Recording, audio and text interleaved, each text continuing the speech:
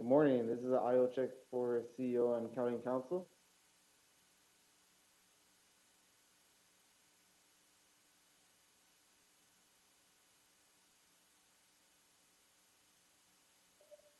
Good morning. I hear you loud and clear. Thank you.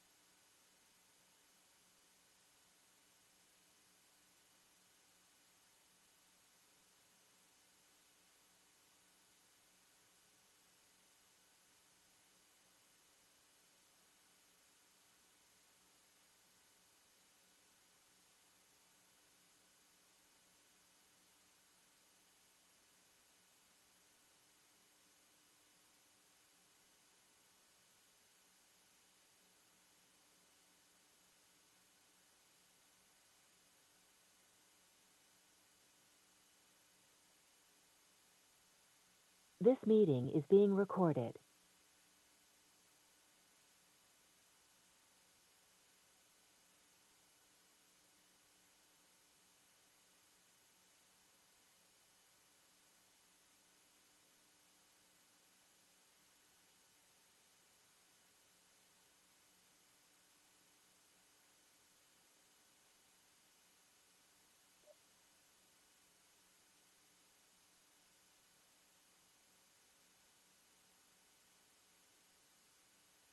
This is a sound check with the AT&T moderator, Sean. Can you hear us?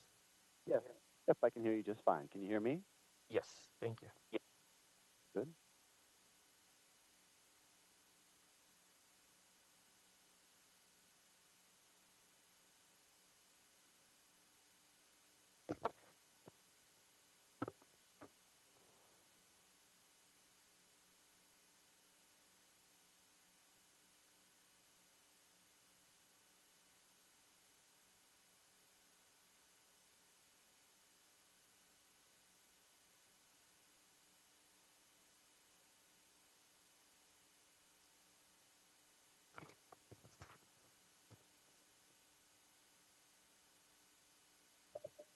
This is a sound check for Dr. Gallon.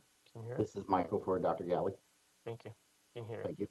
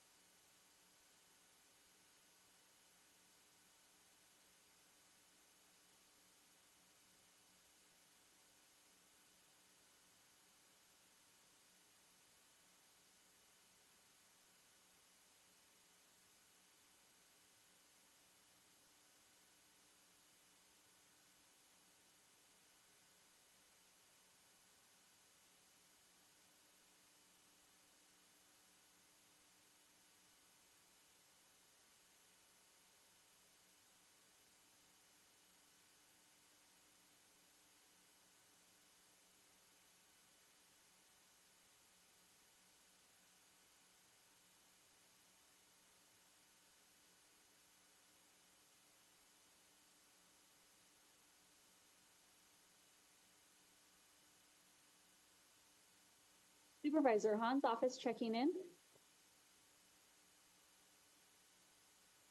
Hi, we can hear you. Thank you.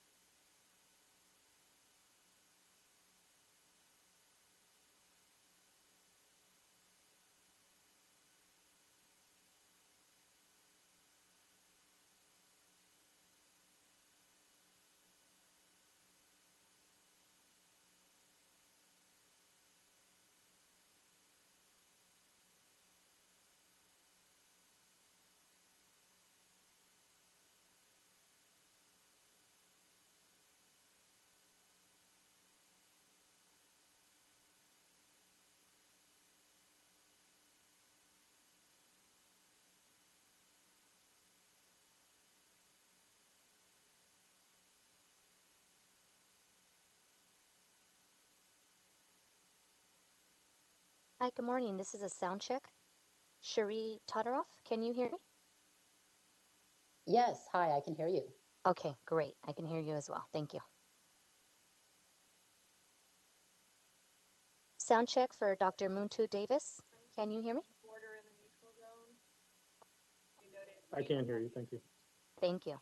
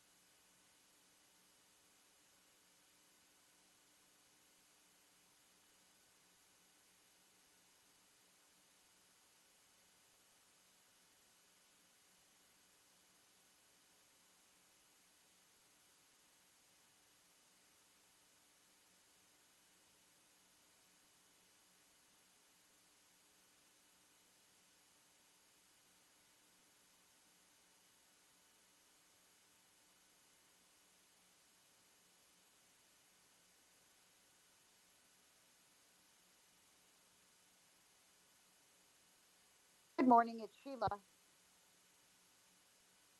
Good morning, Supervisor Q. I can hear you. Thank you.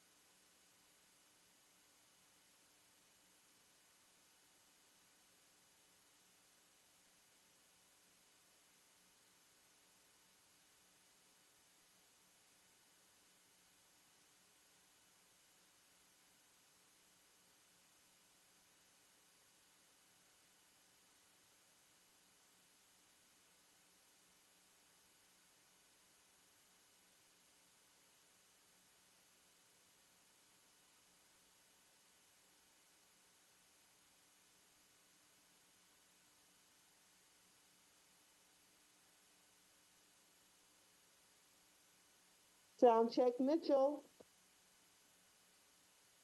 Good morning, Supervisor Mitchell. I can hear you. Thank you. Did you say your first name was Soundcheck? I did. You're so observant. I have a friend that called it being observative, which I like even better.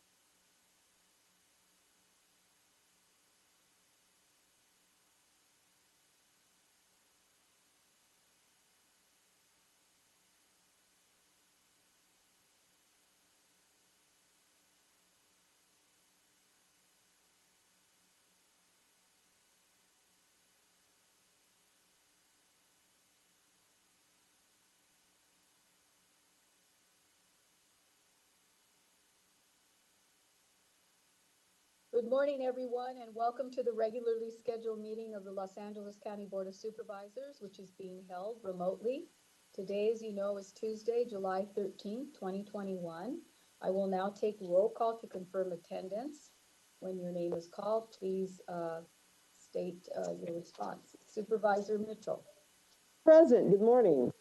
Good morning. Supervisor Kuehl. Here, good morning. Good morning. Supervisor Hahn. Here. Good morning. Supervisor Gardner. Okay, good morning. Supervisor Good morning. Gardner. Good morning, All right. Madam Chair. I am here. Thank you. Kezia Davenport, Chief Executive Officer. Present. Great. Rodrigo Castro Silva, County Council. I'm here. Celia Zavala, Executive Officer of the Board. Here. Great. As indicated on the posted agenda, we'll be taking telephonic public comments during today's meeting. The Executive Office of the Board received well over 2,100 written public comments for today's meeting. And as those written comments were received, all of them were available to the supervisors for their consideration, consistent with the Brown Act's requirements. We will continue to receive written public comments throughout the meeting, which will become part of the official record. Madam Executive Officer, please call the agenda. Thank you, Madam Chair. Good morning, Madam Chair and members of the board. Today's agenda will begin on page 2, set matter at 10:30 a.m. Item S1 is discussion on the public health order related to COVID-19. This item will be held for discussion. On page 3, special district agendas. This is the agenda for the Los Angeles County Development Authority. On page 5, this is the agenda for the Regional Park and Open Space District. On page 6, consent calendar. Board of Supervisors items 1 through 35. On item 1, this includes a revision as indicated on the supplemental agenda. On items 2, 3, and 5, Supervisor Hahn requests that these items be held. On item 10, Supervisor Barger requests that this item be held. Also, this includes a substitute motion as indicated on the supplemental agenda. On item 14, Supervisor Solis requests that this item be held. Also, this includes a revision as indicated on the supplemental agenda. On item 15, Supervisor Mitchell requests that this item be held. On item 16, Supervisor Solis requests that this item be held. On item 21, Supervisor Mitchell requests that this item be held. On item 22, this includes a revision as indicated on the supplemental agenda. On item 23, Supervisor Mitchell requests that this item be continued 2 weeks to July 27, 2021. On item 24, Supervisor Mitchell requests that this item be held.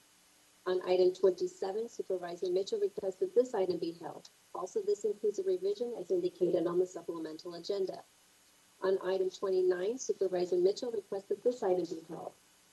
On item 32, this includes a revision as indicated on the supplemental agenda. Also, Supervisor Kuehl, Supervisor Solis would like to revise their motion. Directive 1 should read, the Executive Director of the Alternatives to Incarceration Initiatives to collaborate with the Public Defender, Alternate Public Defender, District Attorney, and the Indigent Criminal Defense Program, and consult with the Departments of Public Health, Health Services, Mental Health, and the ATI Community Cabinet Ad Hoc Pretrial Subcommittee. Directive number 2 was revised to obtain input from relevant departments. Directive number 4 was revised to also direct the Chief Executive Officer to report back to the board in 90 days.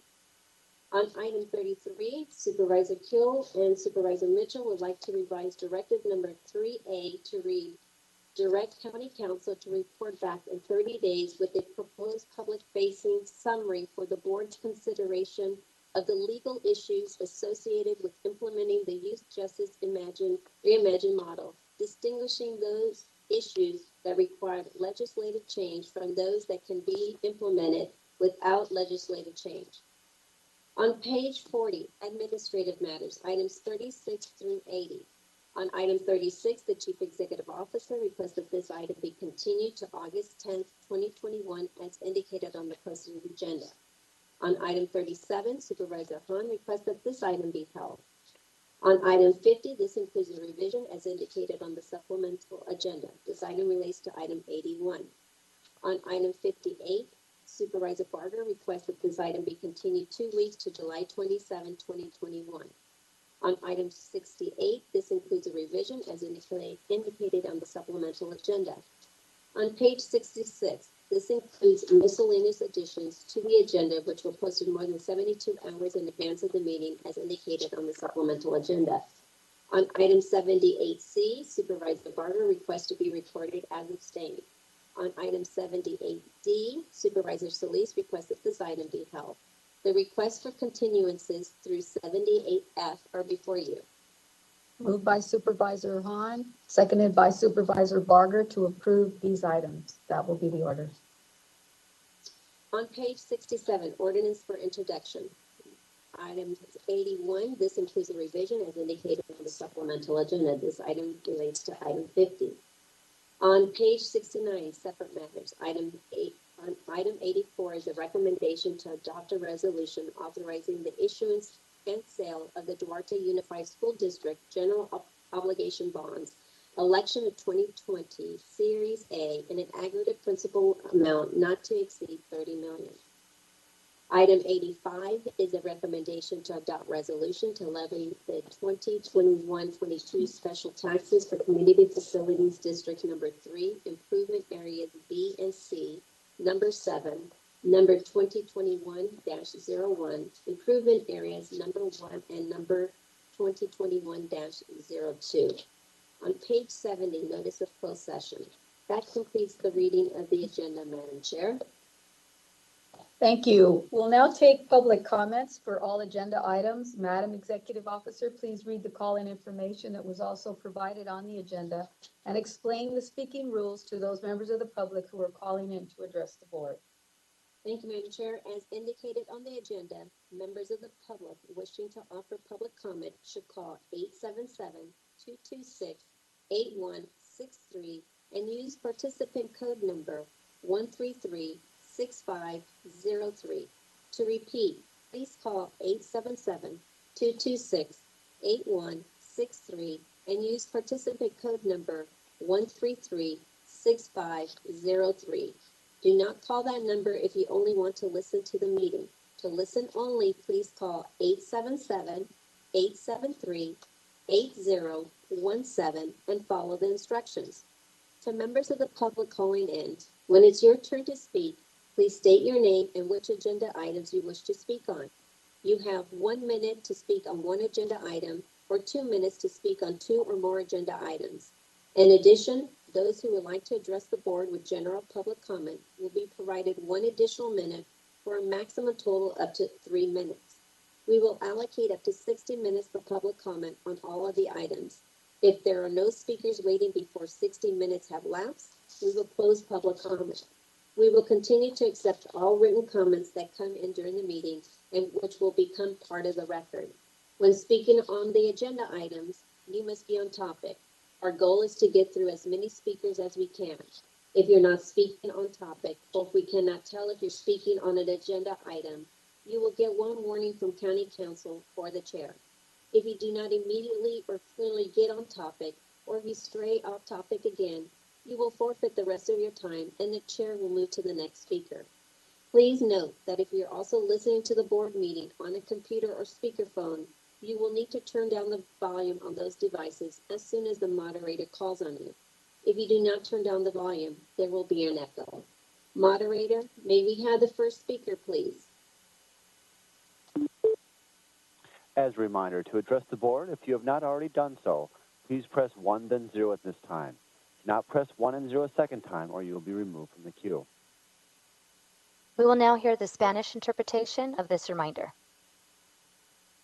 Como recordatorio, para dirigirse a las supervisoras, si aún no lo ha hecho, presione 1 y luego 0 en este momento. No presione 1 y 0 por segunda vez o será eliminado de la fila. Gracias. Thank you. May we have the first speaker, please? Our first participant is Lindsay Veritas. Please state the regular agenda items you're addressing today and whether you'll address on general public comment. Please go ahead. Item 14, the Social Security Benefits for Youth in Foster Care motion and general public comment. Good Thank you. morning, You have 2 honorable minutes. members. Oh, thank you. My name is Lindsay Verity, and I am an attorney with the Children's Law Center of California. We are the court-appointed attorneys for more than 30,000 children in Los Angeles County who are in foster care or who are alleged to come within the jurisdiction of the court because of abuse or neglect. I work specifically with our non-minor dependent clients, the youth who are 18 to 21, who have chosen to stay in extended foster care. I want to thank Supervisor Solis for this timely and significant motion. Prior to working as a dependency attorney, I worked as a legal aid lawyer for more than 10 years. With that experience, I noticed a number of issues on my cases relating to Social Security benefits, including failures to screen or submit applications for benefits for clients who likely meet the eligibility criteria, or inadequate information sharing with our clients about benefits or who their payee could be, failure to set up the requisite bank accounts or properly handle the payments, and insufficient support with appeals when there's an inappropriate denial. These issues have very real and sometimes devastating consequences for our clients, especially right now where the crisis of youth experiencing or facing imminent homelessness has only been exacerbated by the recent pandemic and the resulting economic impacts. Take my client, Stephen. He's a lifelong regional center consumer who became homeless. Having access to his SSI disability benefits could have helped to fund new housing or at least pay for toiletries or other incidentals, as no DCFS funding is provided if a youth in foster care becomes homeless. For Stephen and all of the children in foster care who are eligible for Social Security benefits, this funding is critical. For youth still in the system, it can mean funding to purchase critical items that aren't otherwise covered by insurance. And for youth exiting the system, it can mean funding to meet basic needs like housing and food and toiletries. Excuse me, your time has expired. May we have the next speaker, please? Okay, thank you. Our next participant is Maria Brenes. Please state the regular agenda items you are addressing today and whether you will address on general public comment. You may begin. Good morning. I am speaking in support of agenda items 24 and 78D plus general public comments. Good morning, Board of Supervisors. My name is Maria Brenes. I'm the Executive Director for Inner City Struggle based in the east side of LA. On item 24, on behalf of the organization I represent, I urge the board to leverage funds from the American Rescue Plan Act to help LA County continue to address the pandemic's devastating impact on highest need communities to ensure there is a strong and equitable recovery for all. Communities of color have been disproportionately impacted. Thank you, Supervisor Solis, for your leadership in centering equity over the last year in the county's response to the health, housing, and economic needs of LA County's highest need residents. It is critical that the county place equity in the center of how the ARPA funds are distributed. Communities comprised of system-impacted youth, immigrants, essential workers must be allocated additional resources and services to advance their recovery.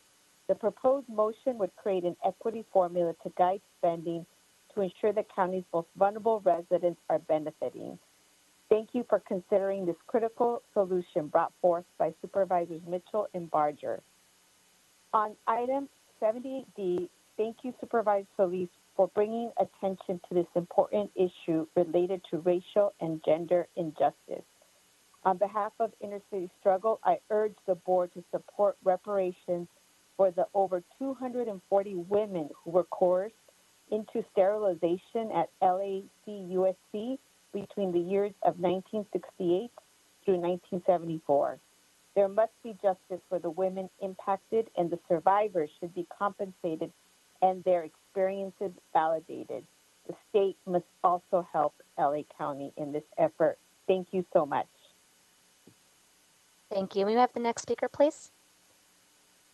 Thank you.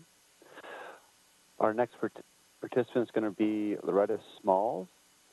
Please state the regular agenda items you are addressing today and whether you'll address on general public comment. You may begin. Hello. I'm addressing items 2, 10, 15, and 21. I support all those agenda items, especially if it means more law enforcement funding to prevent violence and to prevent our residents out here. I especially want to address item number 10 with public comment. I want to thank Barger for putting this out. I live out here in Lake Los Angeles. We have a serious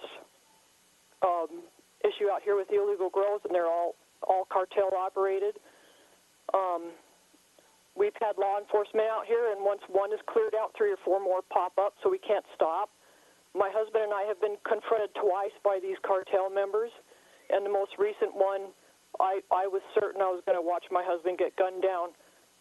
We can't stop. You know, we have to protect our desert out here, and we've taken photos of the damage that's been done, and massive environmental damage, and I've shared those photos with Barger's office, Congressman Garcia, and even Senator Feinstein, and there's much more photos to come, but the damage is massive out here, what they're doing to the desert. Please support Barger on this. It's a lot more serious than you think, and if you don't believe Barger, then come out here for yourselves. I challenge you guys to come out here and see for yourselves what they have done to this desert, and hopefully you guys don't get confronted by these cartels, because our residents have been dealing with this for a while, and this is the United States. We shouldn't be held hostage by cartels from other countries. This is, you know, we're supposed to be stewards of this environment, of this desert, and we're failing. But we're going to continue to take photos and share those photos with anybody that'll listen. And thank you, Barger, for taking this seriously. Please support Barger on especially item number 10. We're in trouble out here. Residents are being threatened at gunpoint on a regular basis, and they're occupying public lands. And if you look at my photos... Excuse me, your time has expired. May we have the next speaker, please?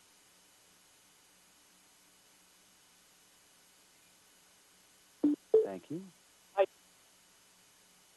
Our next speaker will come from the line of Jacqueline Guerrero. Please state the regular agenda items you're addressing today and whether you'll address on general public comment. You may begin. Thank you. Good morning. My name is Jackie Guerrero. I will be speaking in favor of agenda item number 24. I am the director with the Advancement Project California, and I'm also with the Coalition for an Equitable ARPA Implementation. And I'm calling today, and of course, I just want to also thank Supervisor Holly Mitchell and Catherine Barger for your leadership in this motion. The COVID-19 pandemic has devastated LA County's low-income communities, communities of color, and immigrant communities. And we know this by the countless stories we've heard of that, that put a spotlight on the sickness, deaths, and economic losses experienced by these communities. That is why the ARPA funds, the American Rescue Plan Act funds, represent an opportunity for the county to help ensure that those most hurt by the pandemic have a strong recovery. It is incredibly important that the county place equity in the center of how these funds are distributed. This means that the highest need communities get the resources and services that they deserve. More importantly, agenda item 24 builds on the board, your leadership, the CEOs and county departments leadership in prioritizing equity in the pandemic response. Excuse me, your time has expired. May we have the next speaker, please? Our next speaker will be from the line of Monica Alvarez. Please state the regular agenda items you're addressing today and whether you'll address on general public comment. You may begin. Hi, good morning. My name is Monica Alcaraz, and I'm speaking on item 78D in support of it. As a person that has known a survivor and seen the trauma of having somebody not be able to have children and caused this person, that's my godmother, she was sterilized at the hospital unbeknownst to her, and she suffered trauma throughout her life. And I didn't understand it as a child, but understood after as a grown-up and being part of this project to support those that are survivors. It's important that we continue to acknowledge that this happened to them. It's important that we acknowledge and support them through this trauma. And I just want to thank Supervisor Solis for everything that she's done to support this community and bringing this motion to fruition, and understand that this is still happening to people of color. And it's important that we stop it. It's important that we support those that are going through it. And I just want to, again, thank you for, and hope that you approve this motion. Excuse me, your time has expired. May we have the next speaker, please? Next speaker will come from the line of Susan Zanter. Please state the regular agenda items you're addressing today and whether you'll address on general public comment. You may begin. I'm director of the Association of Rural Town Councils, and I'll be speaking on general public comment and consent calendar items 2 and 10. I want to thank Supervisor Barger, Congressman Mike Garcia, Sheriff Villanueva, and everyone from the Los Angeles County Sheriff's Department who took part, and all the other federal, state, and local agencies that assisted in the recent actions taken against illegal cannabis growing operations in the Antelope Valley. Less than half of the grow operations are eradicated to date. The situation in rural communities is still out of control, and residents continue to feel threatened. There's a statewide serious drought. We're asked to conserve water and see rampant theft from LA County waterworks, farmers, private citizens, and watch as illegal wells are drilled and local water resources drained or private well water sold to growers. Multinational cartels have moved in, often on land belonging to someone else and next to residents in rural communities. When illegal growers are not setting up greenhouses, they're buying homes, gutting them, and using them for grow houses, destroying them in the process, subjecting neighbors to unbearable odor, threats, and intimidation. They don't come to participate in or support close-knit rural community living, organizations, or businesses. We hear defund the police constantly and see the real effect this has on the Antelope Valley. Rural residents are told there's not enough money to fund operations to eradicate all illegal grows. We need more funding, more law enforcement, and more punitive measures for drug offenses. These are not victimless crimes. They threaten the health, well-being, and safety of our residents. Finally, the ARTC is very concerned about legalization of commercial growing because illegal growing going on now provides insight into what we will experience if regulations change to allow outdoor cultivation. We have seen that Los Angeles County has little desire or lacks resources to enforce current violations of county code and laws that involve public health, safety, and quality of life. Rural town councils and residents must be guaranteed a seat at the table during discussion of cannabis regulation, since our rural residential neighborhoods are in agriculturally zoned areas.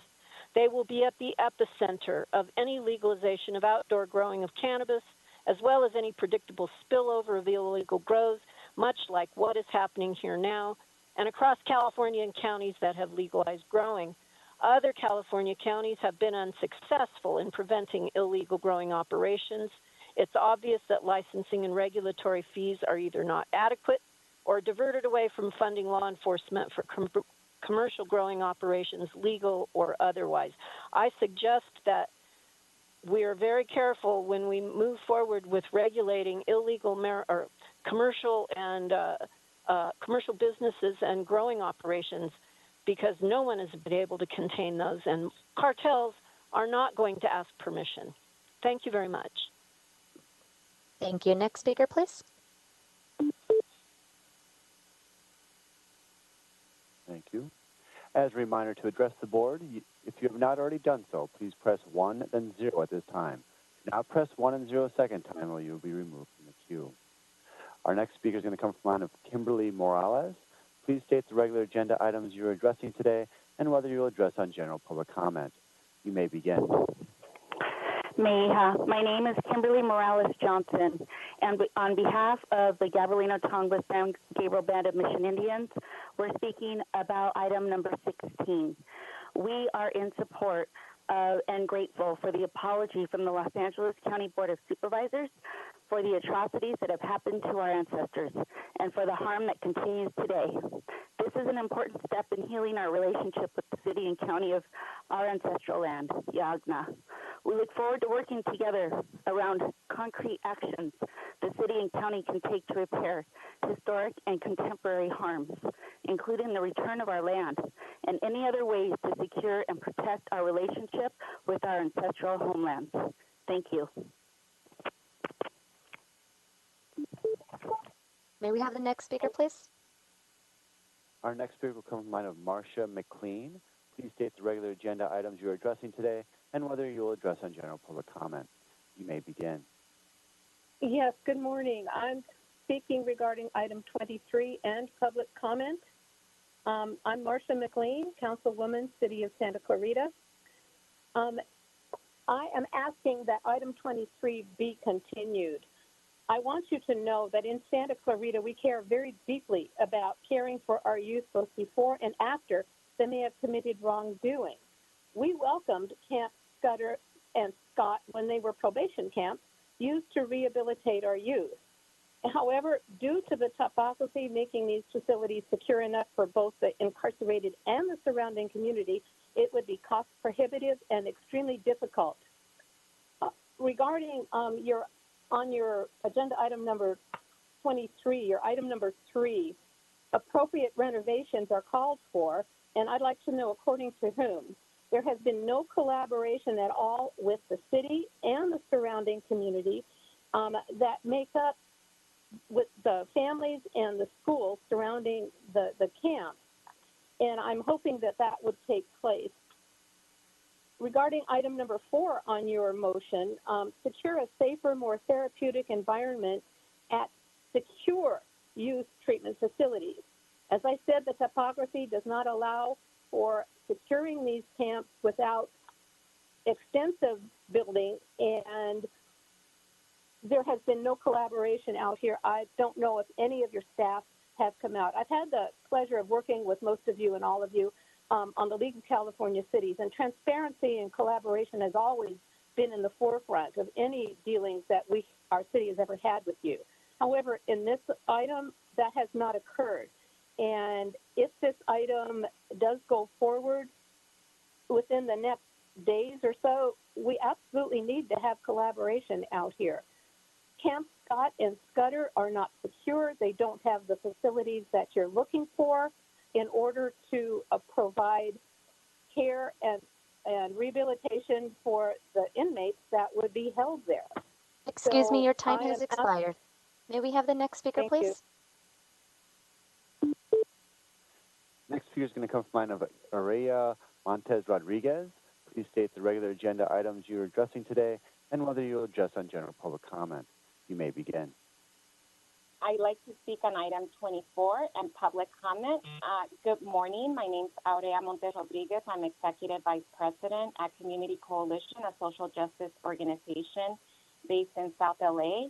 We're here today with Advancement Project California, Inner City Struggle, SEIU 2015, and over 40 organizations to applaud and support Supervisors Mitchell and Barger for introducing agenda item 24, Recovering Better Than Before, which is calling on the CEO to create an equity index for the American Rescue Plan Act funding. The COVID pandemic exposed decades of disinvestment and structural racism that devastated high-need communities throughout the county, especially communities like South LA.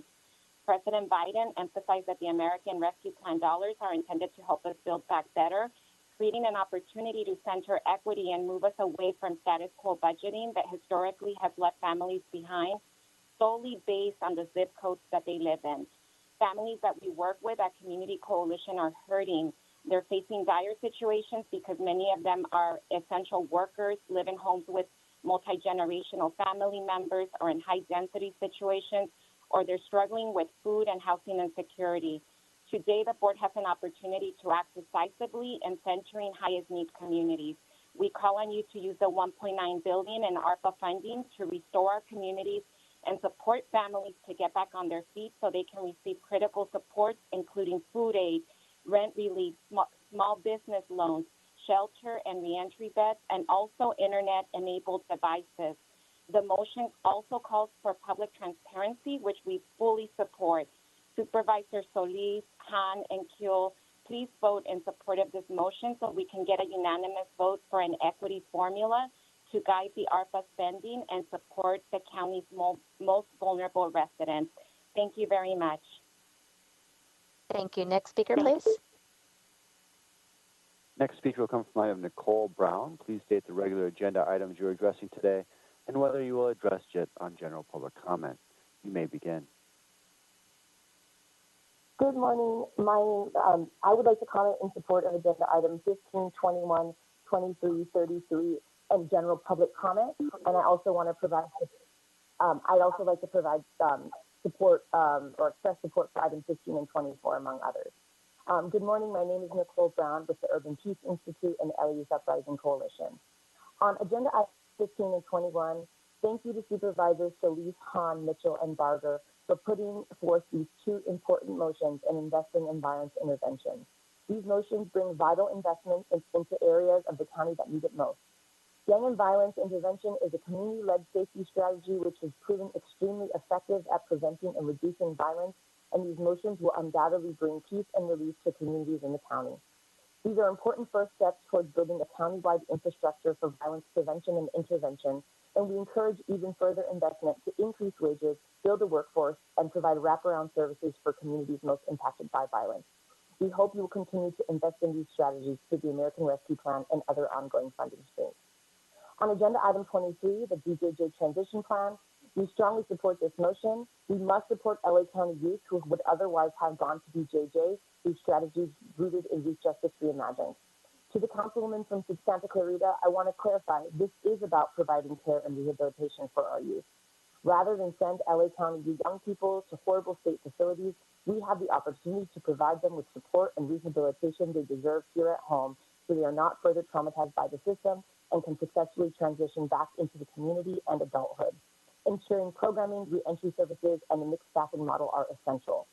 The DJJ transition is our opportunity to begin implementing Youth Justice Reimagined rather than perpetuate more trauma by holding young people in the compound, which is the plan that the probation department originally sent to the state.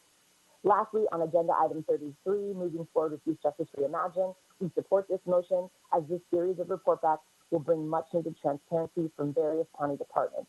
We hope the board will show its ongoing commitment to Youth Justice Reimagined by fully funding the initiative in the supplemental budget.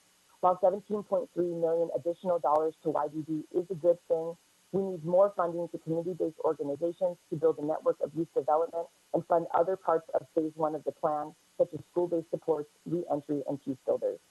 In this motion, we thank you for mandating a plan to end the ineffective and harmful citation diversion program. This plan must include amnesty for all current DMV holds and pending tickets, as hundreds of young people are unable to drive and owe large sums of money for low-level status offenses. Let's live our values, end citation diversion, and fully fund Youth Justice Reimagined. Thank you very much. I yield my time. Thank you. May we have the next speaker, please?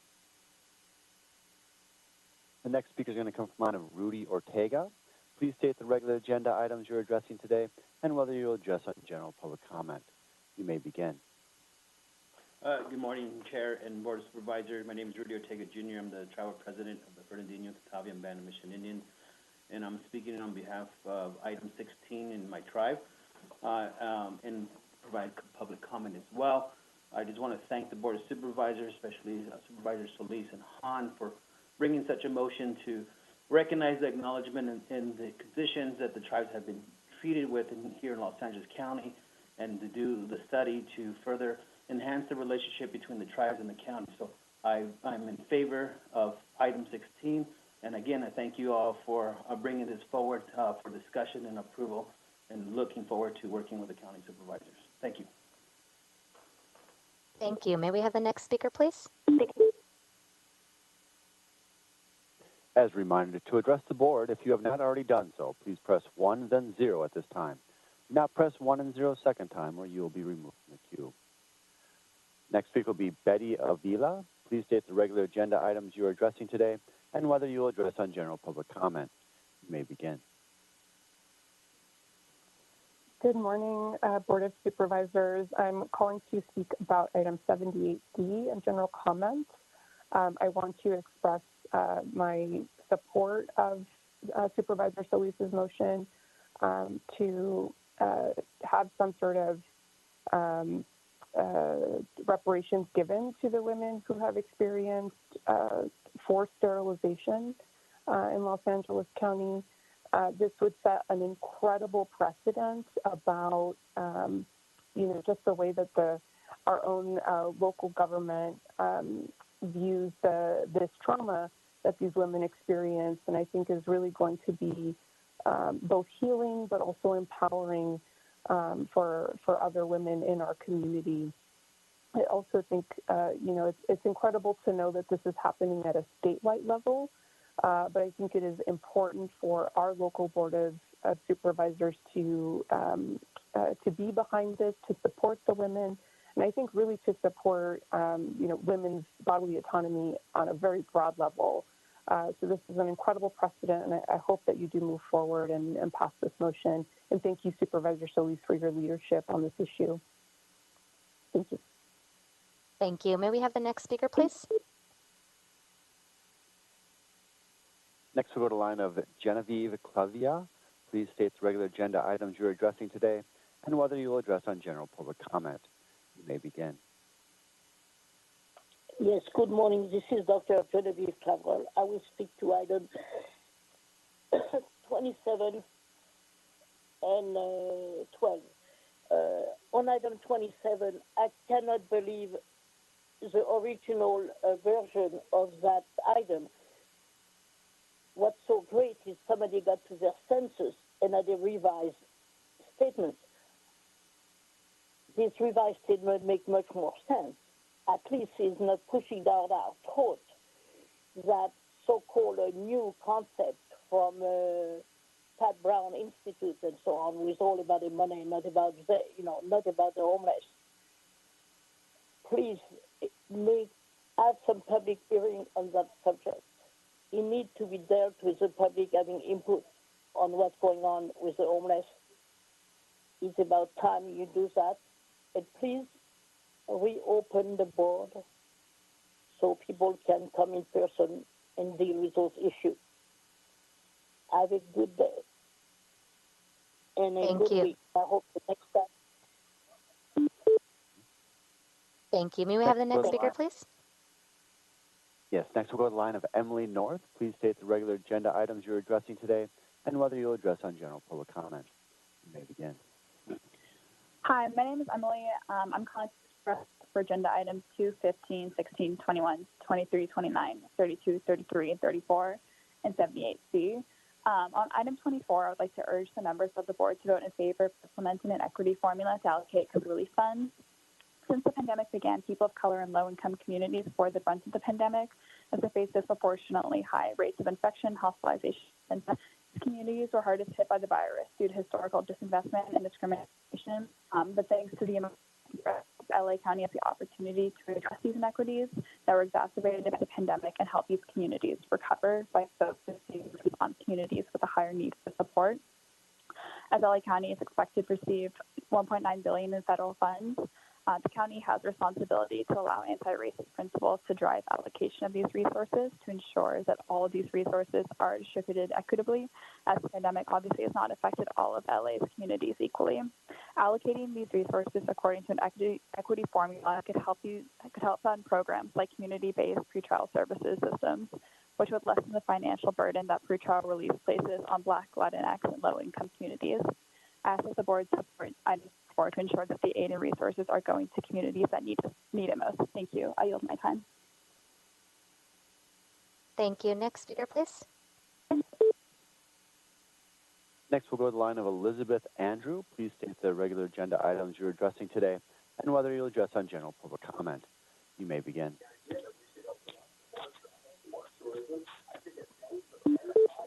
Elizabeth Andrew, your line is open.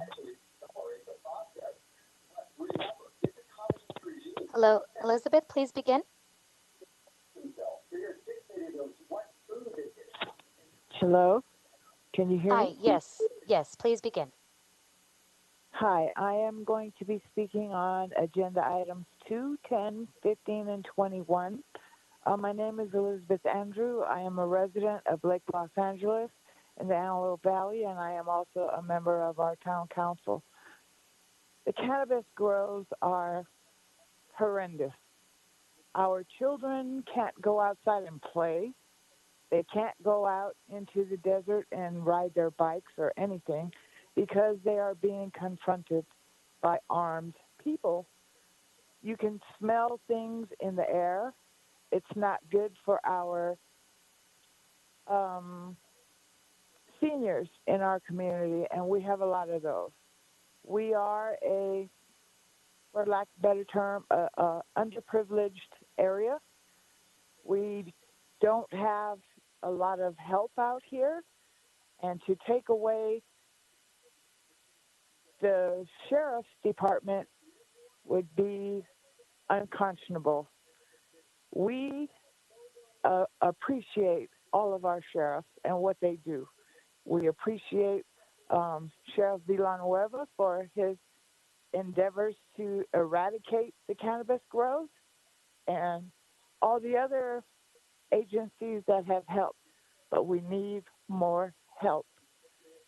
Our desert floors are just littered with everything. Chemicals are going into the dirt, into the water table, and they're stealing water to water marijuana plants.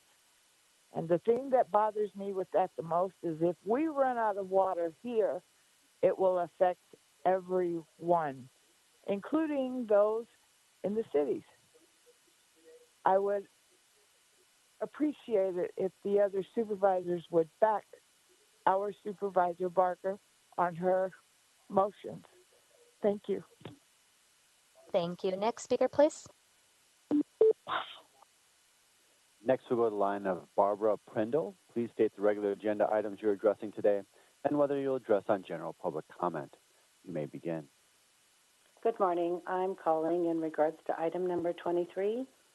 I have already left each of the members a personal email letting them know that they should vote no on this matter. I am a 28-year resident of Saugus, and I live very close to your proposed plan. of making Camp Scott and Scudder a long-term facility for serious offenders. This facility is within 600 feet of existing homes, and this is not a remote location to place these offenders. Just curious how many of you would vote yes for this if it was in your backyard. Saugus is a family community. It's not a place for serious juvenile offenders. Along with the juveniles come family, friends, traffic, a higher crime rate for Saugus, drugs, theft, etc. Based on a yes vote, you would be forcing the residents of being afraid of becoming a victim of a crime themselves. And I would no longer feel safe to allow my children or my grandchildren to go outside and play. I have heard from lots of other people and at the Santa Clarita City Council meeting. Excuse me, your time has expired. May we have the next speaker, please? Next, we'll go to the line of Jeffrey Hillinger. Please state the regular agenda items you're addressing today and whether you'll address on general public comment. You may begin. Yes, this would be in regard to the agenda items 2 and 10 and also public comment. My name is Jeffrey Hillinger. I'm the Vice President of Little Rock Town Council. I'm also the Assistant Director of the ARTC. One of the things, obviously, you've heard from Susan and a couple of our other community members in regard to what's going on up here. I would think that when you are looking at amending some of these items, that also you take a look at what code enforcement could possibly be doing in order to nip things in the bud before these grows get started. One of these things would be in construction of these high tunnels. They are over 7 feet tall. For any type of high tunnel in the Antelope Valley, you need to permit for anything over 7 feet tall when it comes to a high tunnel. Also, these high tunnels are very close together, which makes a problem if something catches on fire. When these people are clearing and lowering, where they actually submerge these grow areas, they are leveling the land, and they're probably easily taking over 18 inches of topsoil, which you would also need a permit for. At the same time, when they're clearing these properties, they're killing our protected Joshua trees and other indigenous plant life. I would think that, just with a few of these things in mind, that you could literally stop these people from even starting these grows just from the normal codes that are already in place. Also, in regard to any future permitted cultivation, I would think that you would want to do it indoors and in a commercial industrial buildings, not in a residential areas or outdoors, which, I mean, it's just, we're loaded with them out here. I've got 4 grows across the street from my place. They've literally closed down S8, which is a dirt road that goes out there, so people can't even ride their horses. In fact, my neighbor had to move their horses to a stable that had a riding area in order to even enjoy their animals, which they've got plenty of property right here to where they could be keeping those horses. But instead, because they could no longer go out into that field, they had to go and find a place to put their horses. So anyway, it's just ridiculous out here. I would urge the rest of the Board of Supervisors to come out here, maybe get in a helicopter, take a flight, take a look at what's going on with our desert out here and all these grows. Anyway, thank you very much for your time. I appreciate it. Thank you. May we have the next speaker, please? As a reminder, to address the board, if you have not already done so, please press 1, then 0 at this time. Do not press 1 and 0 a second time, or you will be removed from the queue. We will now hear the Spanish interpretation of this reminder. Como recordatorio, para dirigirse a las supervisoras, si aún no lo ha hecho, presione 1 y luego 0 en este momento. No presione 1 y 0 por segunda vez o será eliminado de la fila. Gracias. Thank you. May we have the next speaker, please? Our next participant will be Marna Romero. Please state the regular agenda items you are addressing today and whether you will address on general public comment. You may begin. Hi, good morning. My name is Marna Romero, and I'm with Soledad Enrichment Action. And I am speaking on board motion item number 15. And we are a gang intervention and gang prevention agency that provides services in LA County. In addition to these services, we provide youth diversion, youth and adult reentry, as well as counseling and tattoo removal. We want to thank Supervisor Solis for authorizing the motion and Supervisor Hahn for co-authoring. SAYA does work in this area, and we work with the Office of Violence Prevention, and this funding would be very important to allow us to continue the work that we do in the Los Angeles County area. And if OVP is funded through this motion, it would allow organizations such as ourselves to continue to do this work and to better serve the needs of the community that we serve.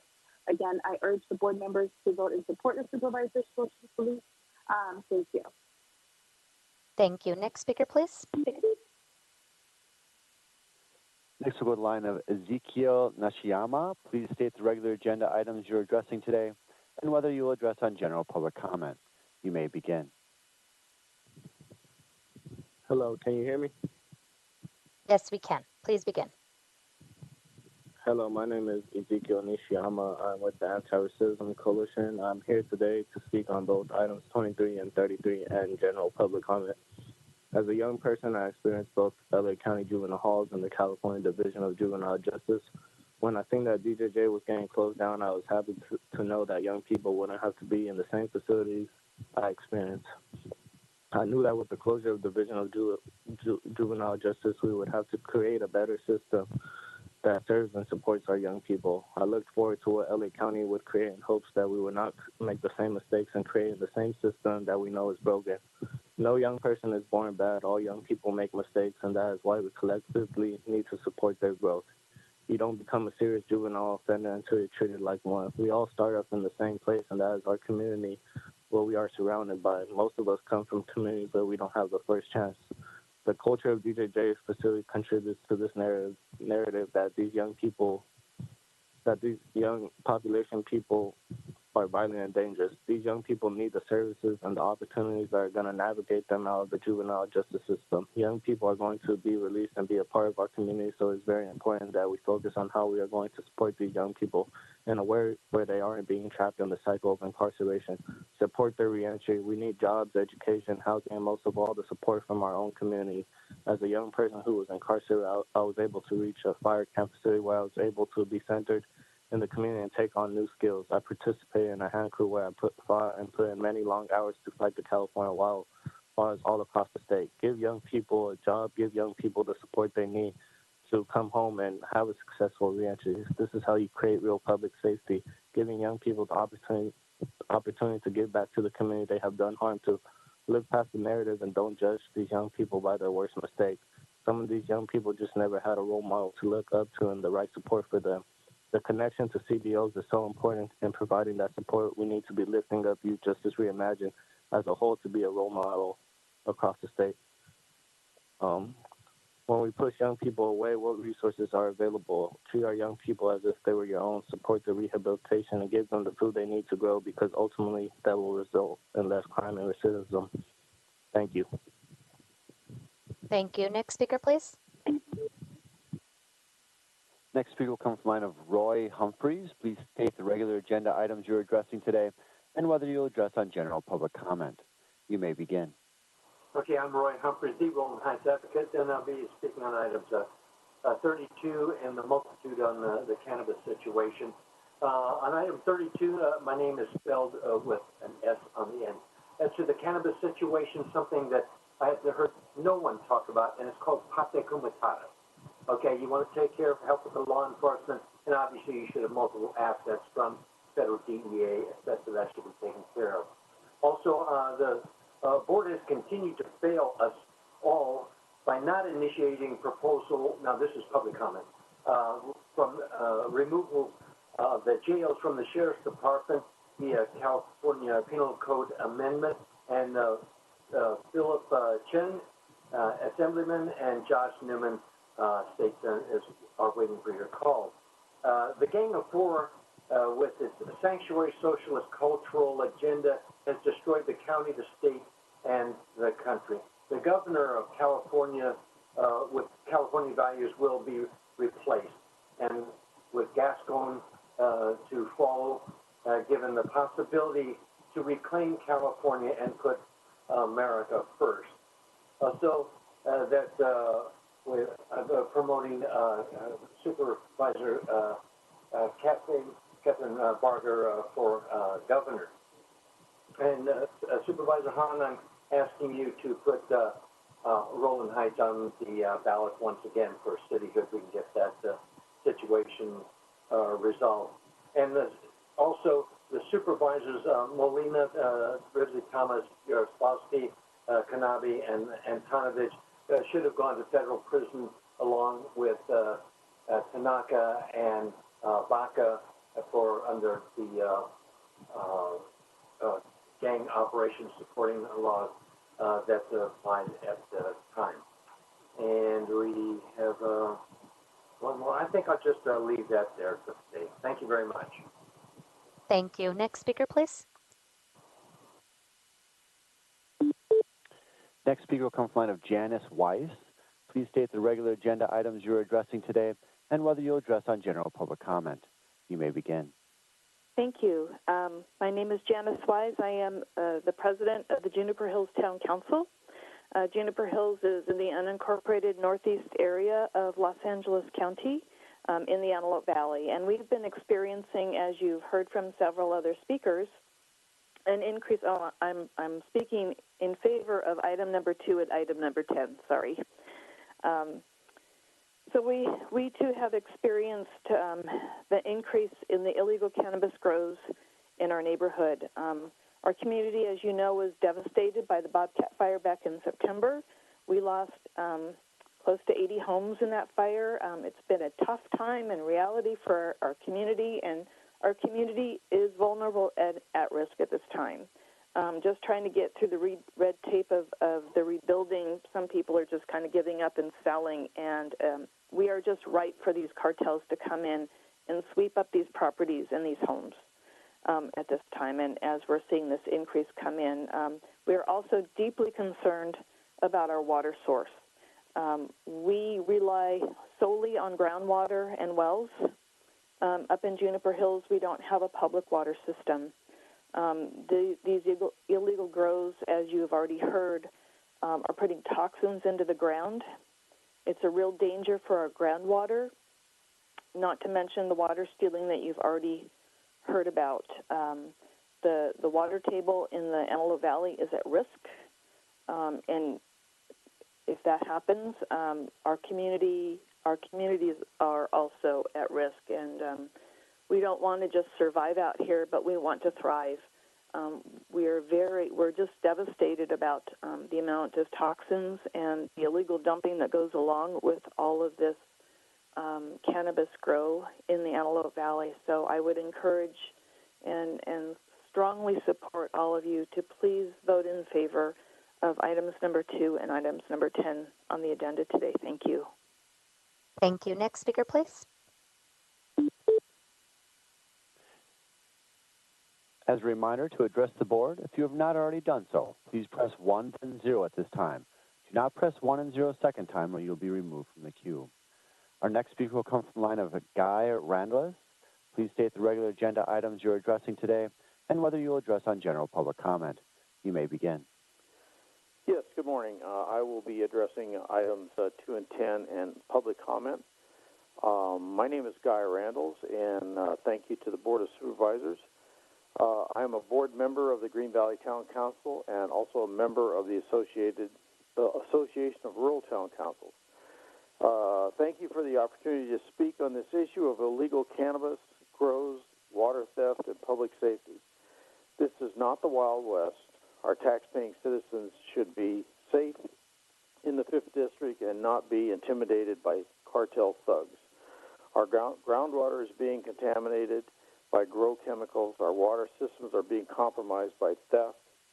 Our land is being decimated along with the protected Joshua trees. This is an unfolding disaster, and it's very serious. Make the AV safe, fund the sheriff, amend your laws. Thank you. May we have the next speaker, please? Our next speaker is going to come from the line of Barbara Capos. Please state the regular agenda items you'll be addressing today and whether or not you'll address a public comment. You may begin. Good morning. Barbara Capos, Executive Director with the East Los Angeles Women's Center, calling on item 78D and general public comment. The East Los Angeles Women's Center has served the greater East Los Angeles for 45 years as a leading voice and advocate for Latino survivors who have endured gender-based violence. I want to thank Supervisor Solis for this motion and for promoting human dignity and justice.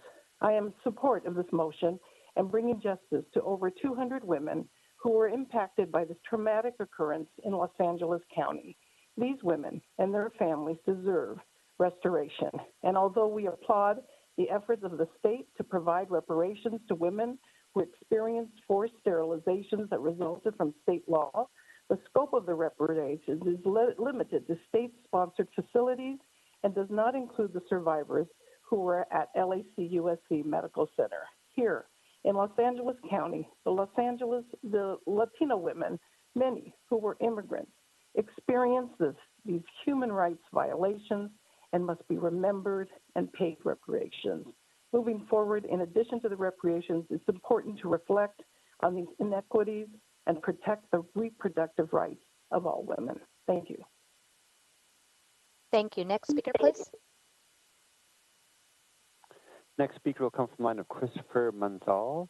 Please state the regular agenda items you're addressing today and whether you'll address on general public comment. You may begin. Hello, I'll be addressing items number 10 and number 2 and public comment. Hello, my name is Christopher Ivan Mensel, and I'm from the Pear Blossom Rural Town Council, but I'm also speaking as a father and a lifelong resident of North Los Angeles County. I've witnessed a great disturbance in my community. I don't need to tell you, any of you, that crime is also a very big issue. Never in my life I've ever seen lawlessness like I've witnessed over the last year, with people doing whatever they want because they all know there's only one, maybe two sheriffs at any given time covering the area the size of the San Fernando Valley. It's easy to hide, threaten people, take over a town, ruin quality of life for its residents. Our little desert is one of Los Angeles County's gems, and it is being destroyed due to lack of well-regulated plan. The demand is there, and now it's time to start thinking about regulations in a regulated industry in which my community supports.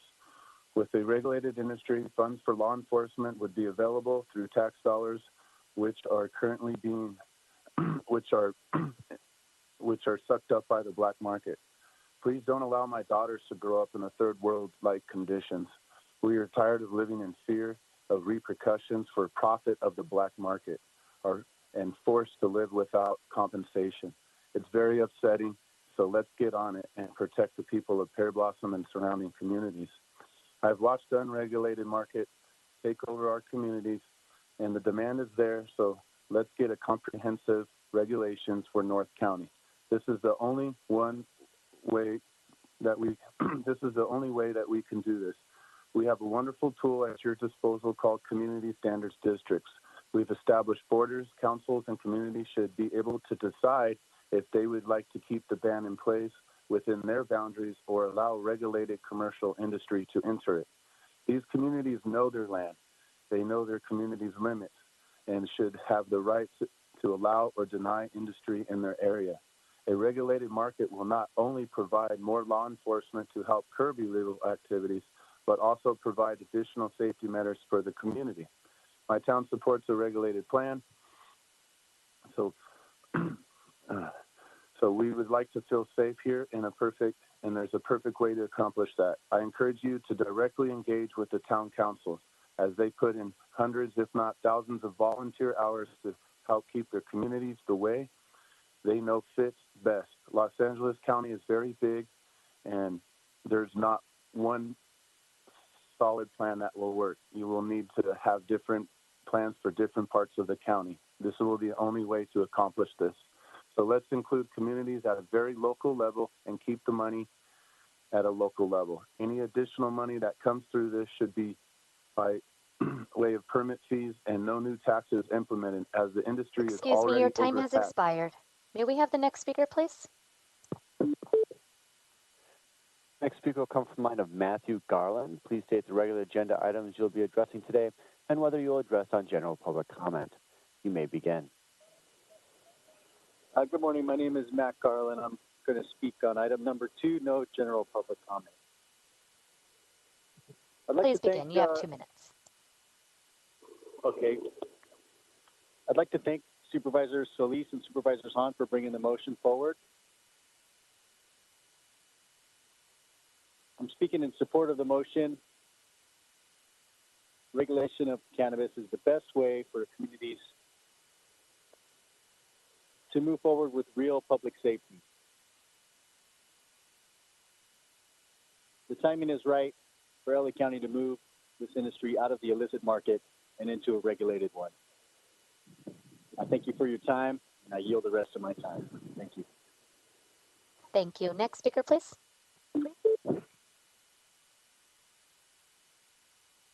As a reminder, to address the board, if you have not already done so, please press 1 then 0 at this time. Do not press 1 and 0 a second time or you'll be removed from the queue. Our next speaker will come from the line of Malahat Rafe. Please state the regular agenda items you're addressing today and whether you'll address on general public comment. You may begin. Good morning. I'm calling on agenda number 2 and no general comments. I'm a member of the Cannabis Advisory Working Group who worked on 64 recommendations for regulating cannabis and provided them to the county.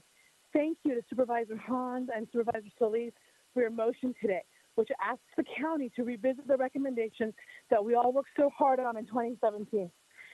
Honored to be as Supervisor Hahn's appointee, I collaborate among stakeholders with many combined years of experience working with youth, working in education, and working in the cannabis industry.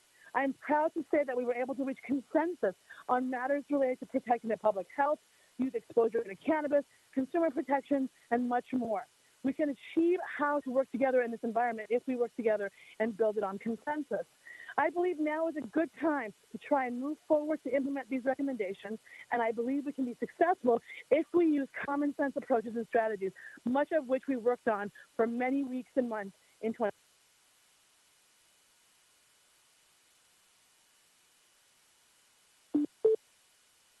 This work and to work in LA County. Thank you once again to County Supervisor Janet Hahn for your motion.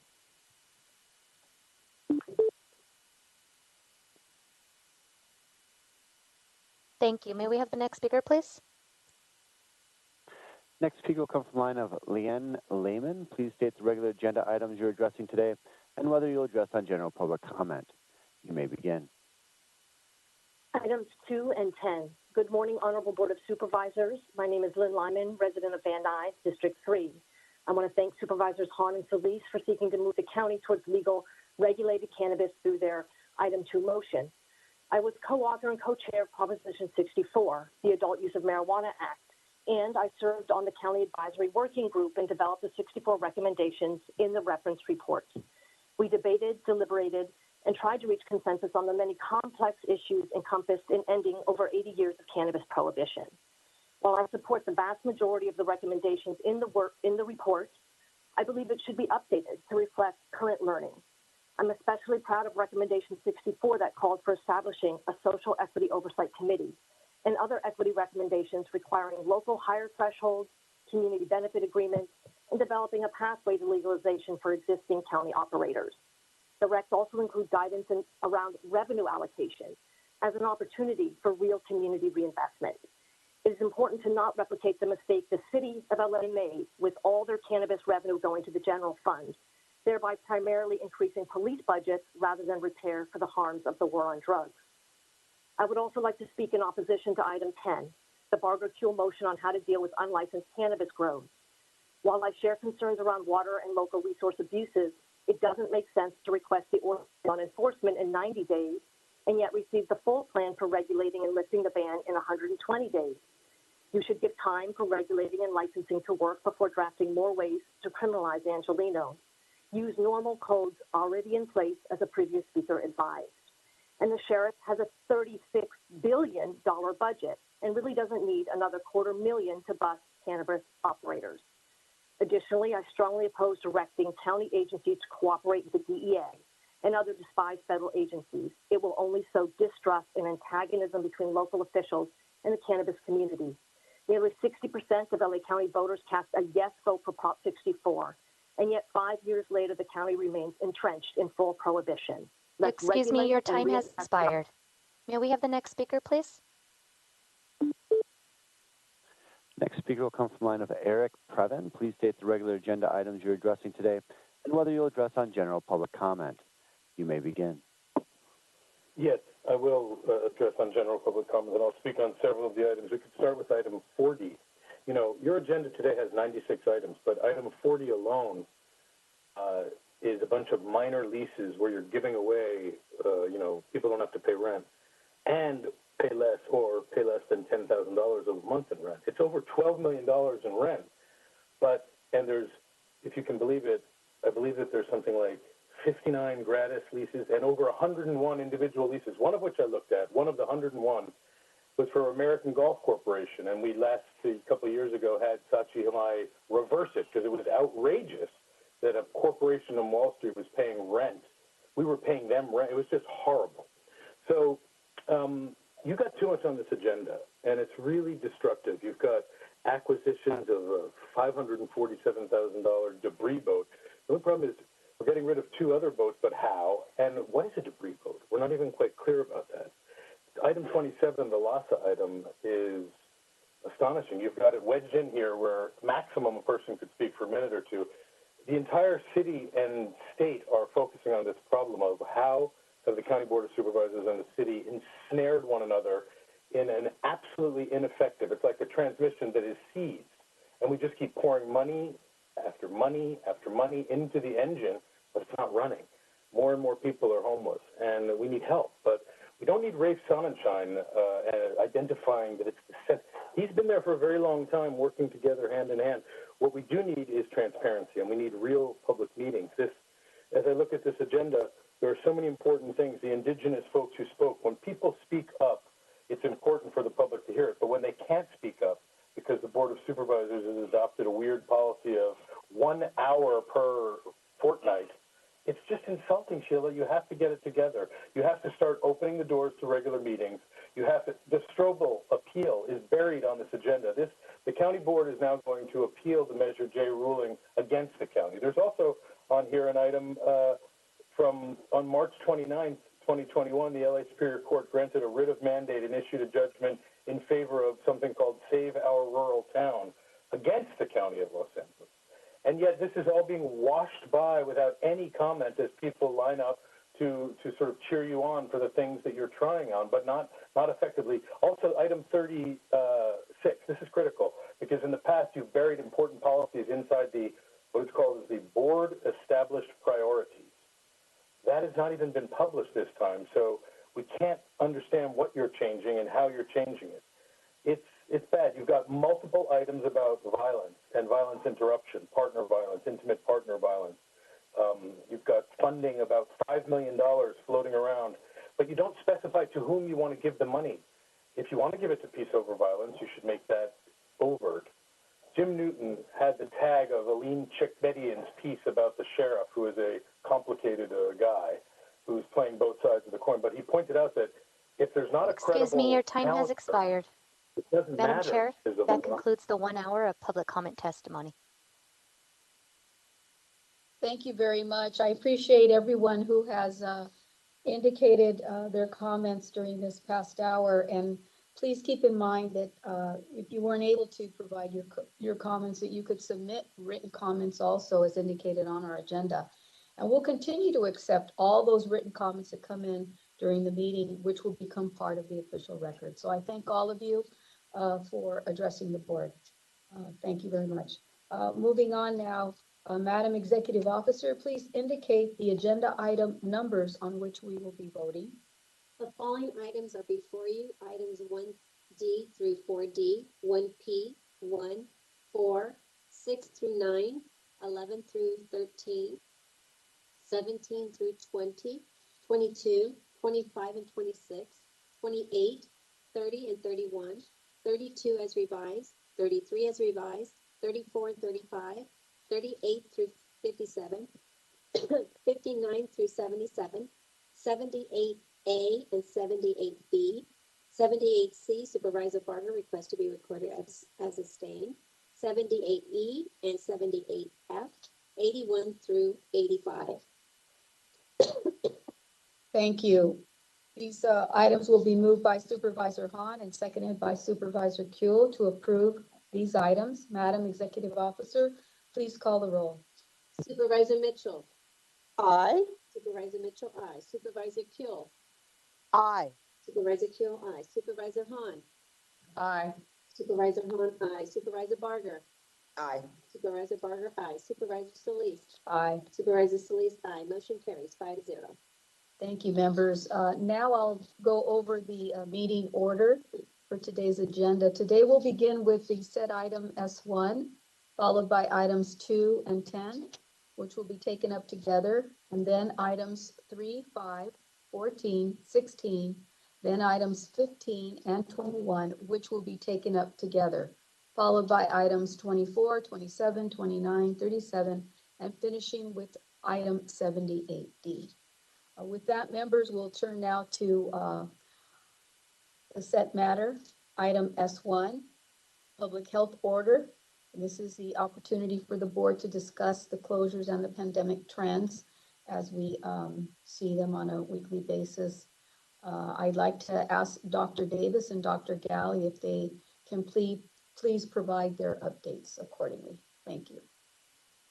Dr. Davis. Thank you, and good morning, Supervisor Solis, and to the entire Board of Supervisors.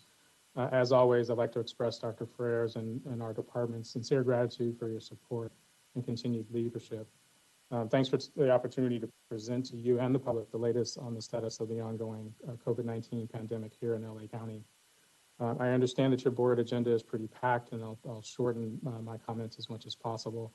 But as a top-line message, our COVID-19 metrics have continued to increase over the last week. And then we can move to the next slide, please. So I'll go through and provide some updates in terms of the case numbers, as well as vaccination rates, and then some recommendations as we get to the end. So we're sad to report an additional 12 deaths today, all of people who died had underlying health conditions, which brings our total deaths to 24,554 in Los Angeles County. We share our deepest condolences with those of you who have lost friends, loved ones, and family during this difficult time.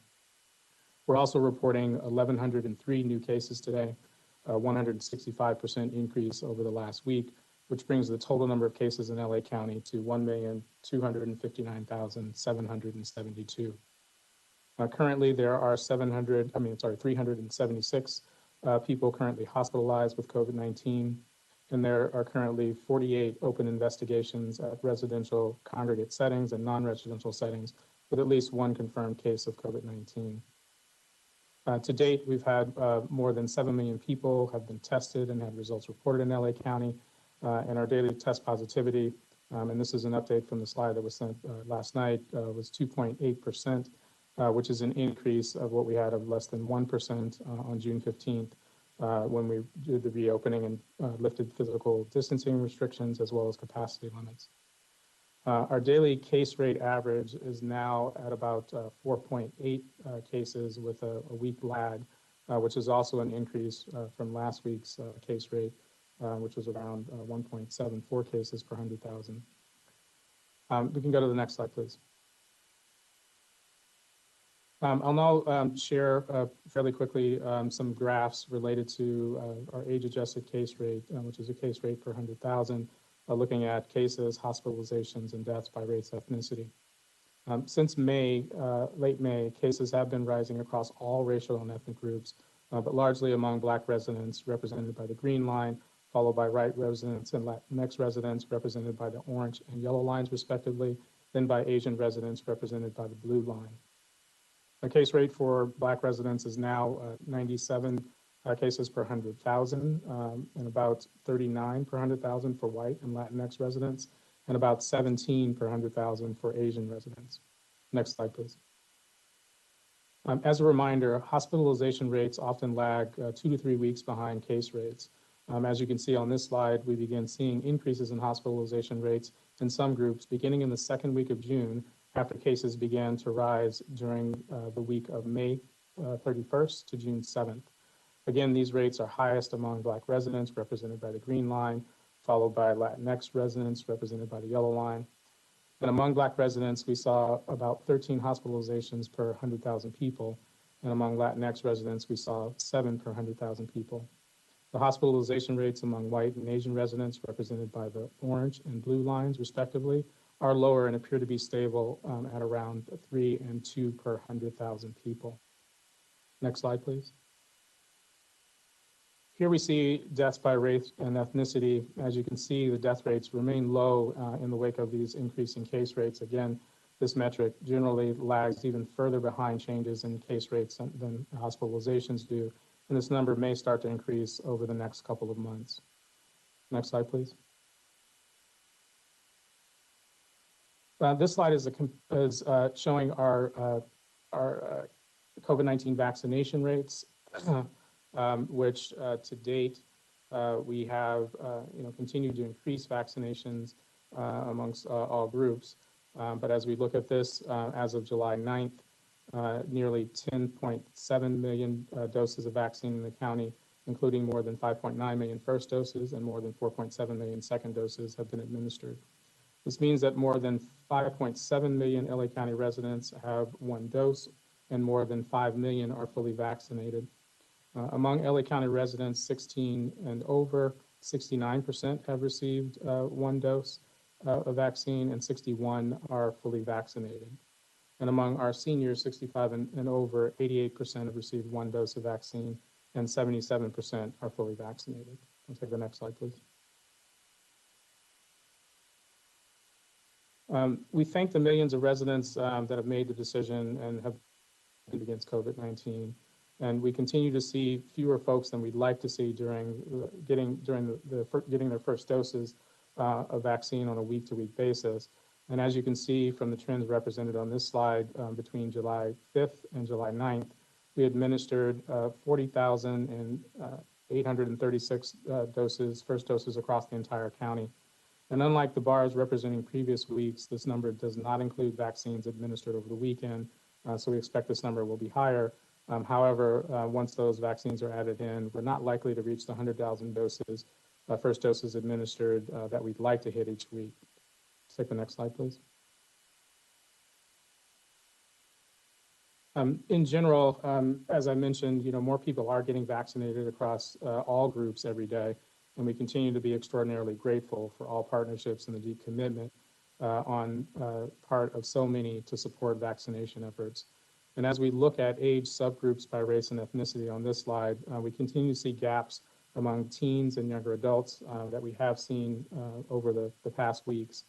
And among both the 12 to 15 and the 16 to 17 age groups, between 1/3 and 2/3 as many Black and Latinx teens are getting vaccinated as their American Indian, Alaska Native, white, and Asian counterparts.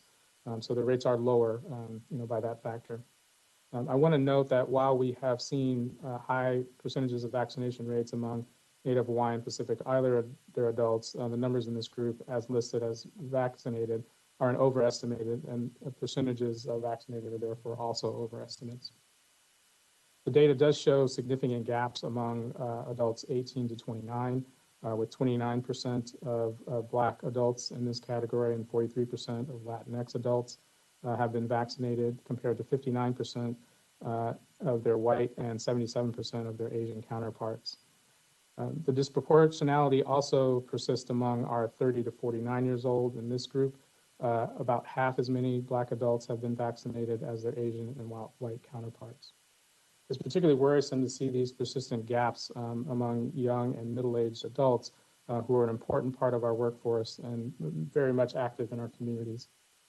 Continuing to provide accurate vaccine information and ensuring vaccines are widely available, and continuing to recommend sensible actions to protect those not vaccinated remain our highest priorities. I'll take the next slide, please.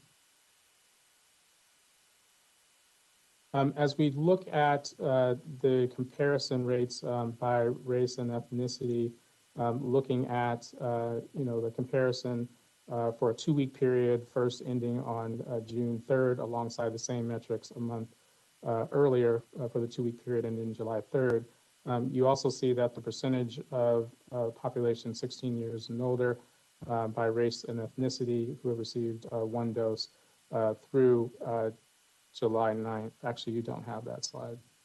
When we look at these rates of new cases, we can see that over the month preceding July 3rd, cases began to increase among all racial and ethnic groups, although the highest case rates were observed among Black residents, whose case rate increased from 39 per 100,000 to 97 per 100,000, an increase of 149%.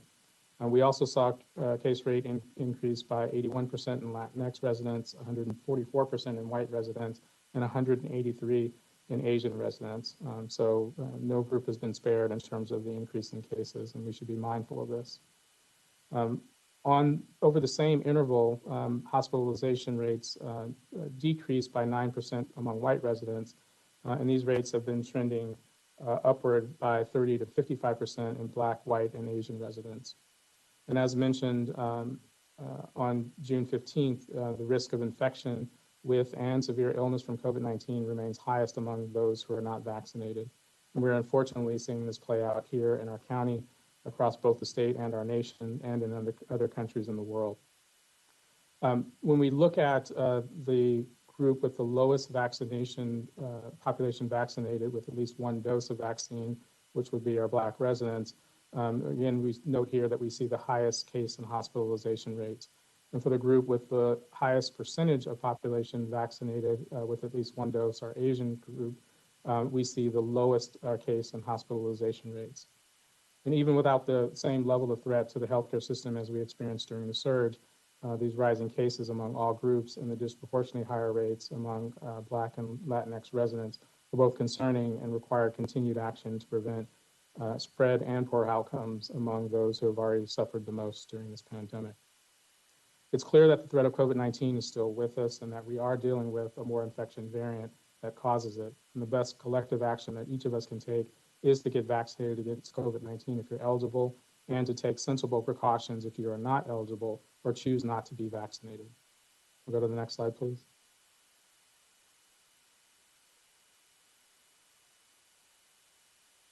As we see, this is a map that shows where you can get vaccinated, and again, making sure that it's easy for eligible residents to get vaccinated at many different sites in the county is very important in order to make it as easy as possible. As you can see from this map this week, there are 771 sites offering vaccinations, including pharmacies, clinics, community sites, and hospitals. And you can see that many of our sites are, again, concentrated in areas that have been hard hit by the pandemic. And as a reminder, residents can obtain vaccines at most sites, without an appointment. And many of the sites are open on weekends and have evening hours. And again, all of this information is available about the vaccines, and you can search where to find a site, all online at vaccinatelacounty.com. Next slide, please. This map shows by supervisorial district. There are about 165 sites in SD1, 137 in SD2, 177 in SD3, 134 in SD4, and 157 in SD5. Sites on this map, include the clinics, the pharmacies, in addition to the GPH LA City and hospital sites, as well as federal sites. And does not include the mobile sites, and we'll go to that on the next slide, please. We have continued our strategy, next slide, please. We have continued our strategy for improving access to vaccines, by having mobile vaccination teams take vaccines into the neighborhood, and to neighborhoods where, to reach people who have limited ability or time to get vaccinated at one of our sites. And the mobile vaccination teams continue to work with employers and community organizations to provide vaccines and information about them at convenient locations where residents gather. This is a form, there's a form on our website to request a mobile team, and we encourage employers and event organizers to let us know when they want to host a team to provide vaccinations at their site. We have been setting up sites, continue to set up sites at retail stores that will have us, as well as parks, recreation centers, and many other gathering places all over the county, again, to make it easy as possible for residents to get vaccinated. Next slide, please. Next slide, please. I want to make you aware of a pilot that we're rolling out, and one that we've continued in order to get vaccines into the neighborhoods where they're needed most. First, we are piloting a project that in our context has been called a ring or halo vaccination strategy. And the purpose of this project is to vaccinate close contacts of COVID-19 cases. It doesn't prevent them from getting COVID if they were actually infected, but it does protect them in the future if they did not develop the disease. And this happens once they're identified and if they're willing to be vaccinated, as well as offering to vaccinate their contacts as well in order to create a ring of people around them that are fully vaccinated. The way that it works is once the contacts are identified during the case investigation process, a member of our team reaches out to their contacts to do contact tracing, to provide information, as well as to offer them a home visit by a nurse who can vaccinate on site at the contact's residence. We began this pilot effort last Friday in East Los Angeles in Service Planning Area 4, where, as you know, there are several neighborhoods that have been hardest hit by the pandemic. If we find that this strategy works, we'd likely expand into phase 6 and 1, where low vaccination rates still remain. We're also continuing to provide gift cards for people who complete the case investigation interviews, which helps us identify contacts and helps us begin our contact tracing efforts. And we're also going into the field to interview cases in their homes, which is something that we were not able to do earlier on in the pandemic. We also have ongoing partnerships with Parks After Dark. We have some with McDonald's, YMCA's, and other sites to bring vaccines to community events. And our priority, again, continues to be that those communities with lowest vaccination rates and those hardest hits are the ones that are getting this additional support. Next slide, please. Just as a reminder, this is something you've seen before, just in terms of the vaccines and whether or not they're effective against the various variants that are here. This again presents the numbers in LA County, and please note that that this is often updated as we get new information. But again, this is what we've seen in the past related to the variants and fully vaccinated people and breakthrough infections. As you can see from here, those who are fully vaccinated, if you look across the various variants that are circulating here in LA County, the relative percentage of fully vaccinated people, and again, this is a small number in total of all these specimens, are pretty similar across the variants. And so they are showing similar protection across all variants. And again, the majority of people being infected are those who are not fully vaccinated. Take the next slide, please. Again, you've seen this metric before, just as a reminder in terms of how effective the vaccines are. And I'll just remind you that 0.06% of people who were fully vaccinated tested positive more than 2 weeks after they were vaccinated with their last dose. 0.04% were hospitalized related to their infection, and 0.0004% died. Next slide, please. Just as a reminder, in order for all of us to keep ourselves safe during this time as we continue to see how the variants and this virus continues to circulate in our community, with transmission on the rise, the best protection from COVID-19 is to be fully vaccinated. And even after you've been infected or had COVID or recovered, it is still recommended by the CDC. Their studies have shown that vaccinations provide a strong boost in protection in people who have recovered from COVID-19. The vaccines, again, are free and have been shown to be safe and effective. And if you're worried about not feeling well after getting vaccinated, or you or your family member are ill with COVID, you may be eligible for paid sick leave through either the county or the state. If you do get a call and it shows up as LA Public Health, or 833-641-0305. Again, 833-641-0305. Please answer that call. It's one of our case investigators or contact tracers, and completing these interviews also plays an important role in reducing the spread of infection. And it's their job to keep your identity confidential. They do not share your name with people who are potentially exposed. They don't ask about your immigration status or cooperate with any groups that are concerned with immigration. And additionally, a call from a contact tracer just isn't about getting information from you. It's also helping connect you to resources if you need to be tested or get vaccinated. And also, if needed, to provide resources to quarantine and isolate safely, including access to food and housing. And so thank you for helping us, for all who have responded to this. And those who do complete the case interviews, again, we'll send a $20 gift card after the call. So again, if you do get a call from a contact tracer, please answer it. And again, the number would show up as LA Public Health or 833-641-0305 if you have caller ID on your phone. I want to encourage everyone to continue to mask indoors regardless of vaccination status if it's not being checked when you're going in, and masking indoors in public places is required if you're not fully vaccinated against COVID-19. Again, masks are a great way to prevent you from being infected, or if you are unknowingly ill, prevent you from spreading it to others. And lastly, it's not on this slide, but I do want to recommend that, especially if you're unvaccinated, reconsider traveling to places where the 7-day COVID-19 case rates are increasing or are high, like Nevada, our neighbor, or Missouri, Florida, Arkansas, or Louisiana, among others. You can check the CDC data tracker webpage for more information on other locations. Every action counts, and we're all in this together. I'd like to end my presentation by thanking our many community and county partners for their ongoing efforts to increase vaccination rates across LA County. And I also want to thank the millions of county residents, our parents, grandparents, teens, and workers who have gotten vaccinated. These efforts have a dramatic impact on our collective well-being throughout our recovery, and there continues to be work to keep up this progress, and I thank everyone for their continued commitment to this work. Thank you, and I'm happy to answer questions after Dr. Galley's remarks. Thank you very much. Dr. Galley? Yeah, good morning, supervisors. Thank you.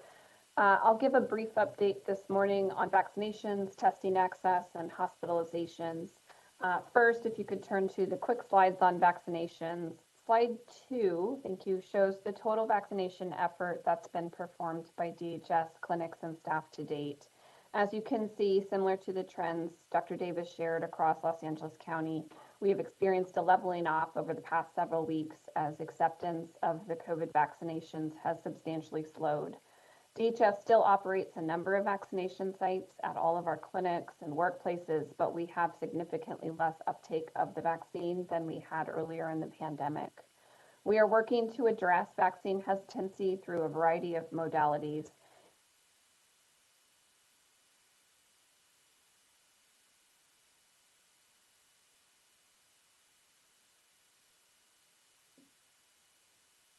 I hope we didn't lose you. Dr. Galley?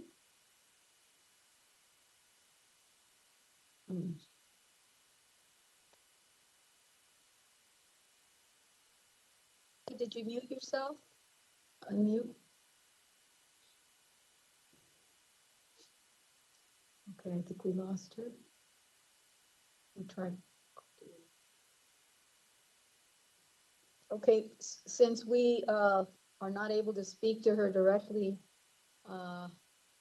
why don't we just move on, and then members have questions, I think, for Dr. Davis. So we'll go ahead and start with Sheila Kuehl, Ollie Mitchell, and then Janice on. Thank you very much. Thank you, Madam Chair. I really, really appreciate it. I think some of this may be for Dr. Galley, so we may ask again if she gets reconnected. But my question really goes to remembering back to when we had several surges over the past year and a half, and the concerns that we had about the fatigue, the sort of psychological well-being, and the physical well-being of all of our healthcare workers. My own opinion about people who still will not get vaccinated is that they really are not taking into account the impact that they may have on these healthcare workers who often are from the same communities and have been put at risk. And now that they're vaccinated, perhaps less at risk for uh, getting COVID, but not less at risk Nothing. for their fatigue and overwork and just the burden that we put on them. So I wanted to ask Dr. Davis and Dr. Galley, if she gets back on, about the impact of the growing number of cases on our healthcare workers. The numbers, if we have sufficient numbers and resources in the hospitals, in the clinics, and all the places where this places a new burden on our healthcare workers. Okay, very good. I think we got reconnected. Dr. Galley, did you hear the question? Dr. Galley? I'm sorry, are you able to hear me? Yes, we can. Okay, I'm sorry, could you repeat the question again? I was trying to troubleshoot the technical issues. Of course. And, you know, I'm reminded that we've had complaints in the past at other meetings about people who thought their mics were cut off because we didn't like what they were saying. And now they should really realize that it's just all technology because we liked what you were saying, although it was troubling. My question went to the impact of the growing numbers of cases among unvaccinated people primarily, the impact on our healthcare workers, reminded that they were so overwhelmed during the time that so many people were sick, coming in for treatment, etc. And I can't imagine that they've really recovered in terms of their fatigue, in terms of the impact on their mental health. So I wanted to ask about our healthcare workers and whether we have any assessment of their ability to meet this new, growing demand.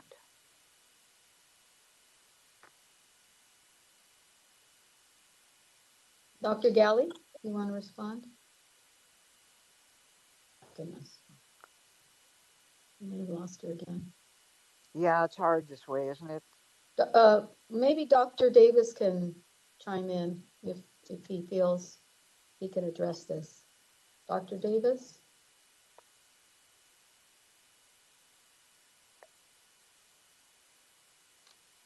Did we lose him too? Yeah, I think we're all on, but having trouble with their continuing connection. Well, Okay. I'll hold my question, obviously, until either of our doctors or both can get back on the line. Okay. All right, let's move on. Next question is from Supervisor Mitchell.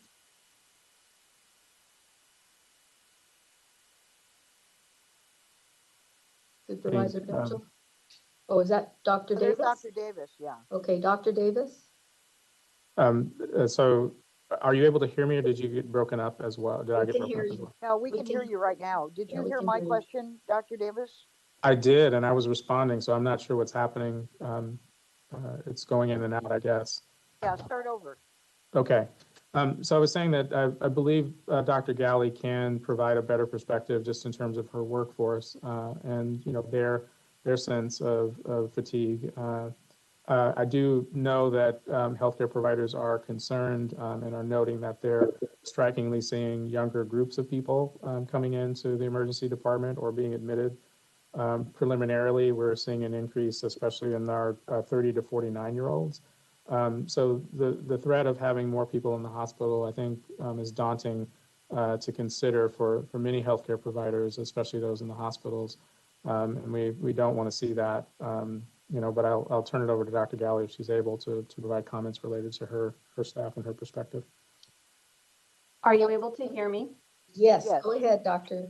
Hey, sorry, I'm not sure what's going on with the IT problems, but I'll try to address it's an excellent question, Supervisor Kuehl, and thanks for mentioning this. It's been a lot of toll and a lot of stress on the healthcare workers over the last 18 months. And certainly the stress that they're experiencing now is not anything close to what it was in the midst of the surge earlier this year. But still, the months add on top of one another. And I think it's really challenging to see patients come in so sick, especially when virtually all of them, and to date, we have not had a patient admitted to a DHS hospital who has been fully vaccinated with either the J&J, Pfizer, or Moderna vaccine. Every single patient that we've admitted for COVID has been not yet fully vaccinated. And that's hard for the healthcare workers to see. They've spent hours, effort, energy trying to care for patients. And at this point, this really is a preventable illness, a preventable infection. And the healthcare workers will continue doing everything they can to support the lives and health of the individuals that come in. But it's really been a very challenging year, and I think made all the more challenging because we see the suffering that these patients and their families are going through, and it's very preventable at this point in time. Thank you very much, Madam Chair. I really want to continue to express a prayer to all of those who are not vaccinated to understand the impact that they have not only on their communities and their families, but on other people in their communities who are the healthcare workers, who are the people toiling more than 14, 15, 16 hours a day to take care of them when they don't want to take care of themselves. And I'm sorry to sound a little angry, but it just strikes me as enormously selfish. We can't rely on herd immunity if the herd won't get their shots. So I thank you very much for allowing me to ask the question. Thank you. Very on point. Supervisor Mitchell. Supervisor Mitchell, you're recognized. Okay. We'll go to next to Supervisor Hahn, and we'll come back to. Thank you, Madam Chair. Thank you. You know, I really appreciate, Supervisor Kuehl, your heartfelt angst over all those who are not getting vaccinated, as well as for our healthcare workers. I believe there's a motion on our agenda today about creating a well-being officer to specifically help those who are frontline healthcare workers, because you're right, they have not gotten over the trauma of the last surge, and to see our cases, you know, going up by 1,000 every day is very unnerving, and it really gives you a feeling of deja vu for for March of 2020, and how they just kept doubling, tripling until next thing you know, we had the mercy ship here. So it's very unnerving. And the difference right now is that we have vaccines. So that's the big difference. Last year at this time, it was a very different situation. Now we have vaccines, and it's so troubling that last third is just not going to get vaccinated. I would ask both Dr. Galley and Dr. Davis, they do say, right, that the worst messengers are government officials. You know, it's like Reagan said, I'm from the government and I'm here to help you, right? And the best messengers are those in the community. They're the ones that should be going door to door, the pastors, the community members, the block captains, the Little League coach. Those are the people that should be going door to door, not professional government healthcare workers. Have you, either one of you, looked at that? And who are we actually using for those door to door messengers? First question. So I guess I can go ahead, Christine. Thanks. I'll start briefly. Can you hear me okay? Yes. Okay, great. Thanks, Supervisor Han, it's a great question, and I think the point well taken, and you're absolutely right. People's first choice about where they get their message from wouldn't necessarily be government officials. And that's why it's so important to get just people's colleagues and peers and trusted sources of information out there, giving them messages about COVID, about the need for quarantine and isolation and testing, and critically at this point in the pandemic for vaccination. DPH and DHS have partnered on the COVID Equity Fund, and we use community health workers and various community-based nonprofit organizations to do just what you said, get the message out by going door to door, but using people who know the communities, who are trusted in the communities and have existing relationships.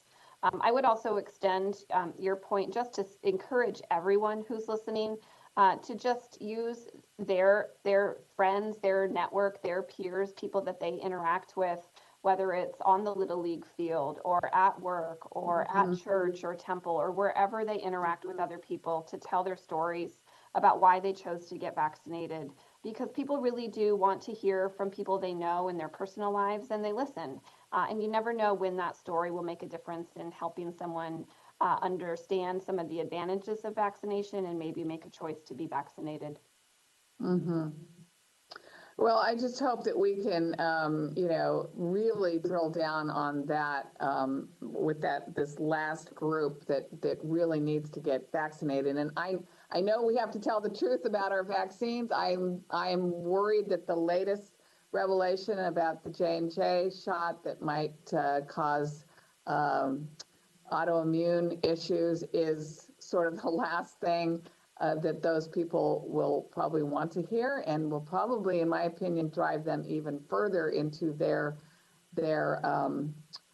bubble of just feeling like they aren't FDA approved and they're just going to wait. So I am worried about that.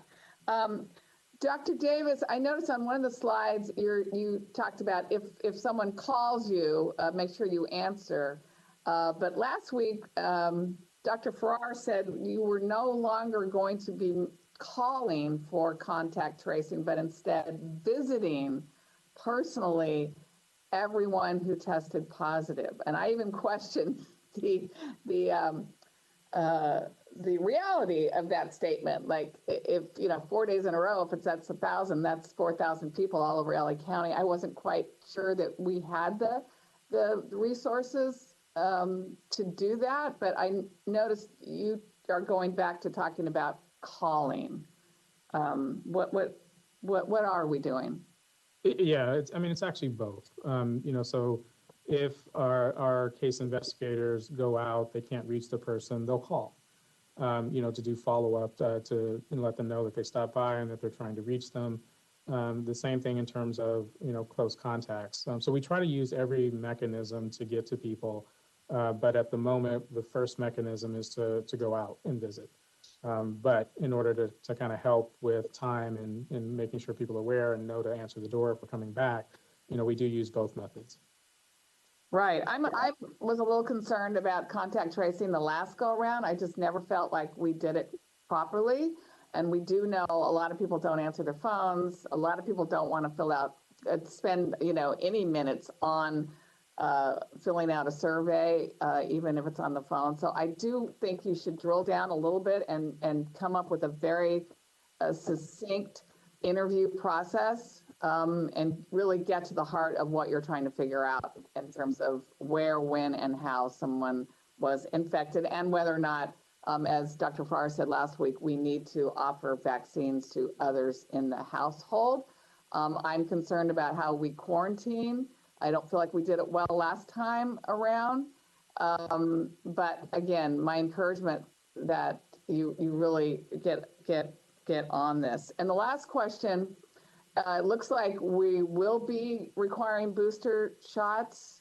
I guess CDC is still trying to determine that, but looks like that's probably going to happen, particularly for those who got vaccinated maybe early on in the process, last December or January of this year. Particularly the elder, the more vulnerable are those who are in long-term care facilities.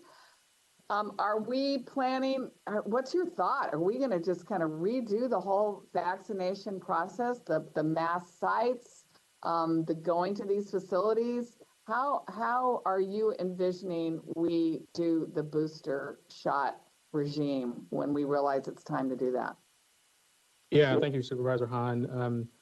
Just to comment on a couple of things you also said, in terms of contact tracing, this is something we do day in and day out, and we've continued to try to improve the process as we, see different outcomes, in terms of people responding. And so we will always continue to try to improve upon that. In terms of the booster shot, I think, it caused a lot of questions, when the news said, well, I believe it was Pfizer who said, we're going to try to get approval for a booster. But the CDC and the FDA both commented that based on their, science-based analysis, there's no recommendation for a booster shot at this time. So I do want people to understand that. I think as we start to get back into boosters, if we ever get to boosters being needed, based on the data, it'd probably be a mix of things. I think it depends on one, how quickly is that needed? But I'm sure there would be, a mix of both, the county providing some, locations for people to go, but we've also have a pretty wide network of providers who are used to doing this and are able to do this. I'll remind you that our large pod sites got smaller and more sites became in the neighborhoods, not necessarily run by us. And so I think that same network would still be used, to do it. I think the question at the time would be, what's the demand, and is the booster, if it ever gets to that point, specified for a certain age group or, a time period, from the last dose of vaccination. I mean, again, I'm not a doctor. I don't even play one on TV, but I feel like we're going to end up getting boosters. I actually have a friend who got 2 Pfizer shots and then just on his own went and got a third shot, a J&J shot. Is that, do you feel like, do you recommend that course of action? No, it hasn't been recommended. Okay, good. Evaluated it, in terms of whether or not it really does boost your, potential protection. So I think that remains to be seen. At this point, they've been pretty strong that the vaccines that we currently have and the recommended schedule of dosing for those vaccines is still very effective in terms of preventing serious outcomes. And in many instances, it does reduce your risk of being infected. Okay, thank you. Thank you, Madam Chair. I yield my time. Thank you. I know, Dr. Galley, you're still with us, I hope. Yes, I'm still here. Because did you want to just finish up your last couple of pages and then I'll turn it over to Supervisor Mitchell so we have that?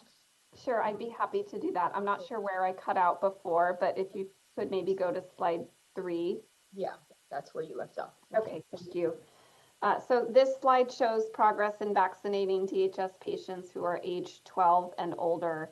This data was recently updated to include data from the California Immunization Registry through a query that was completed at the end of June. I'll remind you that there's not an automatic interface between the California Immunization Registry and electronic health records as held by providers. So it's a complicated query to be able to pull in information in an aggregate form about which patients have been vaccinated outside of that provider system. But this does include the full world of data for our patients and whether or not they are vaccinated or not. Notably, you'll see that the rate is highest among Asian patients at approximately 75%. And similar to the data that Dr. Davis presented a few minutes ago, rates are half that among Black and African American patients at just under 40%. Among Asian, Black, and white patients, the rates of vaccination uptake are similar among men and women, but rates among men are lower than that among women among those of Hispanic, Latino, or Native Hawaiian and other Pacific Islander heritage.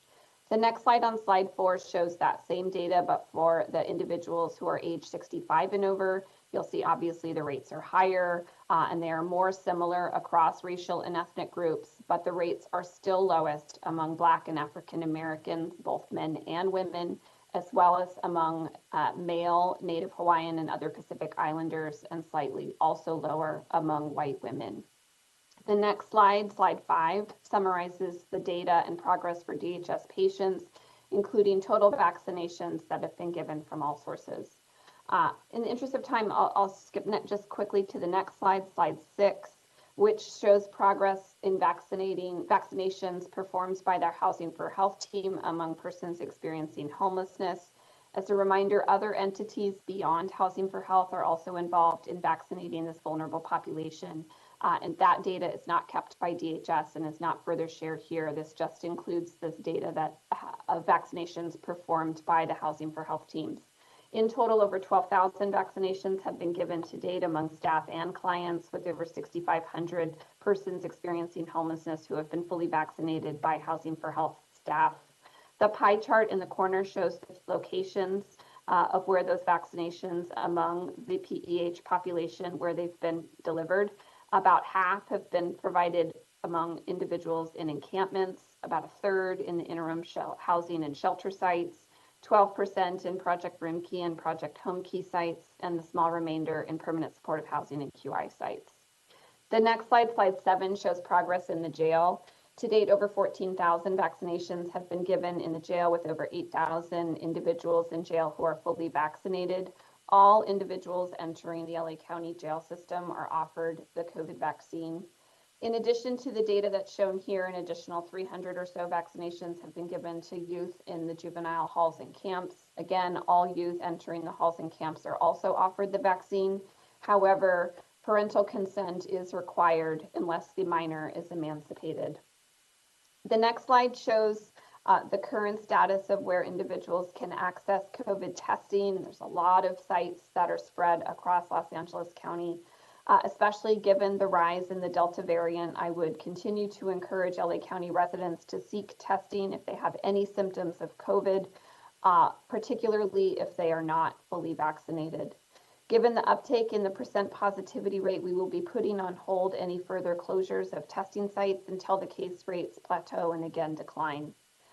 And then finally, before I close, I'll comment just briefly on the status of hospitalizations within DHS.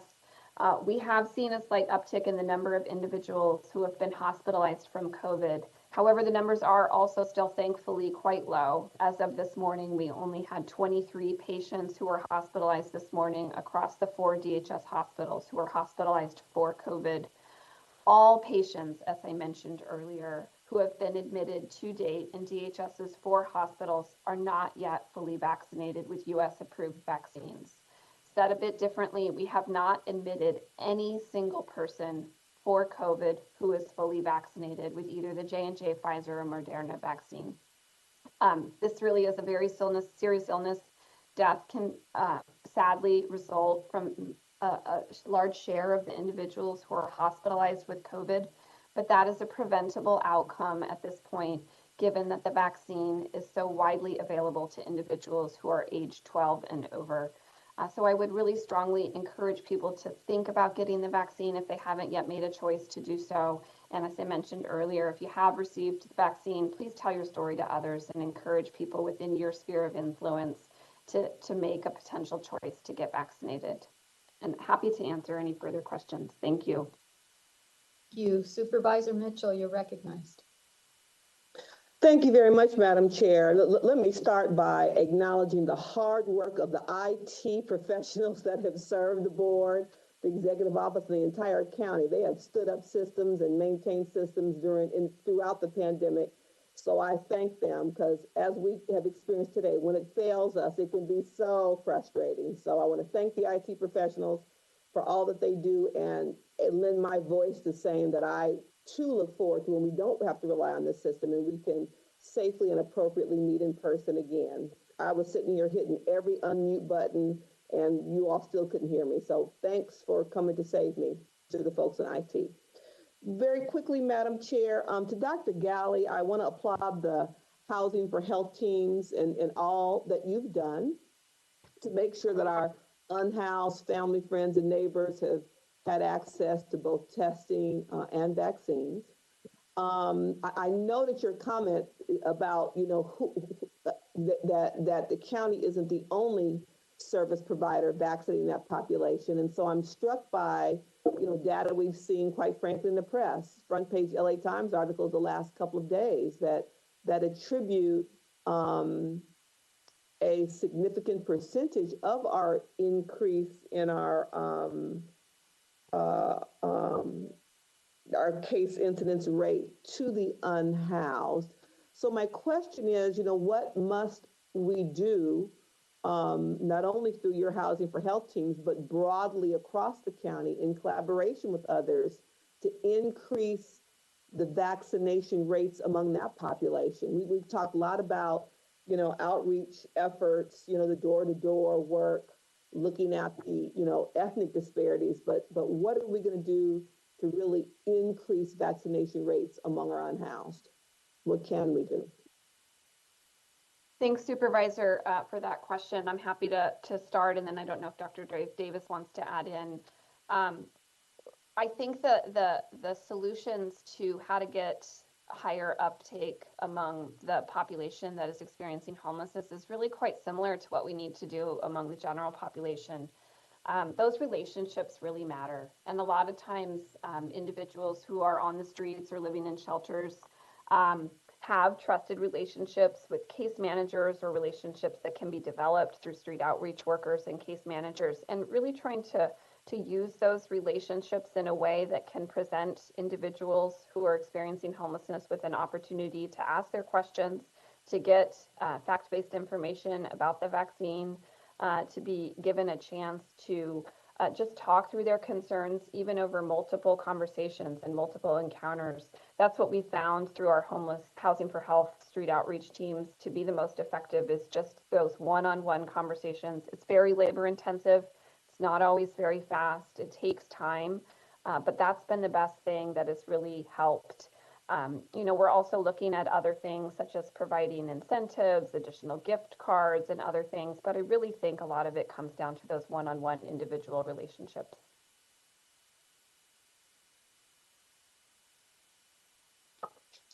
Thank you for that. Dr. Davis, anything you'd want to add before I move on to my next question?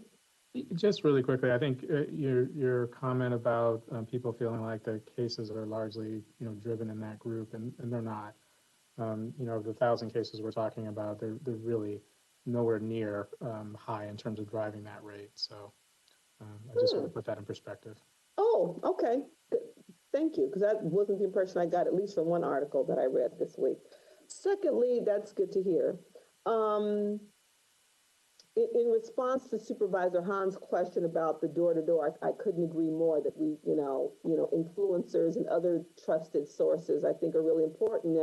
And I'm hoping that the county will do what the state is going to do. When Secretary Yolanda Richardson was here about a month or so ago now, and went on, spent a day doing door-to-door visits with some of the CBOs the state had contracted with, her takeaway and aha moment was that it's this kind of community-based organizing that we, rely on for a variety of issues and reasons. And so she talked about the state, she was committing to those CBOs that she would continue their contracts because, a year from now, we may need to continue to do door-to-door education around,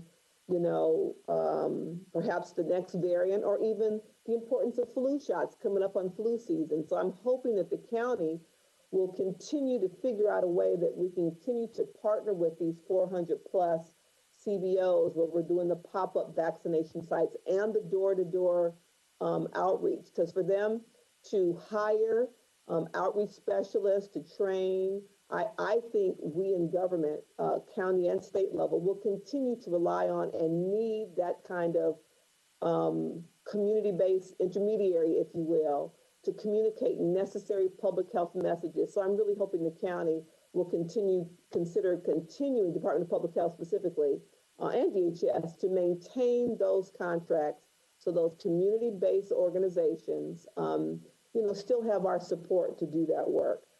My last question, Dr. Davis, is for you. Your screen on the case incidence rate and the rate of increase was really very sobering. Very sobering. And so we know we've got to do all that we can to get folks vaccinated. But people spend a lot of time talking, folks who call our offices, in the press, concerned about the breakthrough rates for those who are vaccinated, particularly with regard to the Delta variant. I'm wondering if the breakthrough rates actually have exceeded what you anticipated the typical kind of vaccine failure rates to be? Has it exceeded what that, we've heard, I think the vaccine was 98%, whatever. So have the breakthrough rates exceeded that 3%, give or take, that you would have anticipated failure as all vaccines have? Appreciate that question, Supervisor Mitchell. I think when each of the vaccines had different effectiveness in the clinical trials, and what we really wanted to see was what happens in real life. Real life situations where people are out and about and going about their lives in the same way. And I would say that, no vaccine is 100% effective. I think what we're seeing, even as we looked at the slide among our fully vaccinated people, is still much better than what we saw in terms of the studies, at least for our group of folks. I know the state is doing an analysis as well, but nothing, even from the CDC, has said that the breakthrough cases are anything that is beyond what they expected or that they would think might happen. And so they continue to, and we continue to see supported in the data, promote the effectiveness of the vaccines, authorized for what they were authorized for. And I will note that when the study's emergency use was authorized, it was really about preventing hospitalizations and death. And then there were subsequent studies by the CDC looking back and showed that they did also provide some protection, significant protection against getting infected. Although again, that's not 100%, but that was something that wasn't identified in the studies. Thank you. I think that's important to communicate because as we attempt to respond to the issues people raise as their reasons for choosing not to be vaccinated, I think acknowledging that the breakthrough, even for the Delta variant, is what would have been expected, based on the research. So that was very helpful. Madam Chair, thank you. Thank you very much. I want to thank both Dr. Galley and Dr. Davis. Dr. Davis, thank you for a great presentation, and want to thank both staffs, your agencies, for all you do, and just want to call attention to some of the unique things that are happening on the ground that may not be getting a lot of press coverage, but having mobile units with vaccine in hand, going out to places as far away as Pomona in my district on the very far east end, and spending time over the weekend vaccinating over almost 300 people at a swap meet. Unbelievable. And giving people gift cards that wanted it. I can't even begin to tell you the work that the promotoras did to help get people there as well. Most were Spanish speakers, immigrant, and folks that just really had a different idea about what the vaccine was about. And having gone back twice and 3 times now, people were coming around, and I was very happy and pleased to hear that we had close to 300 people show up in Pomona. But those kinds of efforts are working. We also had a mobile unit go out to one of our local churches in the Union Pacific area, which has a very low vaccination rate. That's the same area that's impacted by the Exide battery recycling plant. And I can tell you that we had about 63 people who came out, most of whom came in the late afternoon. And I just want to encourage us, our staff, if we could think more about the essential workers that can't make it between 8 to 5, and that we allow for staff to work at different hours, maybe 5 to 8 in the evening on weeknights or Friday, and then perhaps on Saturday and Sunday. I know that's asking a lot, but perhaps shifting our focus also on Sundays during, when people are out attending mass or attending soccer games or just out at our Parks After Dark events. I really do think we could be utilizing our staff, and if there's a shortage in some way, perhaps we can focus in on our disaster worker teams that have been so great and helpful in providing food distribution as well as COVID testing that could possibly be utilized in that manner. I know I've had a discussion with the CEO about it, and I hope that we can look forward to this, because I do believe we're going to see a continued increase in the number of the Delta variant in our low income and communities of color, as you have already stated. But I want to thank both of you and hope that we can continue to try to get the information as clearly as we can, that the best way to not end up in the hospital and getting ill or sick or losing your life is by being one of those individuals that's vaccinated. So thank you both. And if there aren't any other questions, if there are any other members, Catherine, Barbara, I want to respect you if you wanted to ask a question, and if not, that's fine. Thank you. I have one question. I think Sheila had mentioned it, and I guess maybe to Dr. Davis. In terms of the Delta variants, and you may have said this, but the number of cases going up, and I think you said it was out of 5 cases, 4 are the Delta variants. I think I saw that in one of Dr. Farrar's memos. Is it the unvaccinated that are continuing the momentum in terms of the numbers increasing, even to those that are vaccinated? Yeah, I mean, this is largely, unvaccinated people. The breakthrough cases, when we look at the specimens, from, over 7,000 people, who had infections and had their samples sequenced to identify the type of variant or virus they had. Over 90% of those cases are unvaccinated people, are not fully vaccinated people. So, the vaccines, again, have been very protective in this regard. We do have to take this with under consideration that not every case gets to be sequenced. But by far, what we're hearing in terms of people ending up in the hospital, what we're seeing in terms of this data, and what we're hearing from across the nation in terms of the CDC data, this is largely driven by unvaccinated people. So the longer that people, the longer that we don't get people vaccinated and the numbers increase, what's the probability of more mutation within LA County or just across the board?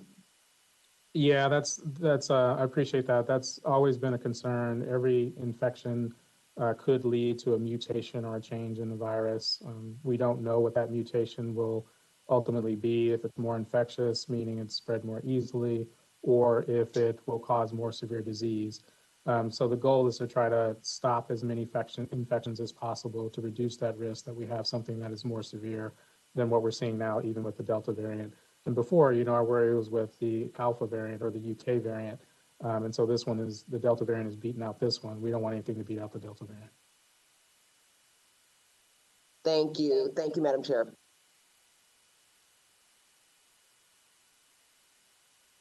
Very much. Thank you both, Dr. Galley and Dr. Davis, for your presentations.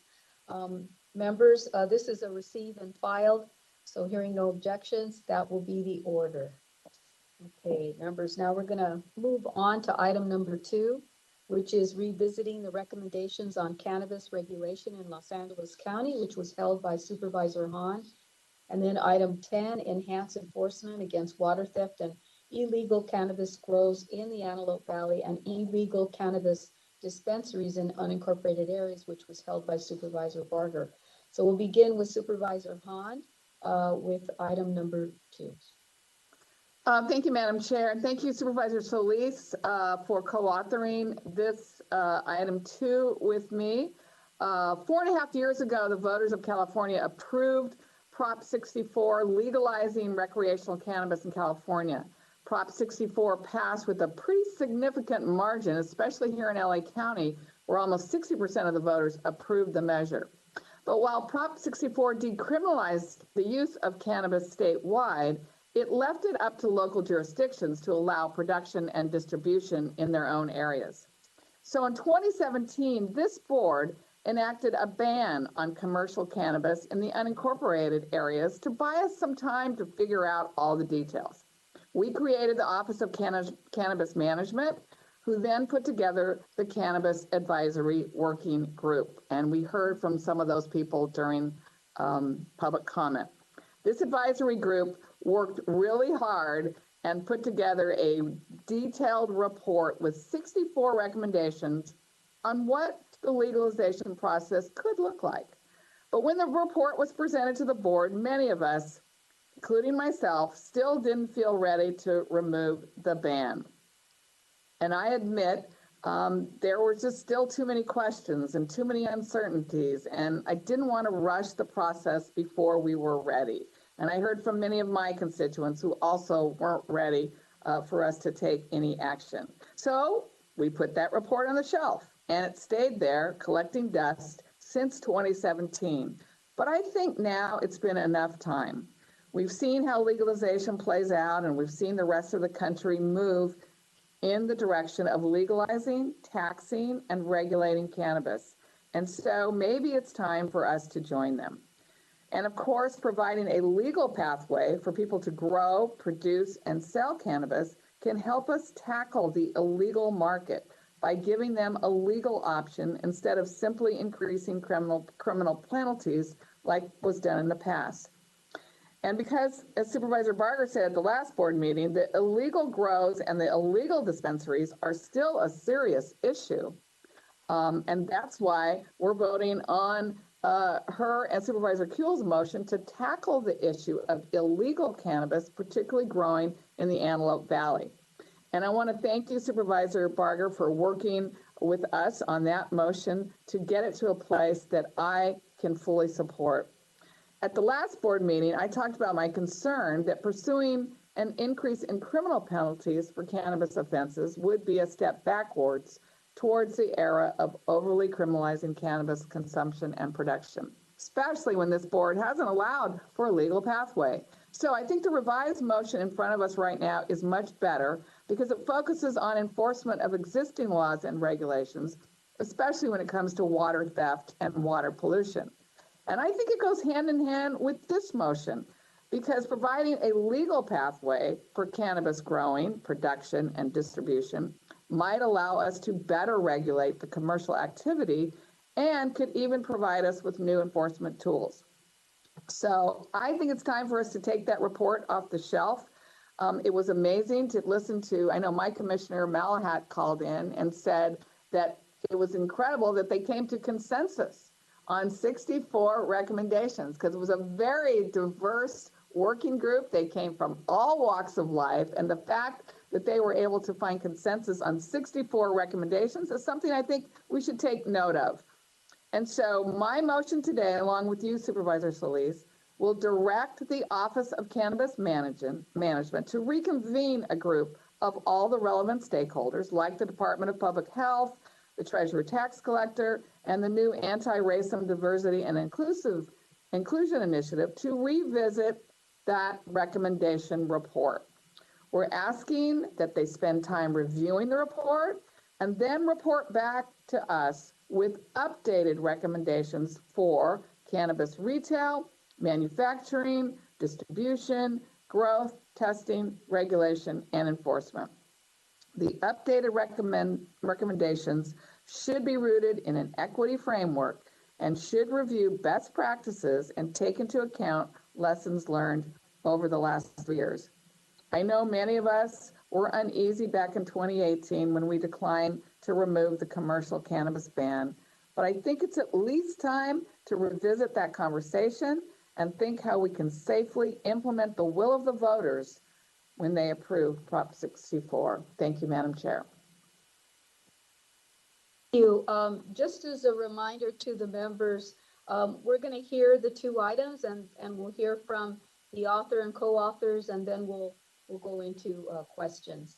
So with that, I want to recognize myself and want to also thank Supervisor Hahn for bringing this very timely motion forward. And I want to thank her for allowing me to join her as co-author. I also want to thank Supervisor Barger and Kuehl for their motion regarding illegal cannabis enforcement. With both of these motions in front of the board, in my opinion, it's evident that the board is aligned and we must act to address the growing number of illegal cannabis dispensaries and growers. They are presenting challenges, particularly to our residents in the unincorporated areas.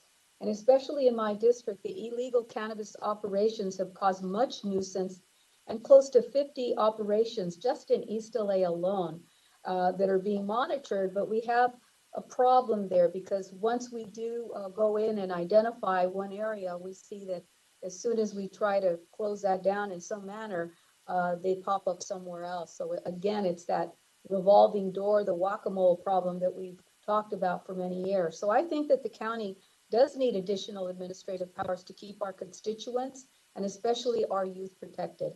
It's a public health and safety matter. We also need to look at how we regulate cannabis. Since the passage of Prop 64 in 2016, legalizing recreational cannabis in California, there's been a continued shift against criminalizing and toward how jurisdictions regulate the use of cannabis. I know that's true even in the San Gabriel Valley and cities that I represent. In LA County, the board established, as you know, the Office of Cannabis Management Advisory Working Group on cannabis regulation to look at how cannabis regulation could work in unincorporated LA County. And though the board did not move forward, as you know, on 64 recommendations laid out by the work group, given the obstacles around illegal cannabis growers and dispensaries, it's high time that the county review the report again and dust it off. The cities of LA and Long Beach allow for commercial cannabis, which appears to be successful. And as we look at other forms of enforcement and address the mounting water theft, it is critical to have our county stakeholders, including our new Anti-Racism, Diversity, and Inclusion Initiative, review the report and update the prior 64 recommendations and or present new ones to the board for further review. We definitely need to make sure that this is a fair and equitable process. So I want to uplift the motion authored by Supervisor Hahn and require recommendations to be rooted in equity. We need to strike a balance between public health and safety, and we can't arrest our way through all of this, but we can enforce when necessary and find ways to regulate. So thank you. Next, unless Supervisor Mitchell wants to speak on this on item 2, or wait until we hear from the authors of item 10. Okay, let's go ahead and hear from Supervisor Barger and also from then Supervisor Pugh, who's the co-author, and then turn it over for questions that Supervisor Mitchell may have. Thank you. Thank you. And I want to thank Supervisor Hahn and you, Madam Chair, for bringing this issue forward today. You know, I think that we were on track upon the passing of the proposition to begin to put something in play as it relates to legal cannabis dispensaries. And the Cole memorandum was pulled by I think it was Sessions, which really would have indemnified all local jurisdictions because it's still considered a federal schedule controlled substance. And so I'm assuming, and I guess the county council, that has been lifted or reinstated, that memorandum indemnifying. Rod? So thank you, Supervisor. So the memorandum did not indemnify local jurisdictions, but it made very clear that local U.S. attorneys' offices wouldn't prosecute. It didn't make it absolutely clear, but yes, that was the intent of that memorandum. So has that been reinstated? Because that's why I think we put it on hold, because I am all for moving forward. It's not going to address the illegal grows, but I think for all of us that have illegal cannabis dispensaries popping up, it will at least allow us to have a roadmap moving forward. Do we know if that memorandum has been reinstated? I believe, I don't know if the Cole memorandum has been reinstated, but I'm pretty certain that the Sessions memo has been rescinded. But okay, I will take a look at that, Supervisor, and report back on that and let your office know. Perfect, because I believe we do need to move forward. With that said, I would like to introduce a friendly amendment to modify the directive slightly, that the updated recommendations should be rooted in an equity framework and should review best practices to consider lessons learned from jurisdictions that have legalized commercial cannabis. And this just comes because of what I've learned in the Antelope Valley, including environmental impacts to biological, ecological, and water resources. So I would ask that at the end of your motion under the we therefore move that it including environmental impacts to biological, ecological, and water resources, if you would accept that. I would accept that, Supervisor Barger. Okay. And then as it relates to item number 10, again, the whack-a-mole problem of illegal cannabis dispensaries and now illegal cannabis grows popping up throughout the county has been exacerbated by the lack of regulating and having an ordinance in play. The county should revisit previous report and recommendations, and we hope that we can come up with a framework that meets the will of the voters without disrupting the quality of life of our communities. Specifically, I want to ensure that the revised recommendations restrict cannabis farms and grows in significant ecological areas, better known as SEAs. In addition, as the state enters another potential drought emergency, we need to ensure that the new activity does not further exacerbate water scarcity. The new land use the new land uses should only be allowed in areas of the county where identified water supply infrastructure is currently built out or where water rights are identified. In many areas of the county, new residential uses cannot be built because of the state of California, which has restricted the use of trucking or hauling water for new uses. Finally, as we revisit the recommendations from the previous report and apply an equity lens, we must ensure that we prevent any potential overconcentration of cannabis establishments and grows countywide. Specifically, I hope that this review looks at the recommended buffers for sensitive uses and adapts them to the way we currently define sensitive uses.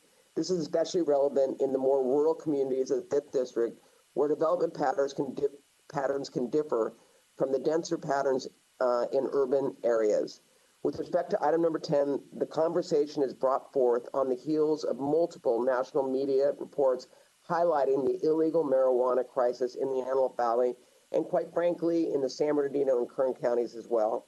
And though this motion does focus on the Antelope Valley, make no mistake, and I said this 2 weeks ago, illegal marijuana grows are something that impacts the entire county of Los Angeles. Illegal growers are using unregulated chemicals to process marijuana, selling products to legal and illegal dispensaries in and outside the LA basin, endangering cannabis users. Further, when examining the impact of illegal grows outside of consumer health, we cannot overlook the impact this threat has had on human trafficking in addition to the real estate market.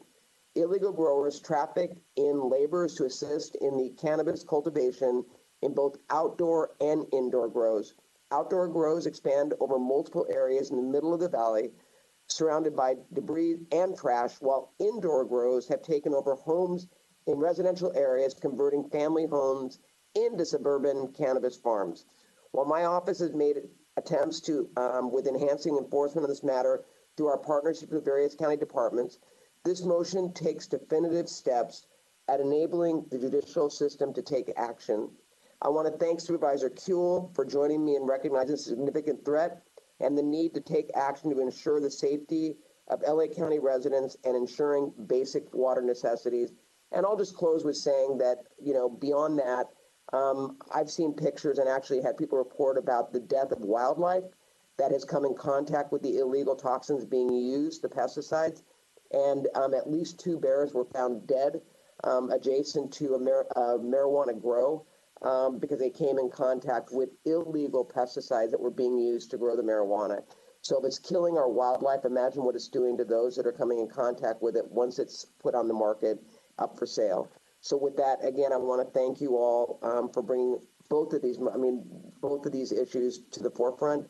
The time has come for us to take a stance both on a pathway for the legal sale, but also addressing the illegal grows that are taking place. Thank you, Madam Chair.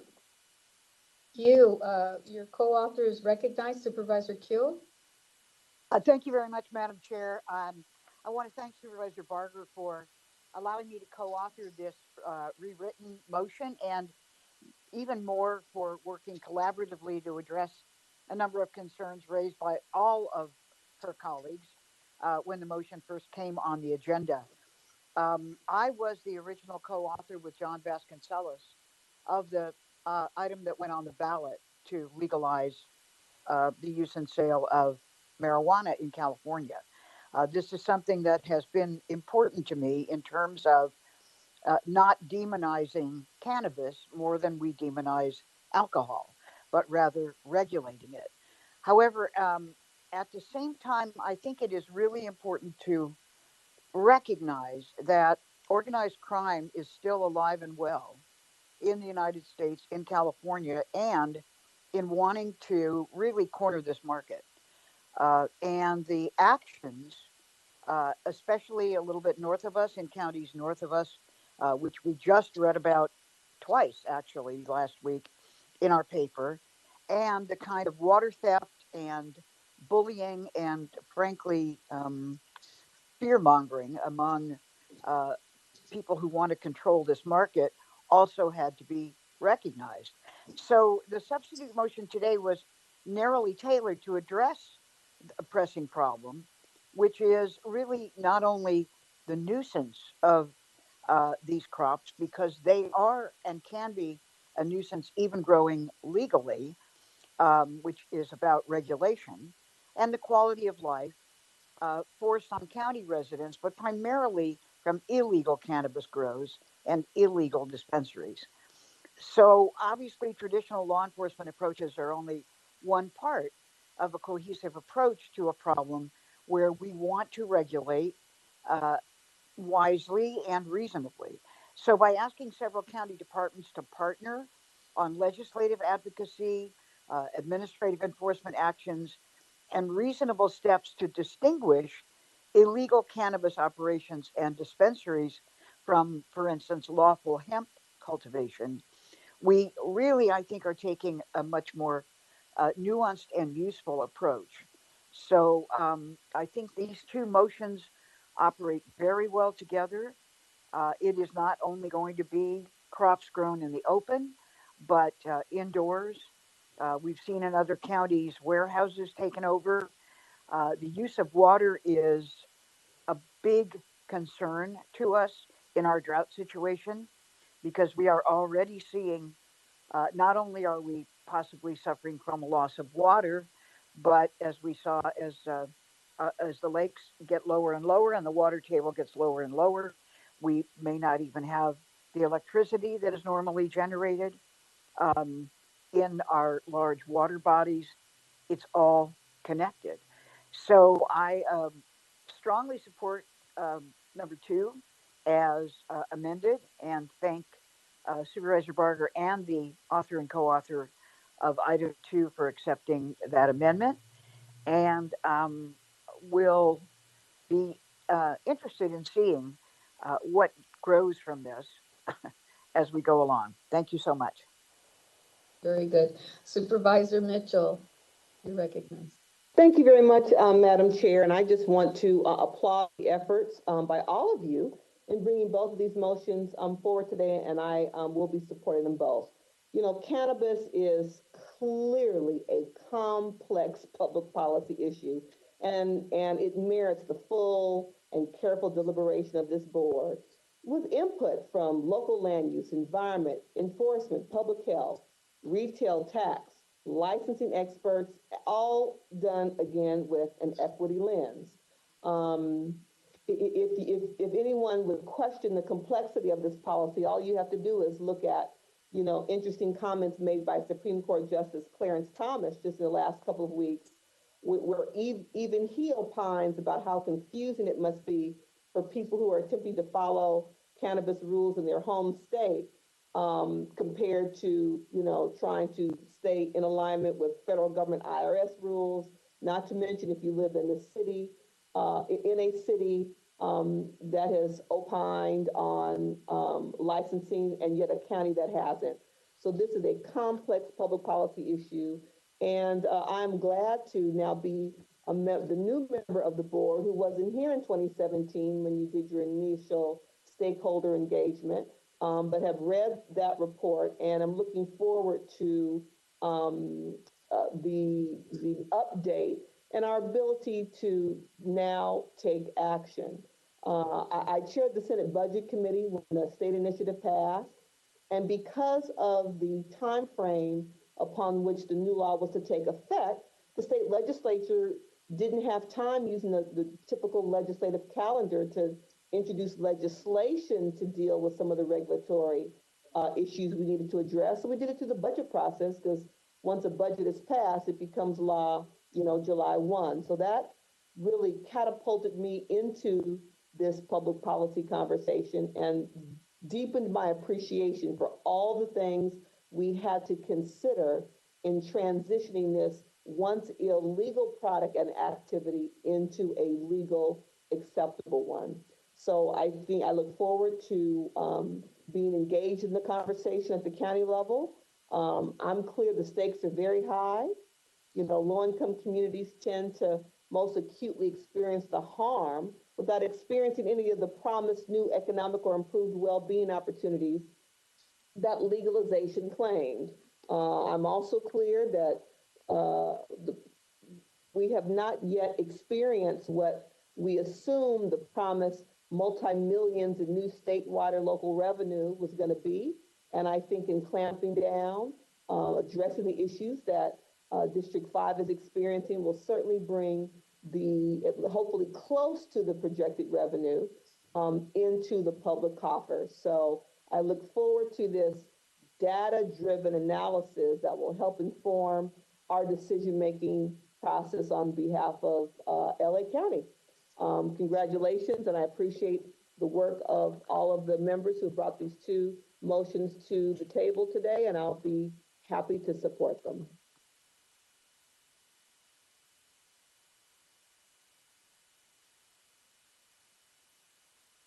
Thank you, Madam Chair.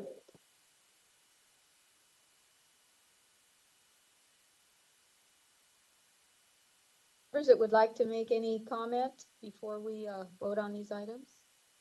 Okay. Hearing no other comments, then let's start with item number 2 as amended before us, moved by Supervisor Hahn, and I'll second to approve the item. Madam Executive Officer, please call the roll. Item 2 as amended is before you. Supervisor Mitchell. Aye. Supervisor Mitchell, aye. Supervisor Kuehl. Aye.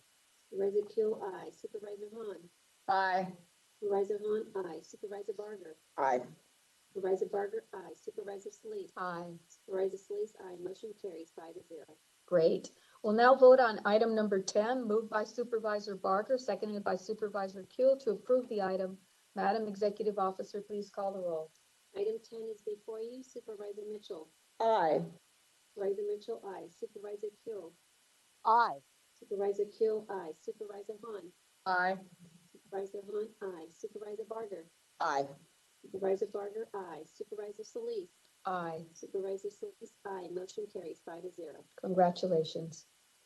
Members, now we'll move on to item number 3, the next step in returning Bruce's Beach to its rightful owners, which was held by Supervisor Hahn. Supervisor Hahn, you have the floor. Thanks, Madam Chair. I hope that by now more people are familiar with the story of Willa and Charles Bruce and what happened to them over 100 years ago, or almost 100 years ago. The land known as Bruce's Beach should never have been taken from this family in a racist attempt to drive out Black families and Black beachgoers. And when I realized that the County of Los Angeles actually owns the land that used to be Bruce's Beach Resort, I knew immediately that we had to give that land back. But it's something that's never been done before. And I know I had a lot of questions and other people had a lot of questions on how that we moved forward. So back in April, this board passed a motion that Supervisor Mitchell and I authored that asked our county council and CEO to report back with the plan on how to do it. We asked them to look into all the details and to lay out a clear pathway with the next steps. And they did. They gave us a report back that really lays out everything clearly and tells us exactly what we need to do in order to transfer Bruce's Beach back to the descendants of Willa and Charles Bruce. For example, one of the things we found out is that the county actually doesn't have the authority to transfer to the land because when the state gave us the land in 1995, it came with strings attached. So Senator Steve Bradford introduced Senate Bill 796 that will remove those strings and allow us to give the land back to the Bruces. And that bill has passed the Senate unanimously, and it's making its way through the Assembly with bipartisan support. And while we wait for SB 796 to pass and the governor to sign it, there are some other questions we need to address locally, like how we're going to make sure we identify the correct descendants of Willa and Charles Bruce. And this report explains that our county treasurer and tax collector are conducting an initial lineage assessment. And then the county is going to bring on a third-party law firm to confirm the legal heirs through a transparent and unbiased process. And since the land hasn't actually been appraised ever, the report includes a process for how to conduct an accurate appraisal and to estimate the value of the land parcels. And of course, this report explores the options for the lifeguard facility that is currently on the land that once belonged to the Bruces. It explores the options for relocation or continued use of the facility. All in all, this report has answers to all of the questions and shows that it is possible and legal to transfer this land back to its rightful owners. But there's a lot that we still need to do. So this motion will direct the CEO to begin implementing the plan that was laid out in this report back to us. And I wanted to give a huge thank you to the whole team who's working on this, especially our County Director of Equity, Dr. Scorza, all of our lawyers from County Council who have tackled this unusual request and come up with a plan for us to move forward together. And of course, a big thank you to Supervisor Holly Mitchell for co-authoring this motion with me. I respectfully asked my colleagues to support it so we can move forward to right this historic wrong. Thank you, Madam Chair. Supervisor Hahn. Supervisor Mitchell, you recognize.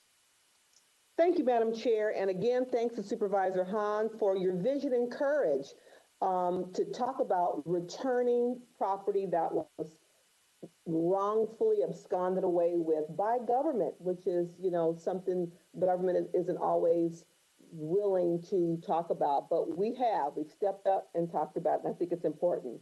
As Supervisor Hahn mentioned, yes, I think this story has piqued the curiosity of people all over the country, but I hope it's also piqued the curiosity of people to dig deep and understand that the Bruces weren't a unique situation, that there are dozens of other descendants of formerly enslaved people who not only earned their right to freedom, but earned their right to buy property. Parcels actually surrounding the Bruce parcels of land. Those parcels are currently privately owned. They aren't owned by the government, so we're not in the same position to address it as we are the Bruce property. But I hope it's piqued curiosity to go above and beyond this parcel because unfortunately, the Bruce's experience was not unique. I think that we at the county are on an important road to set a precedent that could be replicated across the country as we work to put actions behind our commitment to an anti-racist agenda and an anti-racist county. This is a strong step forward on that road.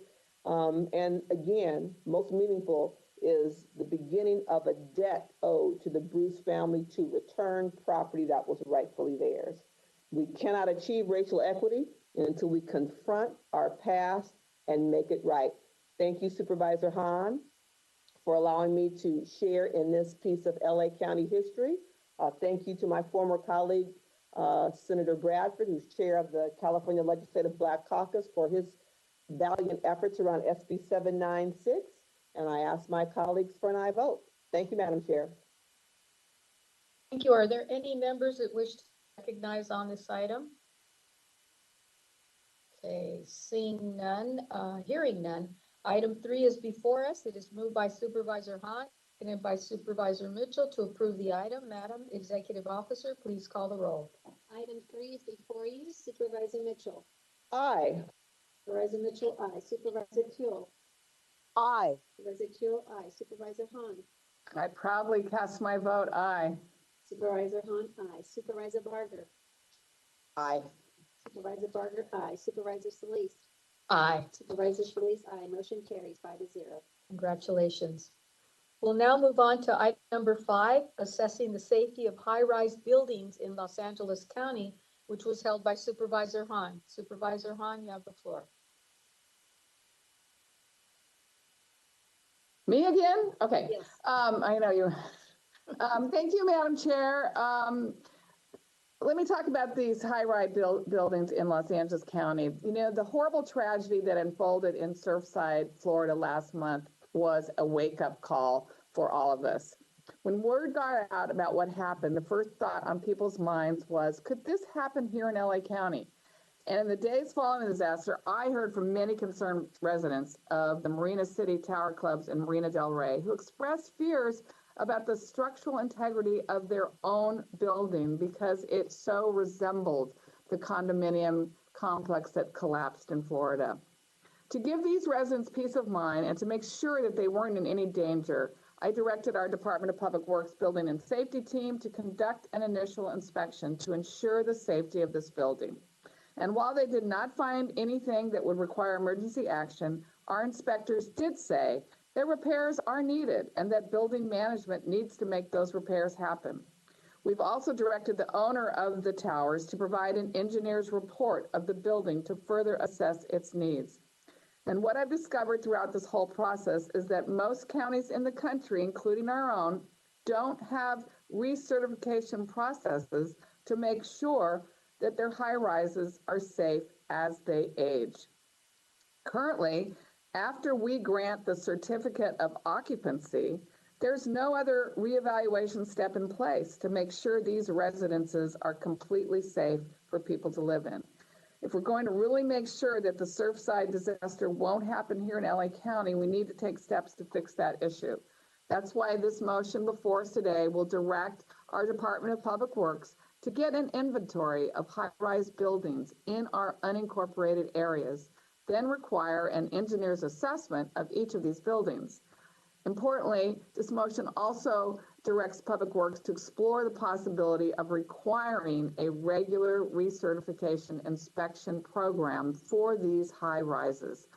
In addition, we're going to be sending a delegation of county staff to Florida to learn from their experiences and adopt any relevant building code changes for our unincorporated areas. This way, no building will, no pun intended, fall through the cracks and no one will be put in danger. When people ask, could that happen? Could what happened in Surfside happen in LA County?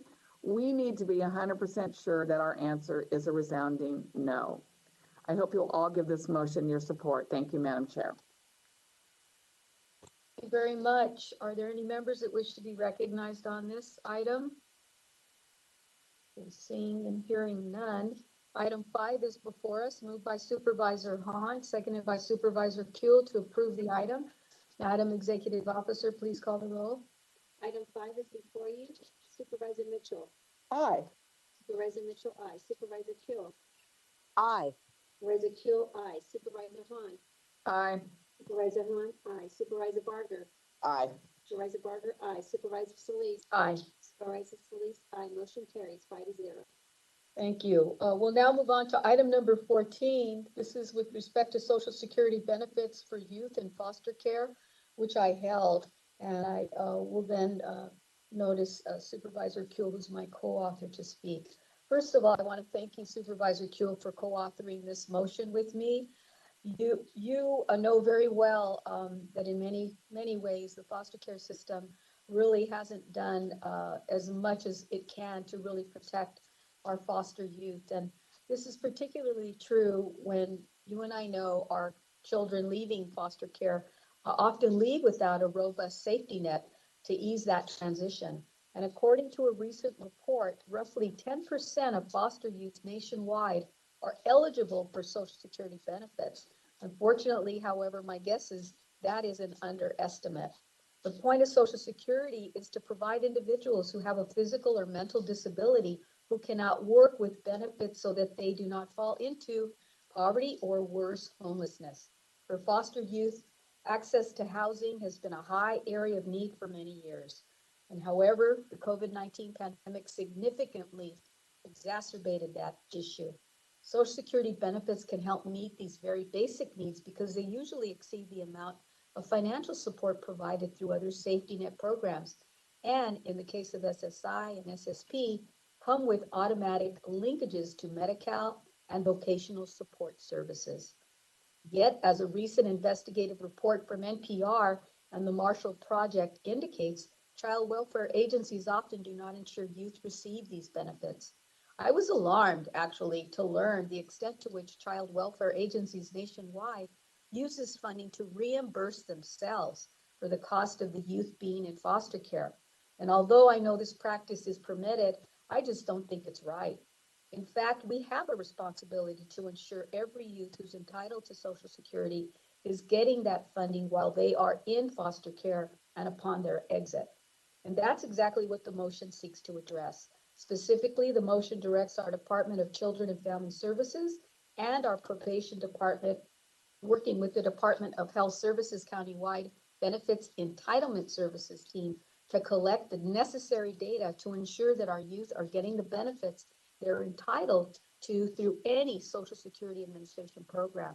And it also directs the departments to consider changes in policy and funding to ensure they maximize eligibility for Social Security benefits for youth in foster care and conserve the entirety of the youth Social Security benefit in an account to be provided to the youth when they exit care, rather than utilizing the funds for reimbursement of foster care expenditures. In fact, this motion directs the departments to go a step further and ensure a no-cost interest-bearing bank account is created for each eligible youth in foster care to deposit these benefits. CalAble, a savings plan offered by the state of California, is exactly what we should be looking to leverage as it allows eligible individuals to contribute up to $15,000 a year without affecting their public disability benefits. In fact, if youth receive SSI benefits, a CalAble account allows them to save as much as $100,000 with no effect on federal and California state benefits.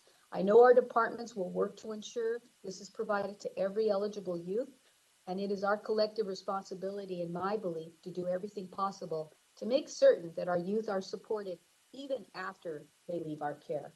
Thank you so much. I would also ask for your aye vote on this and would recognize now my co-author, Supervisor Kuehl. Thank you very much, Madam Chair, and thank you for bringing this important motion to fiscally support our foster youth. I don't think we have ever fully grasped the difficulty for our young people, especially after they age out of the foster care system, and the fact that there are so many fewer connections for them in terms of family or the kind of people that help young people through the earliest times of their being completely on their own. I was troubled, as you were, to learn that some other child welfare jurisdictions did obtain these benefits for their foster youth, but then used it to pay for their care, which is a way of backing out that county's own money and helping asking the feds to fill it in, which in both of our opinion is just wrong. So this really instructs our department and probation to, first of all, assess their eligibility for the Social Security benefits. I think people think, oh, Social Security, but they're not over 62. No, not those kind, but SSI, to which many of our foster youth are entitled, but nobody ever helps them to apply. And it can be a very, very helpful addition to their fiscal security. So the motion does a couple of things: directs the departments to assess each youth's eligibility and identify how many in the aggregate of applications each department has filed and approved.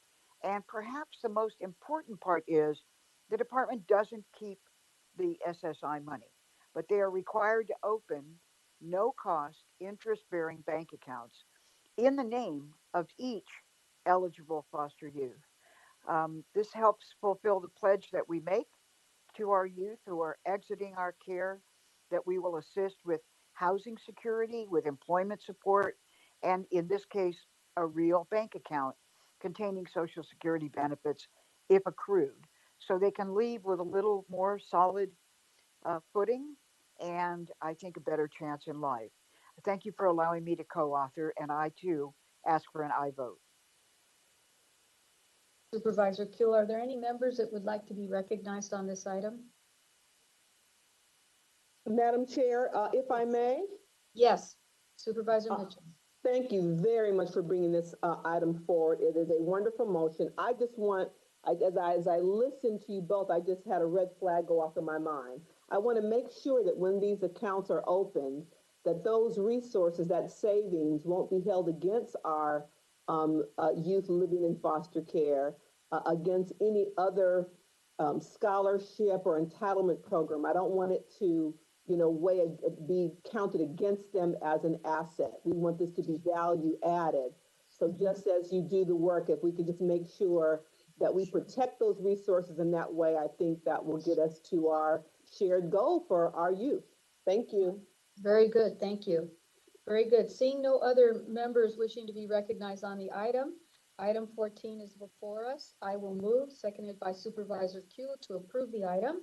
Madam Executive Officer, please call the roll. Item 14 is before you. Supervisor Mitchell. Aye. Supervisor Mitchell, aye. Supervisor Kuhl. Aye. Supervisor Kuhl, aye. Supervisor Hahn. Aye. Supervisor Hahn, aye. Supervisor Barger. Aye. Supervisor Barger, aye. Supervisor Solis. Aye. Supervisor Solis, aye. Motion carries 5-0. Thank you, members. Next, we'll move on to item 16. Acknowledge and apologize for the historic mistreatment of California Native Americans by Los Angeles County, which I held. And Supervisor Hahn will be recognized, who's my co-author, after I make an opening statement. Thank you also to the members and Supervisor Hahn for joining me as my co-author. Colleagues, I believe the first step to healing is truth-telling. And it is in this spirit that I brought the motion forward today to formally apologize on behalf of the county government to the Native people of this land which we are on. The first peoples of this land face violence, exploitation, and dispossession at the hands of many government entities, including actions sanctioned or directly carried out by Los Angeles County. Let's begin with the fact that prior to the construction of the San Gabriel mission, local tribes held 100% of the land. Today, they hold 0% of the lands. This didn't happen by accident. They did not voluntarily relocate. Actions were taken by government to forcibly remove Native people, and we know that this happened. So with that fact alone, an official apology, in my opinion, is warranted. But the extent of the harm inflicted upon Native people goes way beyond the land.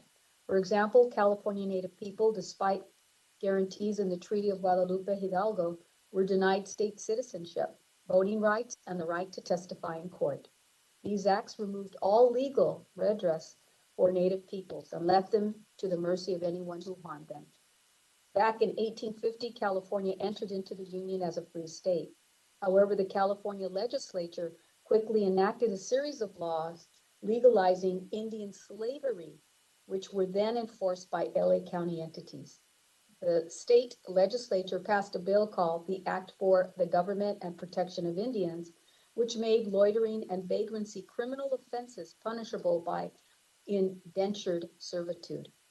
Any white person could pay a Native person's bail, then compel them to work off the debt. In 1860, amendments were passed that legalized forced servitude for a period of 10 years for Native people accused of vagrancy. The laws also allowed white settlers to gain control of Native children and force them into indentured servitude as well. A white person only had to file a court petition claiming that a child was an orphan or that the parents had agreed to custodial arrangement. At almost every step of the way, county entities had a role to play in the harm inflicted upon Native people at that time. And it should not come as a surprise that these actions are just the tip of the iceberg. We actually do not know the full extent of the harm because, quite frankly, there hasn't been any proper accounting or documentation of these historical wrongs. This motion will set forth a collaboration between the county and local tribe governments to explore and examine the true histories of this land and our relationships within it. And we want this process to be as inclusive as possible. And that's why I want to slightly revise the motion to add the San Manuel Band of Mission Indians and the Quiche right after Ventureño Chumash throughout the motion. We will work together to develop a public statement that acknowledges, corrects, and disseminates the true historical record of the county's relationship with Native people. We must understand the extent of our responsibility so that we can work to undo the harm that has resulted in so many traumas. Let's be clear, the motion is an attempt to force our county to reckon with its past actions, because only then can we heal and move forward together. I ask for your aye vote, and I will now recognize my co-author, Supervisor Hahn. Supervisor Hahn. Thank you, Madam Chair, and thank you for asking me to be your co-author on this motion. And thank you to our Native American Indian Commission for your leadership in getting us to this point. The crimes and atrocities committed against the Native American people here in LA County, in California, and across the country are a dark stain on our nation's history. An apology is quite literally the least we can do, but it is an important step to begin to heal the wounds of the past. President Reagan and Congress apologized and provided some restitution for the people of the Japanese descent who were incarcerated in internment camps. So we have seen apologies happen before. Governor Newsom has formally issued an apology to Native Americans in 2019, and now it's important that we as a county apologize. We will never be able to make up for the pain and suffering Native Americans were subjected to, but I hope that this marks a new beginning for us and a renewed commitment to working toward a more just future. Thank you, Madam Chair. Supervisor Hahn. Next, I'll recognize Supervisor Mitchell and then Supervisor Kuehl. Thank you, Madam Chair, and thank you and to Supervisor Hahn for bringing this important motion forward today. I just wanted to pause briefly and acknowledge whose land we stand on today.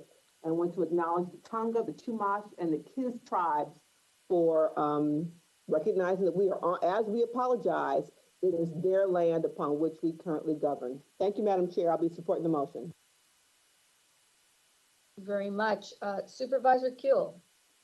Thank you very much to yourself, Madam Chair, and my colleague Supervisor Hahn for bringing the motion. I'm pretty sure it sounds like we all agree this kind of acknowledgement is long overdue. I know that there has been quite a discussion lately across the country about truth telling and whether in telling the truth we somehow damage our ability to love our country. I would posit, however, just the opposite, that when we acknowledge those things that we have done, take responsibility, and move forward to uh, really make reparations, to restore, to recognize, to apologize, to do everything we can, we actually are participating in the kind of healing that makes for a great country. And in this case, our great county. We could never undo all the harm. I'm not saying we could ever undo it, that's been inflicted on our Native Americans by our very own government at all levels. But we can tell the truth about history and do what is in our power now to support the well being and preservation of cultural heritage of the Native communities in LA County. We have to acknowledge we're not all that far away from the policies and practices that devastated California tribes. The impacts of that intergenerational trauma are still felt today: health disparities, poverty, lower high school graduation rates. These first stewards of our land, I want to also mention the Gabrielino, were on their land and it was stolen. It was taken for profit. So we need to really understand that impact and whose shoulders we actually stand on. If we stand on the shoulders of those who robbed, we need to get down off those shoulders and do what we can. We actually stand on the shoulders of these first people. And we also have to remember everything else that was taken from them. So in solidarity with our Native American residents, this is a commitment to working toward healing and honoring the tribes that have called this their home for much, much longer than any of our own forebears. Thank you very much, Madam Chair. Thank you very much, Supervisor Kuehl. Are there any other members that wish to be recognized on this item? Okay, I don't believe I see any. Hearing no other comments, then item 16 as amended is before us. I will move, seconded by Supervisor Hahn, to approve the item. Madam Executive Officer, please call the roll. Item 16 as amended is before you. Supervisor Mitchell. Aye. Supervisor Mitchell, aye. Supervisor Kuehl. Aye. Supervisor Kuehl, aye. Supervisor Hahn. Aye. Supervisor Hahn, aye. Supervisor Barger. Aye. Supervisor Barger, aye. Supervisor Solis. Aye. Supervisor Solis, aye. Motion carries 5-0. Great.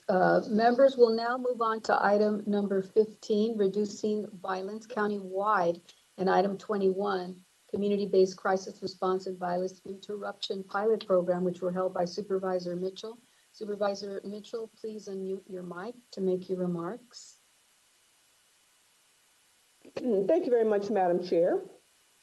And I'd like to thank Supervisor Barger for your co-authorship of this motion. I also want to acknowledge Supervisors Solis and Hahn for their motion to support these overall efforts of violence prevention and interruption, and thank their staff for working closely with mine to reconcile these two motions.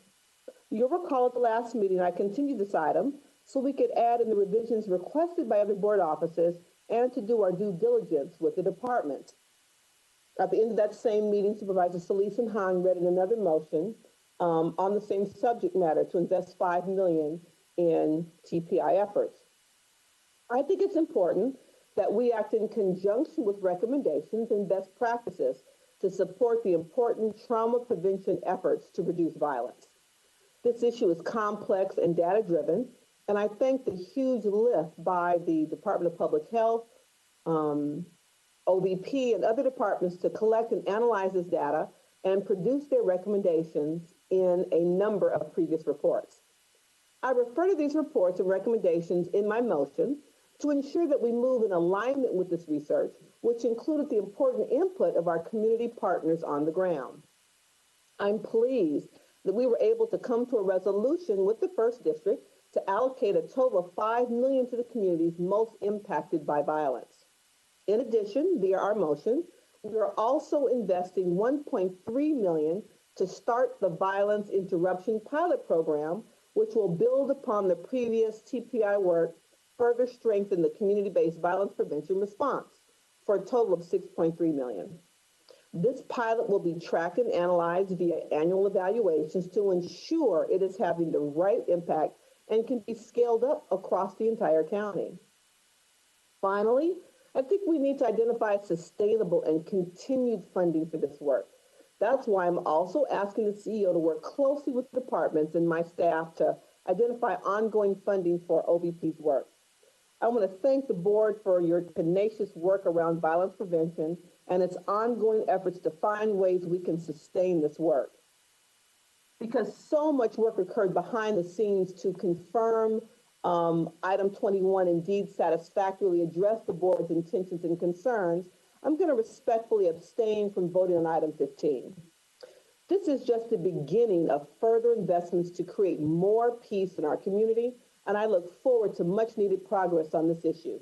Thank you, Madam Chair. Next, I'll recognize Supervisor Barger, who is your co-author. Thank you, and I want to thank Supervisor Mitchell for allowing me to co-author this motion. You know, as was stated, early engagement in our underserved community is critical to empowering our youth and keeping them out of the criminal justice system.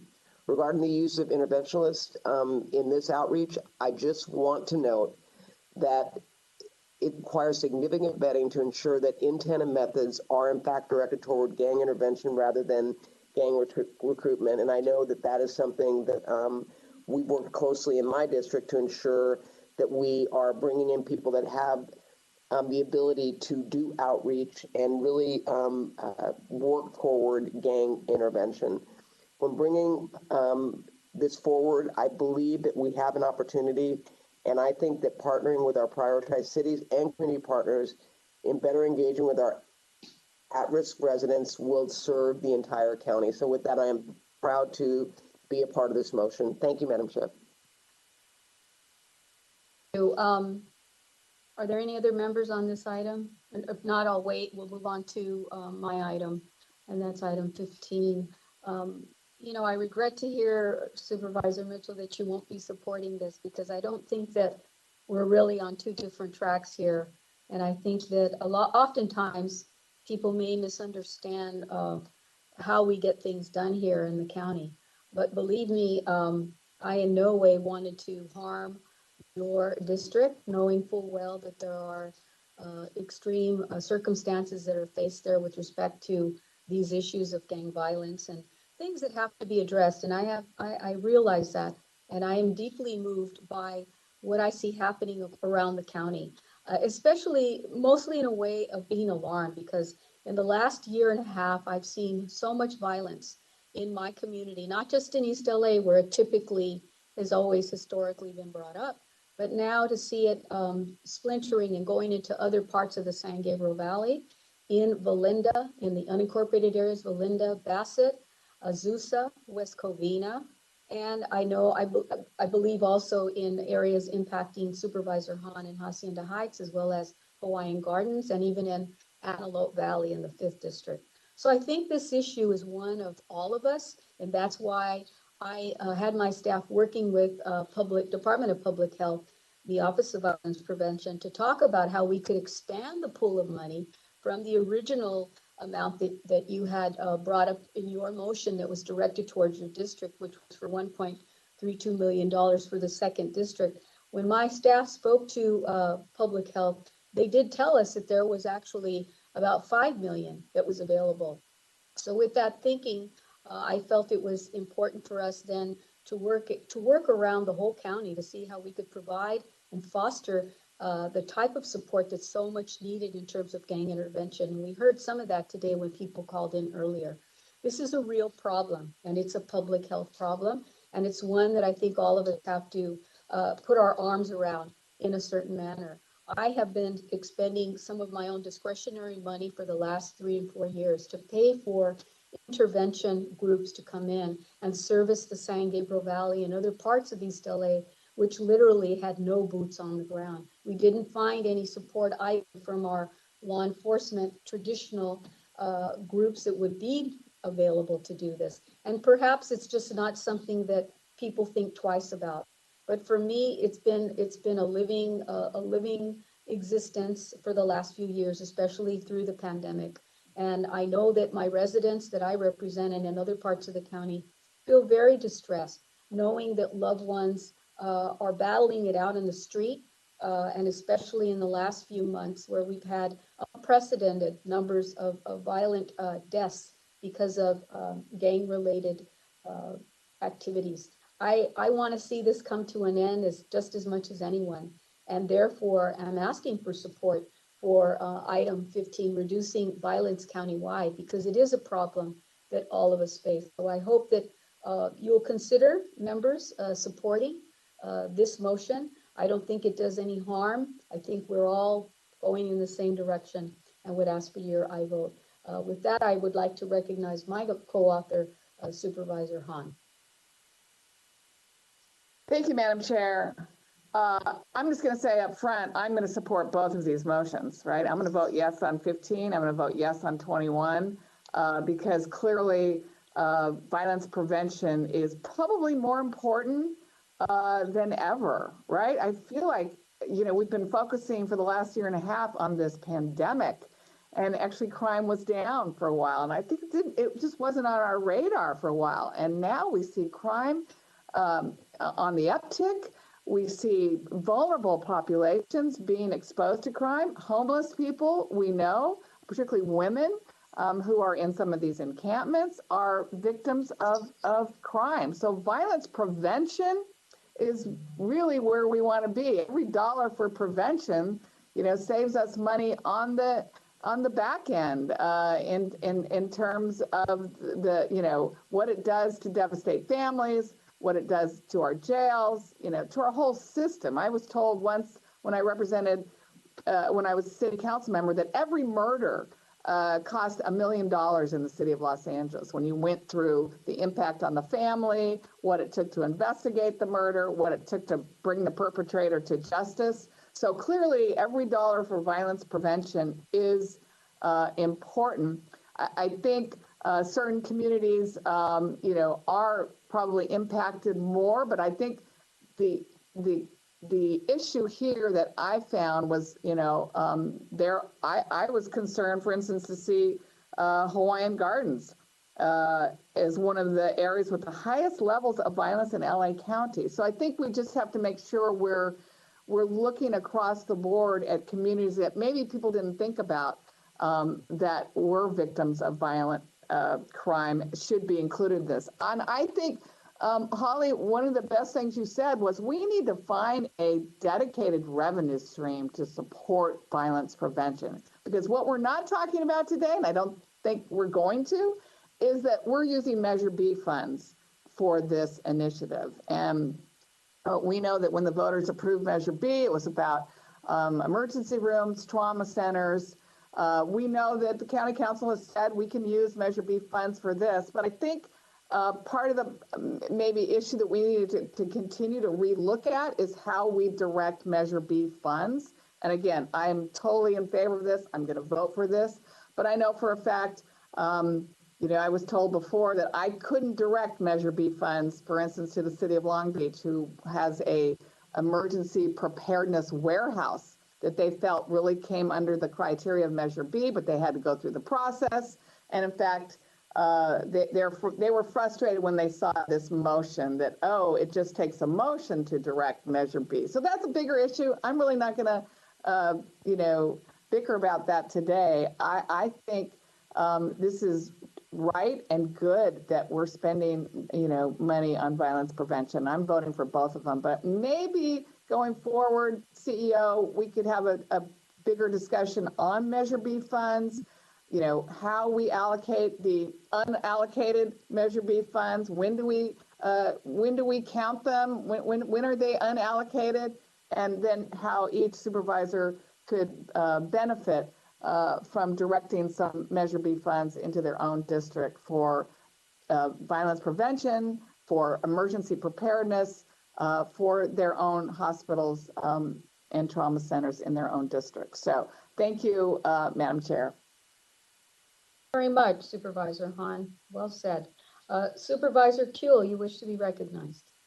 Yes, thank you, Madam Chair. As the only member who's not an author or a co-author of either one of these, I feel particularly qualified to approve both of them and to speak a little bit about um, the maybe larger issues in which we're engaged with these two motions. I think it's really important to expand our efforts to prevent violence within the communities, to prevent harm to our residents. And I agree with my colleagues that Measure B is an appropriate funding source, and I'll say just a minute later why. But also not the only appropriate funding source. I agree with those who have indicated that we need some ideas from our a very esteemed CEO about how we might establish a sustainable and ongoing funding streams to support operating costs and these program costs in addition to Measure B funds. We put OVP in public health for a couple of reasons. One is there has long been the recognition that violence in the society is a public health epidemic. And as Supervisor Hahn and others have pointed out, through the pandemic, we have seen a rise in anger, in violence, the issues of people on planes, the shooting on the freeways, the uptick in crime, road rage. People are really frustrated. But we've also suspected and are beginning to see an uptick in the kind of violence that our public health department also deals with in OVP.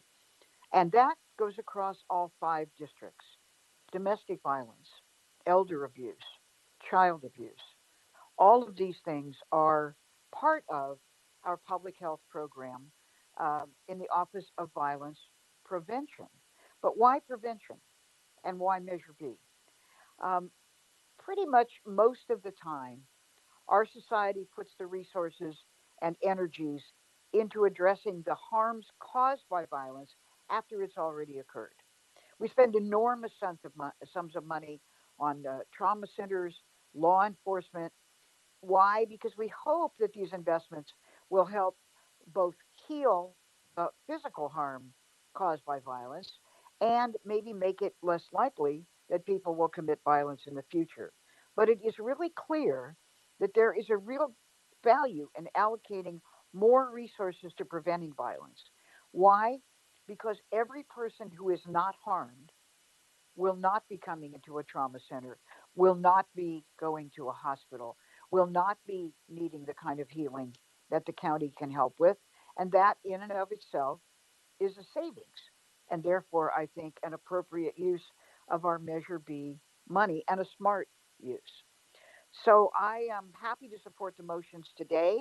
Hopefully, OVP will get the resources it needs and help us achieve our goal of preventing violence in all of our communities before it occurs, because only then, I think, can we really see healthier and certainly safer communities. Thank you, Madam Chair.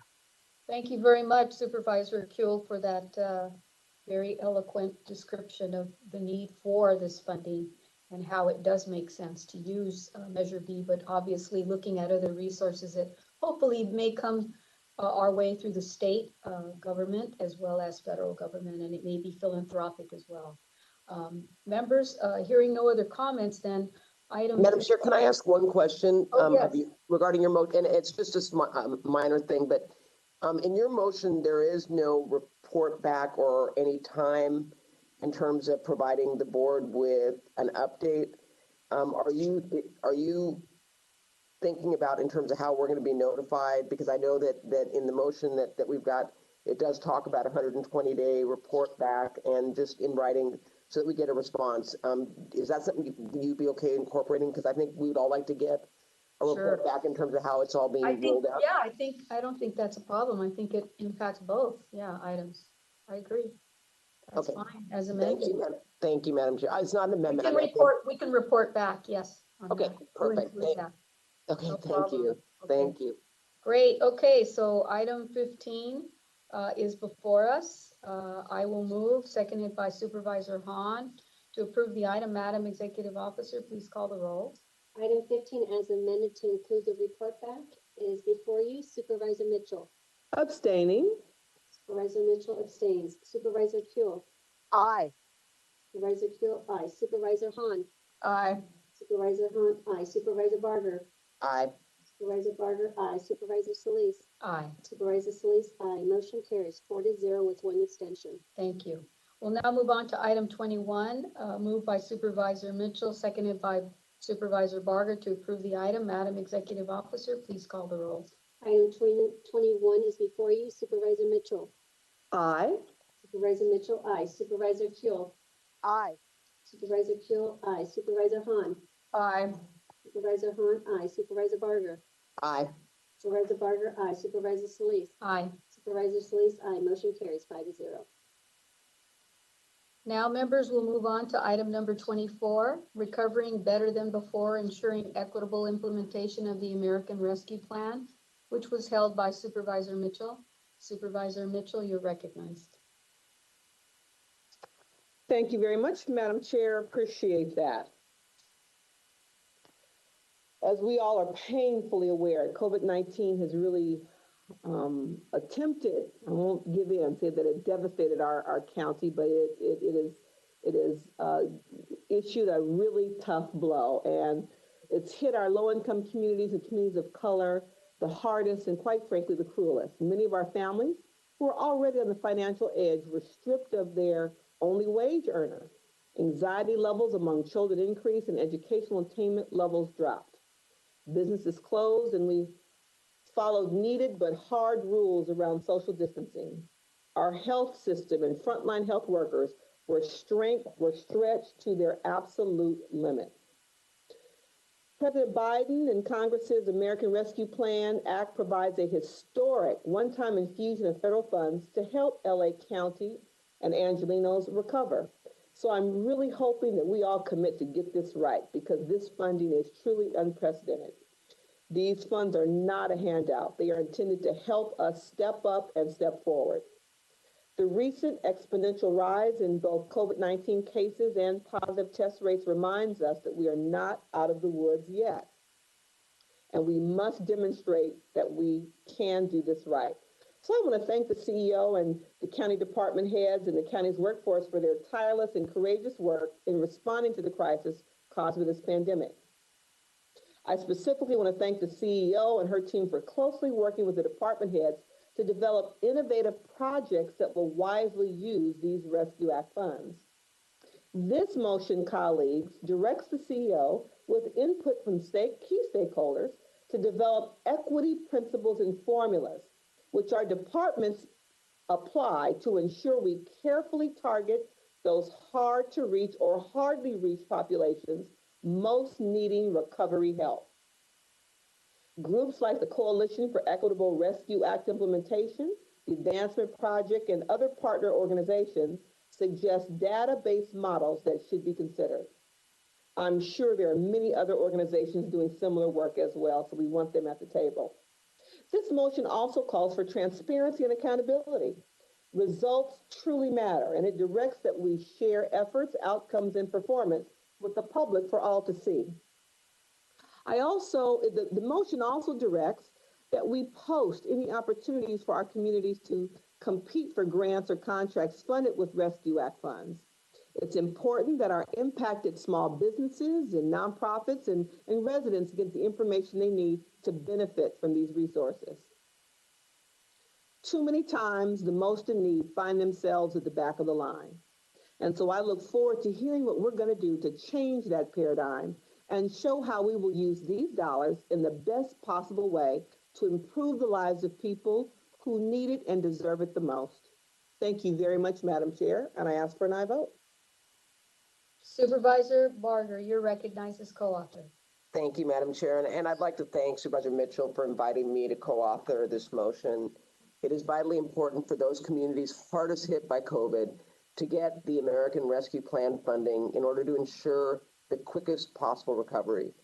We must ensure an equitable allocation of funds to provide the crucial support and resources that our most vulnerable communities throughout the region deserve. Today's motion is an important opportunity not only to distribute this funding where it is needed the most, but to do so with transparency and, more importantly, with accountability. In addition, the establishment of a public website reporting on our expenditures is essential in maintaining transparency and accountability for this important funding.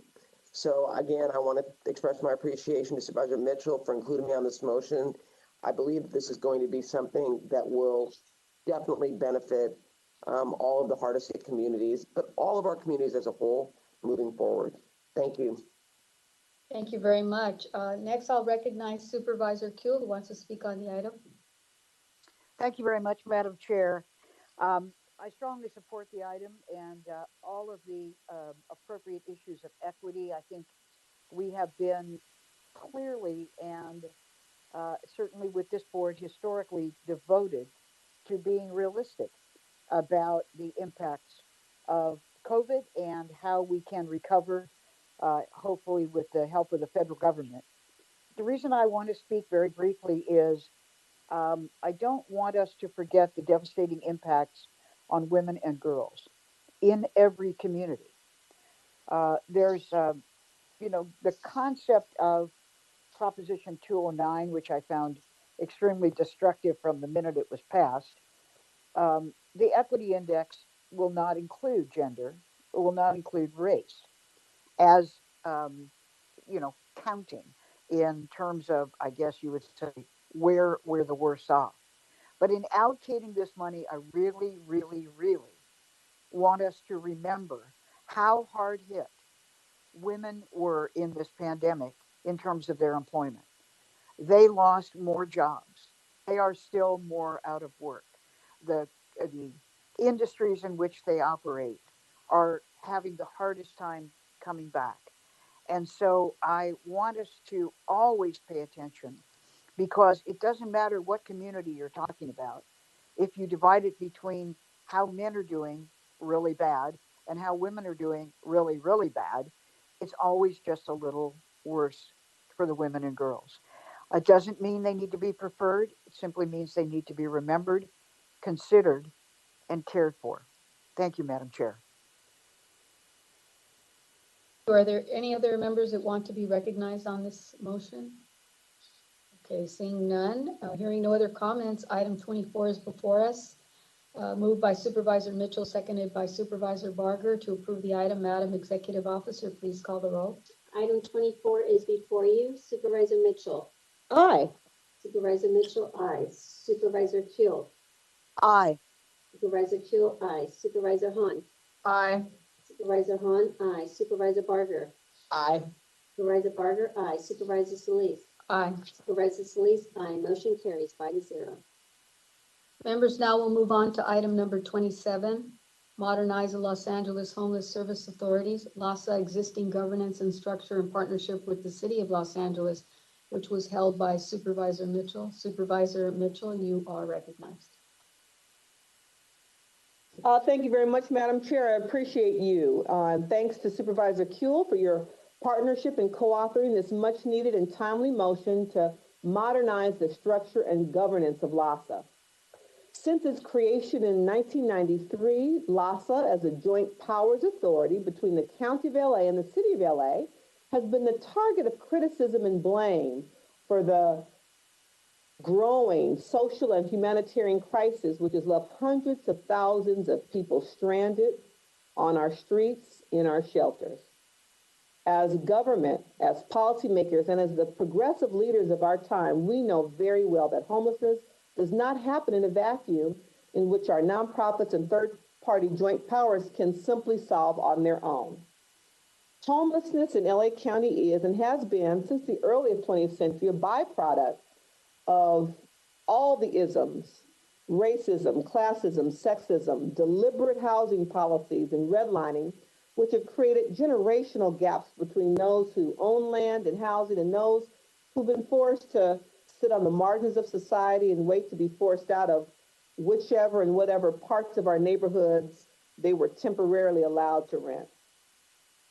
Homelessness is and has been a direct byproduct of our deeply racist justice system and mass incarceration, which has no counterpart in any other part of the world, and is also a byproduct of inequities in our mental health and healthcare delivery systems.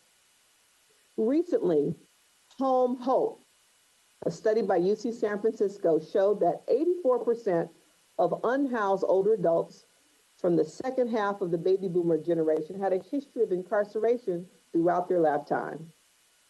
Again, a result of mass incarceration and the war on drugs against our underrepresented communities and poor people who've been incarcerated and abused by our system since the 80s and 90s.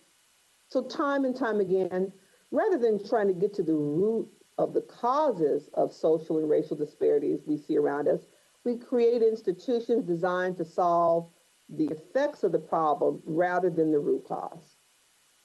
I think it's time that we all are intentional about forming and transforming agencies to be culturally sensitive and relevant. And we've done this. This board has done this time and time again. Our institutions need to be grounded on historic knowledge that provide trauma-informed care to give each and every individual the tools they need to be successful. And LAHSA is held accountable and often blamed for the homeless crisis, even though it does not inherently, by design, have the power, authority, or capacity to solve the crisis by itself. And again, since its founding, LAHSA's role has evolved from a simple grants administrator to a provider of services, as well as a full systems administrator and policy advisor. However, LAHSA does not have control over its funding, policies, and programs, and receives direction from overlapping oversight bodies, which has made it even more difficult with each year bringing about greater numbers of inflow into the system. If LAHSA hasn't resolved the homeless crisis in LA County, it's not because it's not theirs to solve alone. LAHSA was never designed to solve homelessness because it doesn't have jurisdiction over the production of affordable housing, the numbers of mental health facilities and number of mental health beds available. It has no oversight over our Section 8 system, public health, or the reforming of our justice system. all issues that directly contribute to the number of unhoused on our streets and in our facilities every day. All of these need to work in concert to close the front door of the inflow into homelessness. I recently met with leadership at LASA as a part of my own onboarding process joining the board. And I knew that there were many kind of bosses, if you will, or vested interests around the table, but I'm not sure that I even understood or others really fully acknowledge the fact that LASA has 31 key decision makers between the county, the city of LA, and the commission. I've heard repeatedly the desire to expand the number of people around the table beyond the existing 31. I included in the motion as part of Directive 1 an input and engagement process for one critical contributing entity, the Council of Governments, as well as a stakeholder process to have unified outreach engagement and housing placement approach to encampments. And I understand that there are some that think that the 31 isn't enough and having more will solve the challenge, but I don't believe that to be the case. I don't believe that adding more people to the proverbial table will resolve the challenges I just mentioned. And there are those who have called the governance of LASA chaos because everyone is in charge and yet no one is in charge or can be held accountable. I believe that we need intentional leadership as well as meaningful engagement. And that's why the motion before us today is inclusive of amendments crafted after discussions with my colleagues, department leadership, and community stakeholders. Our goal with this motion is to bring our county and city together to have an open and honest and consistent conversation about what LASA is and what it's not. And as opposed to getting involved in the blame game about whose inability to solve the crisis it is to really give it a job description that it will actually be able to perform and succeed at. And so this motion is introduced in an effort to create a body by the government that actually works and is set up to succeed rather than fail, and to create lasting and effective relationships between the city, the county, and LASA to solve problems together which serve our communities rather than divide them. I'd like other departments, along with our own board and the city of LA, to work together to create an intergovernmental body of governance and to finally align our vision, mission, to set realistic goals and timelines to meet those goals. So I'm asking for a report back within 90 days on the implementation of a modernized LASA organizational structure that is appropriate to the times in which we live and to the abilities of LASA as a joint powers authority. I ask for your aye vote. Supervisor Kuehl, you're recognized. Thank you very much, Madam Chair, and thanks to Supervisor Mitchell for giving me the opportunity to co-author the motion. It's also timely as we're also considering the fifth year Measure H budget this afternoon. As you mentioned, since its creation, LOS has moved from simply being a grants administrator to a system administrator and policy advisor. Tremendous growth over the last 5 years, which brings opportunity and responsibility to evaluate the progress we've made and to make, adjustments. There have been a lot of discussions about governance over the last 12 months, 4 different reports by the county, by the city, by LASA, by Weingart, with a variety of recommendations to improve LASA. But one recommendation uplifted in multiple reports is the need to establish a system-wide vision, goals, and outcome measurement. So last month, as you mentioned, some of our colleagues, led by our former colleague on this board, Mr. Ridley Thomas, took action to advance some improvement in the system. So it's an opportunity to collaborate more effectively with our city colleagues at an intergovernmental table. The motion asks for an analysis on how to do this. I like the fact that it's a report back. I also very strongly agree with how difficult it is for LASA when it has no way at all to control how much influx into homelessness there is in the county. More people becoming homeless every day than we can house, even though we're housing thousands every year. It's kind of like somebody, we don't know who, is throwing a bunch of people off of a bridge. And we're standing at the bottom of the bridge complaining that LASA is not cleaning up the bodies fast enough. I hate to be so graphic, but it really is a lot like that. We kind of know the issues that are making people homeless. That's why we are trying to look at controlling rent, which we have a terrible hard time doing. We are looking at controlling eviction, which we are able to do during the pandemic. Only probably, we'll see. It is people raising the rent as much as they like, no limits, and saying to a family, if you can't make it, get out. And yet, that's one more homeless family.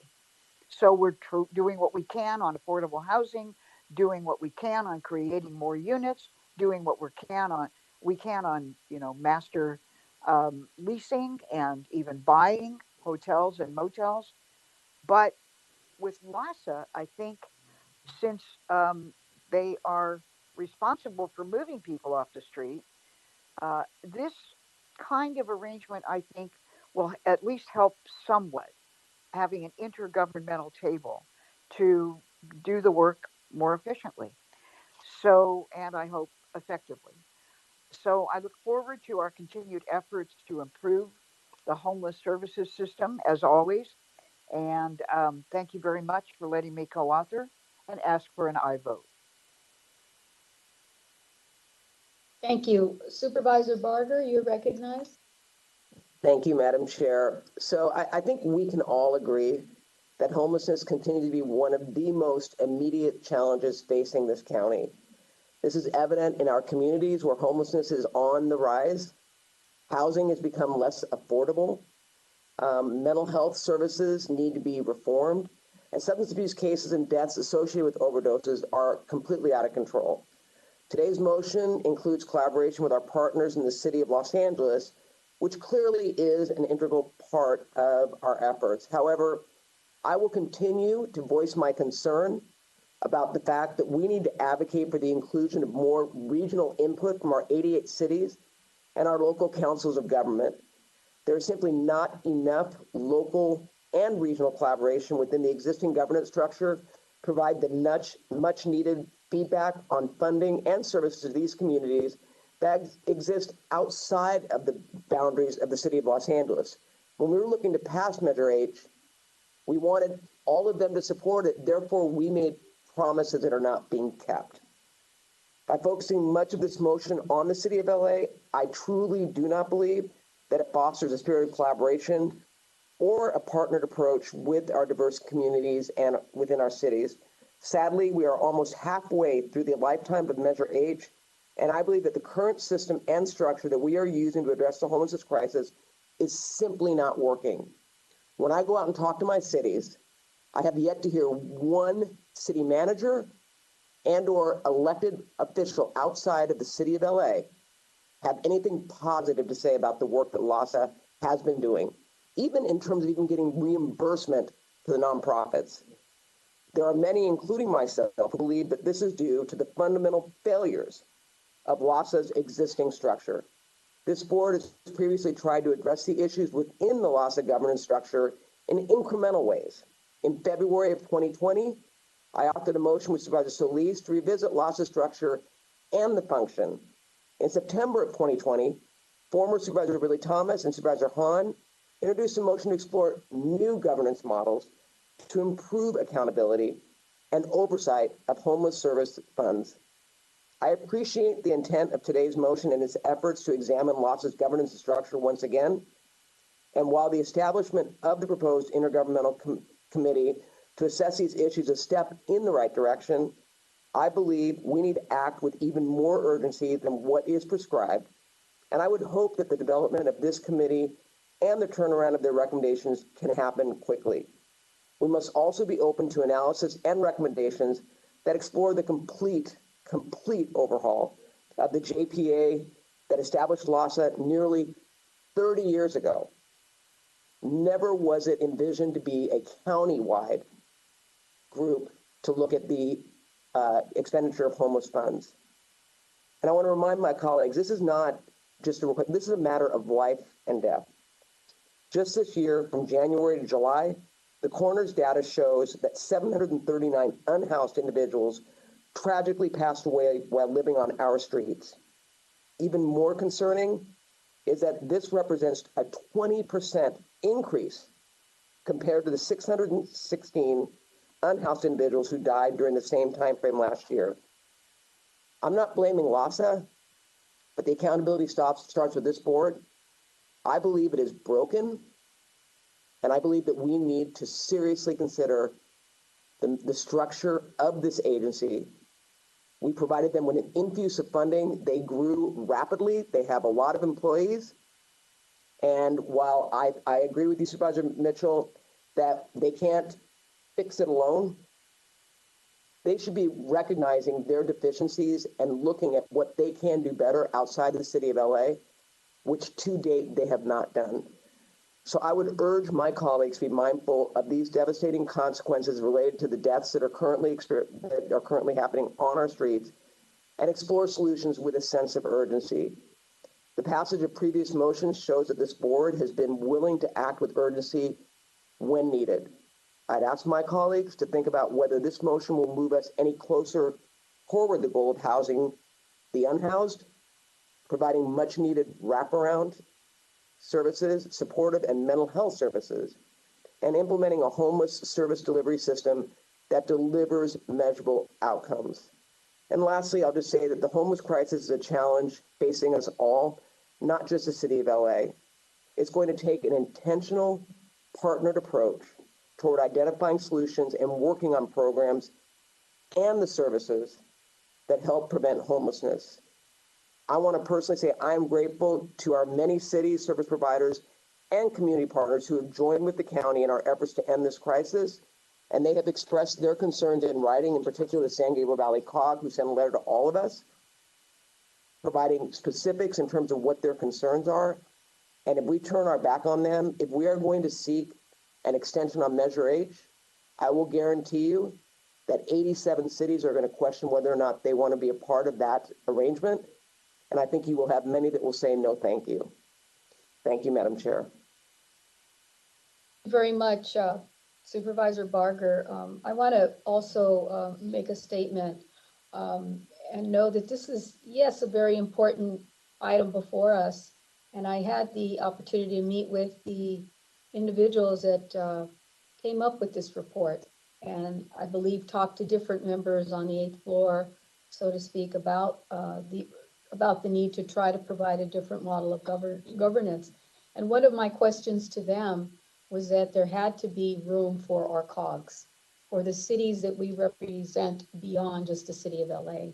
And while I represent the city of LA, I don't represent all of it, but I do represent 23 other cities, along with that 24 other unincorporated areas in the county. And I'm constantly reminded by people in my district outside of the city that they recall that we went out and told them that we were going to extend homeless services to them, and therefore we needed their support on Measure H. Many of them went out of their way. We had to beg, borrow, and just really do a lot of outreach to many of our cities. And there was this, I believe, that they too would be able to reap the benefits of Measure H. And what we found, unfortunately, is that LAHSA and the way the formulas were identified and the makeup of the different governing members didn't really extend beyond certain, how could I say, areas. And I think that Supervisor Barker, you hit it right on the nose when you said that we did work together to try to increase funding for our COGs. In fact, $5 million that we made available to our COG in the San Gabriel Valley. I too received a letter from them I represent the San Gabriel COG as well as you, as well as Supervisor Hahn. And I respect the work that some of our cities have been doing. It took a lot for us to see communities like El Monte, Baldwin Park, Monterey Park, and other parts of the county that actually stood up and worked with us because we extended an olive branch and did what we could, standing up Room Key and now Home Key, and bringing support services that we saw flourish here in downtown area out to the San Gabriel Valley, like Shower of Hope, and even services for laundry, taking out those services all the way to the San Gabriel watershed and the canyon, and working very hard and diligently with many providers out there that don't get sufficient funding, or some that did engage with LASA, but also had qualms because they were not appropriately paid when their contract was due. Payment could really undermine many of these very fragile CBOs that provide essential services for many hundreds and hundreds of residents in not just the San Gabriel Valley, but in Southeast LA and other parts of the district that I represent. So I am, I was hoping that we could have an amendment that would include a seat at the table for a member of the COG to try to provide that intergovernmental body the support they need at the table, not just in as an advisory role, because they have made in many ways a statement by putting funding in from their own cities, from their own community development block grant programs, and some have made it an effort to even hire up people, navigators working with us. I know it's not enough. There has to be more, but if we don't change the governance so that it really is reflective of the entire county, then I don't think we're adding anything new here. So that's where I'm coming from. That's all I have to say. Thank you. Any other members wishing to be recognized? Yes, Madam Chair, if no one else, I'd like to add on for a minute. I have a question.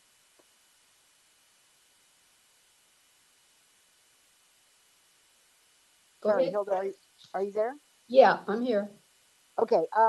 You said you had wanted to add COGS to this, but you didn't say that was an amendment. Forgive me if I'm, out of the loop here, but there's lots of loops, as you know. And Well, I was told that if I presented an amendment, it would not be accepted by the authors. That's why I'm not presenting anything. I understand, but Ooh. Well, I think it's kind of fun to have these conversations in public. Maybe not. I've always been kind of ambivalent about COGS. Let me give everybody a minute to think about this and how we want to kind of work our way through it. I think it is important for us to kind of take a breath and figure out, never mind the process and whether we agree with every minute of it, but what is it exactly we want to do? I've never really felt supportive of many of your, not your, Madam Chair, but everybody, all my colleagues' critiques of LASA, because it's kind of like nobody was dealing with what was adding all these homeless people. They were only saying LASA wasn't doing it right, wasn't doing enough. And, cities say, I want more of the pie. Well, how come I'm not getting more of the pie? Some COGS are great, some COGS are completely useless. So I've always been kind of ambivalent about it. And frankly, just changing who's on the board or whatever, it doesn't actually get to the root problem. What cities are contributing to keeping people out of homelessness? Most of them don't even have rent control ordinances or anything that helps. So I guess if we can, create a structure that satisfies all five of us, then fine. I have no objection to adding um, representatives of, the entire group of COGS, one or two or whatever, if that was the amendment.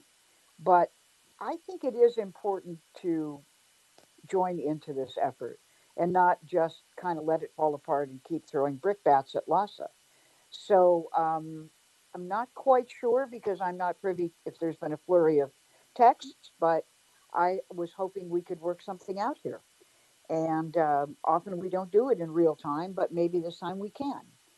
So you wanted to propose adding two representatives, or what was the amendment? If I could clarify in terms of what the motion does include, because I heard from the chair loud and clear, and we did make an amendment to the motion to include the COGS in an advisory role. But if I could just go on to say, it's not that I don't support the COGS, I have. In fact, when the COGS and the cities lobbied Sacramento for more money, and the counties were not supportive of the COGS giving more dollars. As chair of Senate Budget, I stood in the gap and protected COGS. And so I don't want to give the impression that I don't support COGS. But I'm also clear about the way LASA has been bashed. And I'm also clear about if we're trying to get to a point of a governing entity that can be held accountable, that we are clear about who should be at the table. The advisory capacity could be more expansive, but and there's no rule that says that there can't be additional joint powers authorities. What defines the joint powers authority is who contributes financially. And so I want to be clear that it's not that I'm anti-COG at all. I am working very hard collaboratively to create a framework by which we can hear a report back, to narrow the focus and scope, to clearly define who should be at the table. And I think it's the city of LA and the counties that are taking the brunt of the media and public hit about what these two levels of government are doing to improve the plight of our unhoused shared constituents. Again, nothing in this motion would prevent additional joint powers authorities, and it's a report back. And again, the COGS were included in an advisory role. They are not currently included in the JPA that created LASA either. I understand, and I think it's a very good point. The governing body of any JPA should be those who are members of participants and partners in the JPA. So, as I understand it, Supervisor Mitchell, you would welcome the participation of the many COGs in an advisory position, but do not consider it appropriate that they govern an entity to which they do not contribute. That is correct, and that amendment is currently, in the motion before us, that they could be a part of it, they could serve in an advisory role, absolutely. And my understanding then is that others of my colleagues want them to, despite the fact that they don't contribute directly to this particular entity, to LASA, to be on a governing body. But it's a report back about whether, well, I don't think a report back would say whether they thought it was appropriate or not. So it's kind of hard to figure out what the report back would say about the COGS.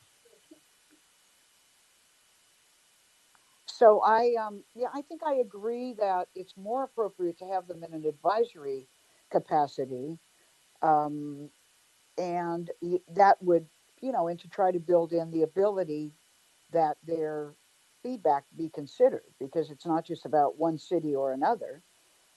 We've all got cities in our district and COGS, and they are very different from each other. So I would like to see there be some kind of intergovernmental entity like this. And I assume that if the motion doesn't pass, LASA just stays the same, which doesn't sound to me like what everybody wants either. And also, changing governance of body and thinking that's going to solve the problem is like, I hate to say it, moving deck chairs on the Titanic. It is not the thing that's needed. What's needed is prevention, real prevention. And I don't see any of it here. I completely agree with you, Supervisor Kuehl. And I think in my opening remarks, I talked about the fact that we point the finger at LASA and fail to acknowledge all of the policies, some of which brought to bear by government that have contributed to the current moral crisis that we're facing. I agree. This is in response to a desire that I heard from both city leadership and county leadership, where we come together and step up to the plate in a meaningful way to try to improve this one element. Again, in hearing from board offices, we included the COGS in an advisory role. Again, to clarify, I too represent COGS and have fought for them to get resources to the table, even during the times when the counties didn't support that. And so I don't want to give the impression that I don't support the COGS, because that is not the case. And again, in response to board office desires, we included them in an advisory capacity. But again, if we want to, redefine or reimagine how LASA can truly be a more effective entity, the JPA was established in 1993 with contributing members. We started there to narrow who is at the table and really try to help identify and define ultimate accountability to LASA's success. That is the spirit in which the motion was brought forward. And with that, I ask for an aye vote. Well, let me say I would encourage my colleagues to support this, since it's only a report back, because it, of course, gives everybody the ability to bring their own motions later, to amend later, and maybe we can, work through so that it works. Madam Chair, I'd also like to speak. I was waiting to. Okay. Sheila, are you done? I can recognize the other two members that haven't spoken. So I would be so happy to hear from the fourth and the fifth. Supervisor Hahn. Thank you. Supervisor Hahn. Oh, yeah, thank you, Madam Chair. I really was listening to this debate, and the point that really did resonate with me, Supervisor Kuehl, was the reference to the Titanic, because that is a little bit what I'm feeling about sort of everything we've done since Measure H was passed in regards to LASA. And, even talking about the COGS, I mean, in that same reference, Sheila, you're like, okay, as an advisory group, do you guys want to be on the promenade deck, or do you want to be on the main deck as the ship goes down? I mean, this is how I'm feeling a little bit, colleagues, today, is that I totally, Supervisor Mitchell, I totally understand what you're trying to do. I feel the same anxiousness and frustration that I hear in your voice, and particularly since you've talked to other board offices. I am frustrated beyond belief about, and I'll say it, about LASA. I have been one of those that have criticized it, and I know, Sheila, you have pushed back on me a little bit on that over the last few years since I've been a supervisor.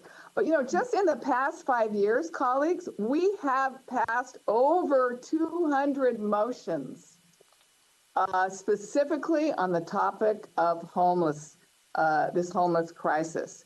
I'm at the point, literally, that I don't see anything in this that will actually solve this problem, will house more unhoused, will get to the root problems. I am not convinced that creating another intergovernmental body made up of elected officials from the city and the county does anything to move this forward. We're already accountable. I got news for you. I am accountable. When people want to talk about homeless, they're going to point their fingers at us because we convinced the voters to give us their money. We convinced them to pay a quarter-cent sales tax on everything they buy, give it to us, and then we'll work with LASA to try and solve this problem. We came up with 47 strategies to do this. I respect our attempt to visit LASA's organizational structure, but I honestly don't think I can vote for another motion that talks about this, because it just is not getting to what is wrong about our approach. One of the things I'd like to see is our CEO and maybe our new interim director of homelessness, Cherie, go back over all our over 200, I think it's 237 motions that we have passed about this homeless crisis. Go back over them. What were they? What worked? What didn't work? And bring back to us something a little more substantive about what direction we should go in. And the other thing, I just wanted clarification. You keep talking about this being a report back. I look at the first directive as establishing a standing intergovernmental body comprised of elected officials from both the county and the city. And again, I don't know enough about what that would look like. Is this another, do we meet regularly? Is it Brown acted?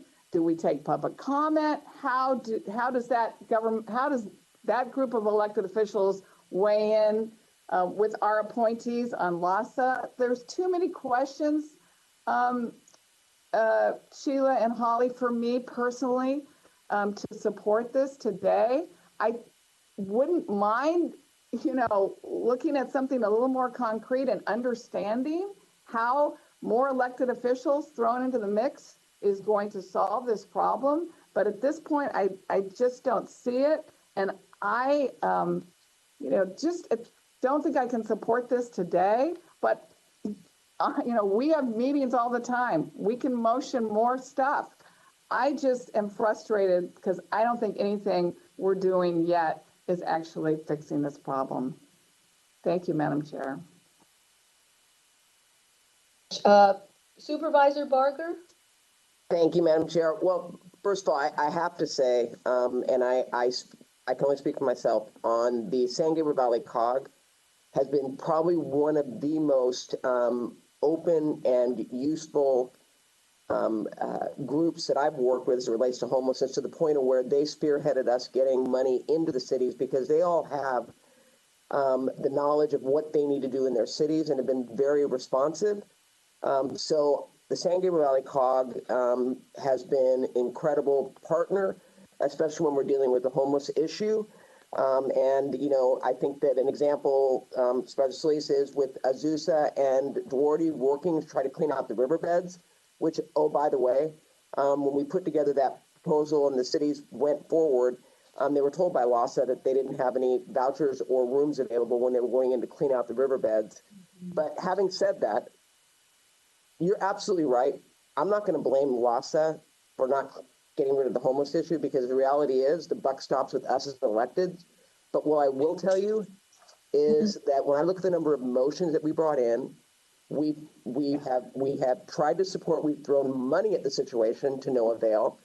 I feel that moving forward with something that's literally putting a Band-Aid on something that, quite frankly, I think needs to go in for major surgery is a disservice, not only to our cities, but also to the homeless population as a whole. I think we have an opportunity. When I look at the JPA was specifically created for the city of LA and the county of Los Angeles because of a lawsuit. It was never envisioned to be a county-wide mechanism to allocate homeless dollars, homeless services dollars. And so I think this is an opportunity for us as a board to be leaders and really take a look at the fact that we have an opportunity to really reanalyze. Oh, and by the way, the city of LA, city council feels the same way. And, I think the irony is that I think the city mayor has the ability to appoint on LAHSA, and the city council, I think, at least from my understanding, has expressed some concerns as well. So why wouldn't we use this as an opportunity for us to get together with our cities, of which LA City, the biggest, but also only one of 88, and really look at how we can, as a board, represent the county of Los Angeles and be the peacemaker, bringing together all parties to really address this issue. So I cannot vote for this motion based on the concerns that I have, and I hope that we'll view this discussion as an opportunity to really take a step back and figure out how we can, as a board, lead the region with a solution that is not going to cure homelessness, but is going to at least provide a roadmap moving forward, including our cities, who are really at the front and center of the homeless issue in each one of their boundaries. Thank you, Madam Chair. Thank you, Supervisor. Madam Chair, if I could just add one more comment and then I'll be done. Sure. Thank you. I appreciate this hearty debate. This is what I have been missing, having onboarded during COVID when don't have the opportunity to really convene in person. So I think this is an important element to the creation of public policy. It really is. You know, I too, Supervisor Hahn, would love to be able to review the 200 plus motions that the board has passed on this issue. I, as a new board member, that would be important for me to review actions the board has taken. But I have to say, I don't think it's fair that we continue to say that, you know, quote, we've done nothing.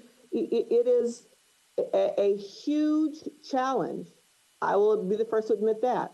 But actions this board and the city council and other cities and COGS have taken really have created a situation where we're housing 200 plus a day.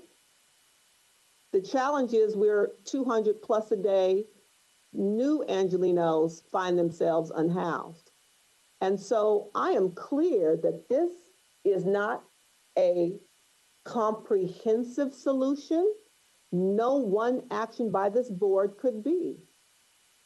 We have systemic issues that contribute to the reasons why people find themselves unhoused every day. And so one motion is not going to solve for all of that. We have to build housing. We have to build more affordable housing. We have to expand access to mental health services and treatment beds and drug treatment services and domestic violence shelters. We have to make sure that people are earning a livable wage so they can afford to make LA County home. We have to make sure that the vouchers we do receive, Section 8 and others, are actually, acknowledged and accepted by landlords. We are working and have been successful in securing more vouchers from the federal government. All of those things will help contribute to those 200 people every day being able to stay housed where they are. Madam Chair, I was invited, I believe by you, to participate in this meeting with City Council leadership and heard loud and clear this desire for the two levels of government to work collaboratively. We asked the CEO and CAO of the city and the county to come together and talk about resources and who brings what to the table. So this motion was in that vein, in an effort to make sure that those two entities are prepared in a meaningful way to talk about solutions we can bring to the table. You know, let me be clear with regard to Measure H.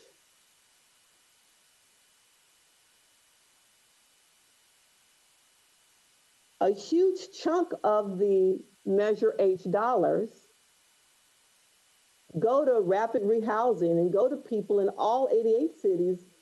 And without that, the COGS would not be able to house them. And so I don't want to pretend as if the COGS don't play a valuable role and aren't valuable.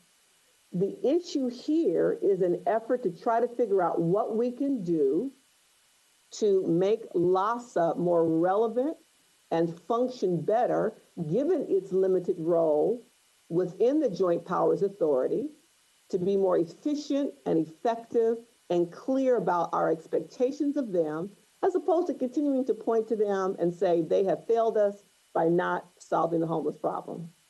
So I appreciate there have been north of 200 other motions. I don't know what all of them are.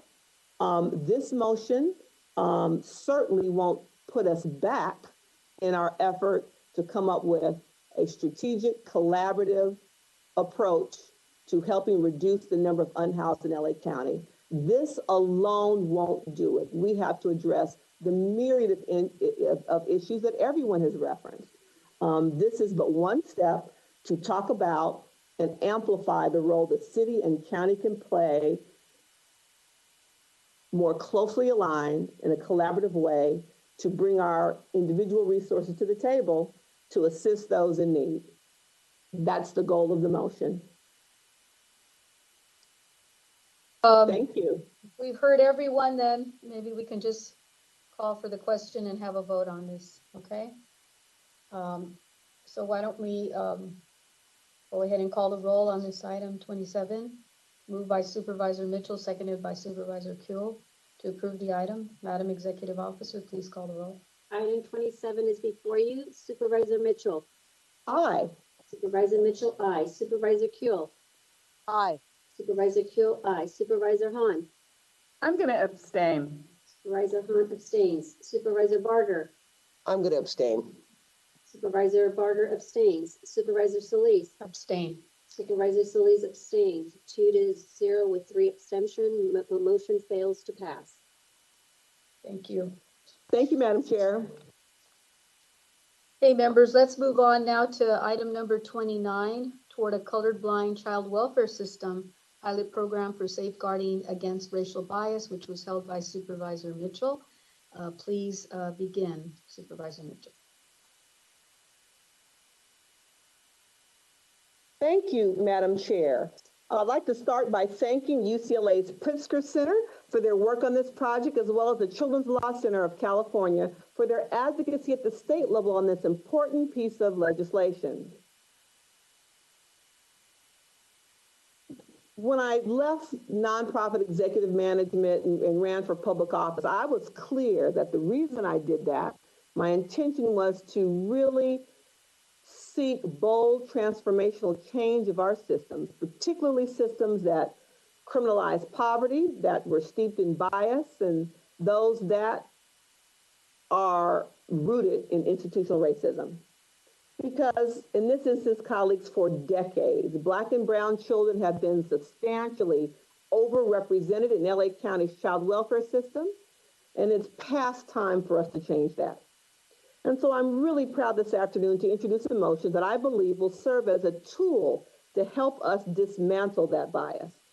Blind removal is a child welfare practice which centers a removal decision on the facts of the case, rather than a family's race, ethnicity, or neighborhood in which they live. Removing a child from a home can create irreversible damage if the removal is proven to be unwarranted. In piloting blind removals, I am hopeful that the research will teach us about the role implicit bias can play in those decisions. And we should all be clear and honest. So we know that every human being has bias in our systems, no matter who we are or our life experiences. And so I think that this pilot gives us the chance to achieve meaningful systemic change in one of our county's most important functions, protecting the most vulnerable among us, our kids. It occurred to me recently that a number of other systems, we guard against the impact of racial bias, most notably in our employment systems, when we consider race as a protected class. So surely in the nation's largest child welfare system, we must employ the same kind of protections to benefit children and their families. This pilot and this whole conversation may be uncomfortable for some. However, from my perspective, the data compels us to seek out every practice that will help us guard against bias and ultimately the overrepresentation of children of color in our child welfare system. In achieving fundamental change, we have to do what we've never done before to achieve results we've never experienced. So I encourage your I vote, and with hope, we look forward to the results of this research study. Thank you, Madam Chair. Supervisor Sheila Kuehl, you recognize. Thank you very much, Madam Chair. You know, I don't know whether we've all had experience with these kinds of sort of blind studies, but I did when I was at UCLA, and I want to say it's a real thing.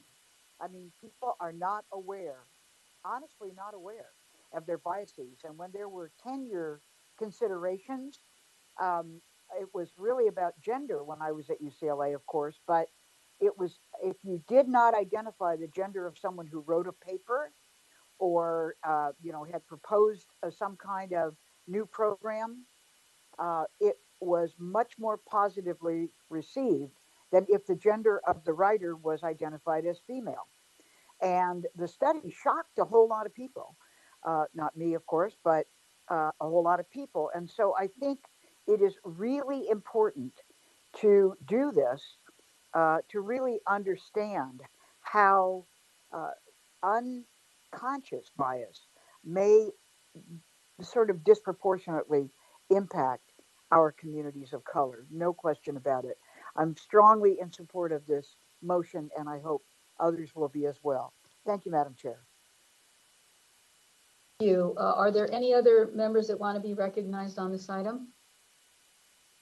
Seeing none and hearing no comments, item 29 is before us, moved by Supervisor Mitchell, seconded by Kuehl. To approve the item, Madam Executive Officer, call the roll, please. Item 29 is before you. Supervisor Mitchell. Aye. Supervisor Mitchell, aye. Supervisor Kuehl. Aye. Supervisor Kuehl, aye. Supervisor Hahn. Aye. Supervisor Hahn, aye. Supervisor Barker. Aye. Supervisor Barker, aye. Supervisor Solis. Aye. Supervisor Solis, aye. Motion carries 5-0.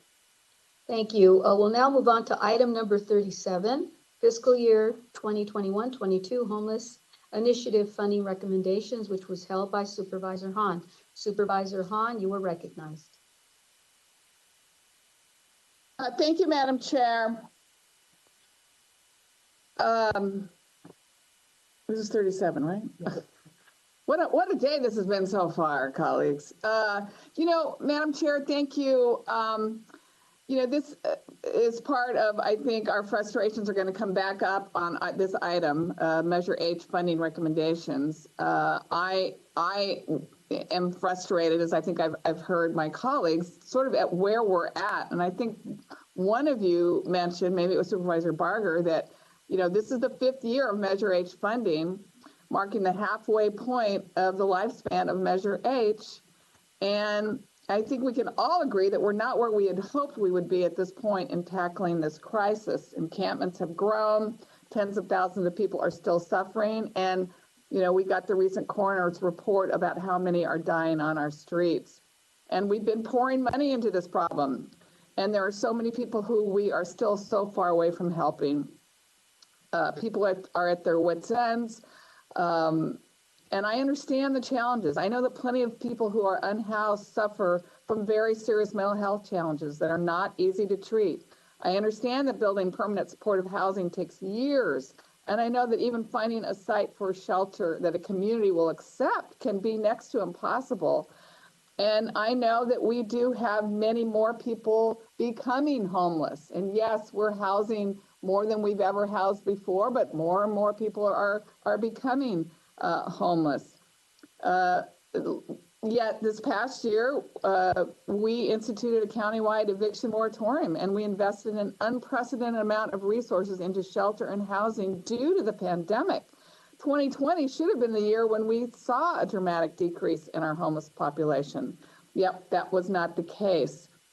And the longer we take to make a real dent in this problem, the more problems we face. I am particularly concerned that more and more cities are moving to enforce their anti-camping laws, and there are more calls to criminalize our homeless. We have an LA City Council member that's trying to withdraw the whole city from the Joint Powers Agreement of LASA. Judge Carter is questioning our response to Skid Row. And our own sheriff is threatening to clear encampments, a strategy that I do not believe gets us any closer to solving this problem. And the longer we take to solve this problem humanely and compassionately, the more likely people are going to turn to inhumane strategies. This year's Measure H budget comes in at over $500 million. That's a lot of money, $500 million. But it doesn't make me feel any more hopeful, because I know all too well that money alone is not going to solve this problem and get people housed, especially if we keep putting our money in the same strategies that have not worked the past 4 years.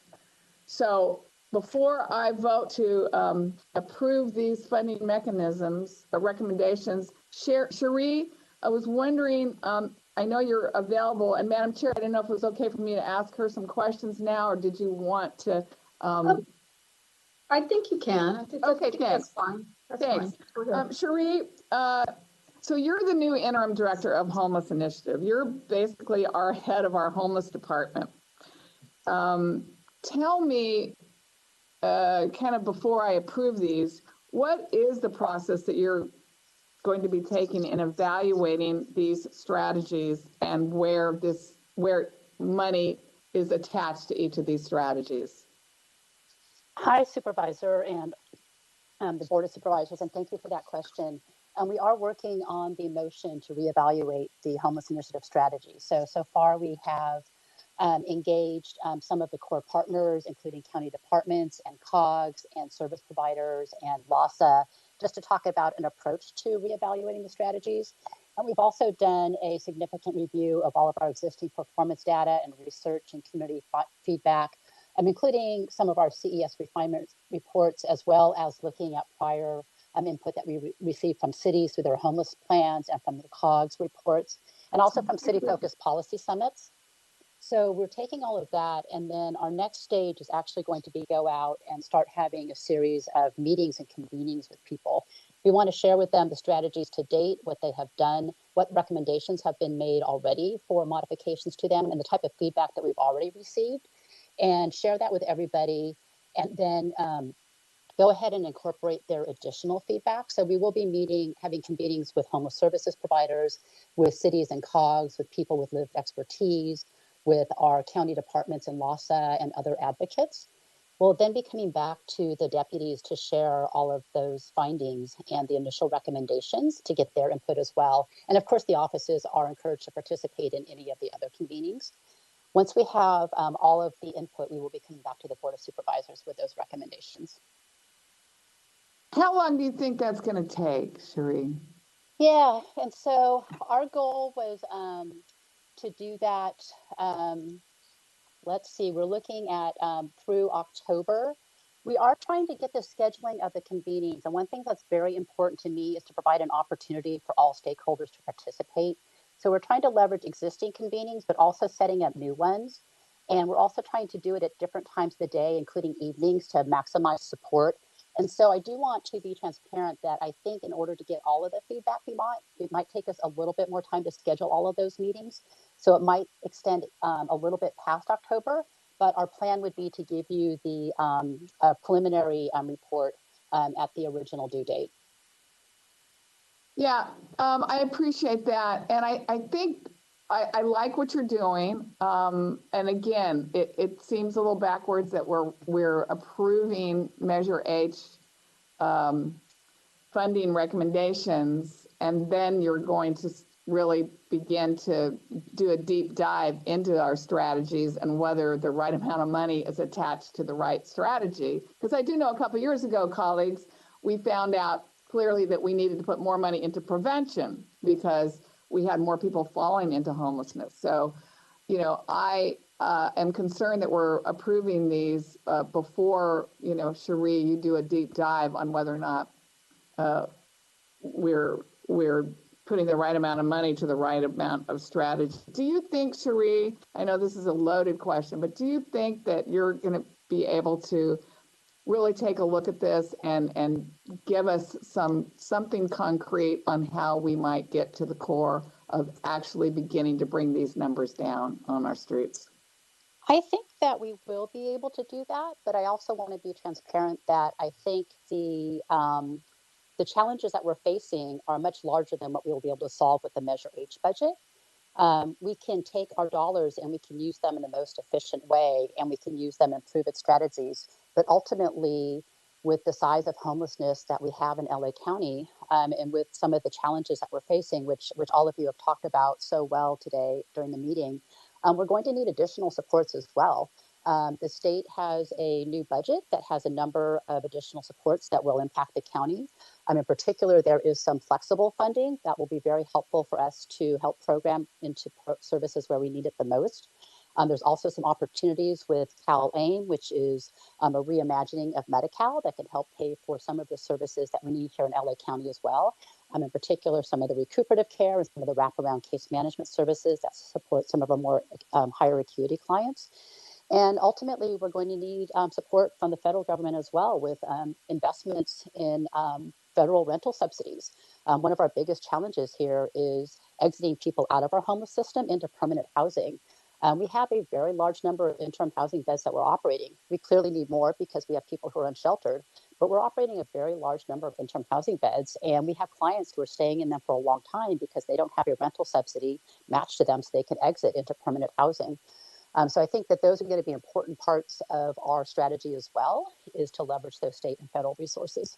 Yeah, thank you. I mean, a lot of people would be surprised to think that $500 million a year, every year, for 10 years is not going to solve the problem, but it is not about money.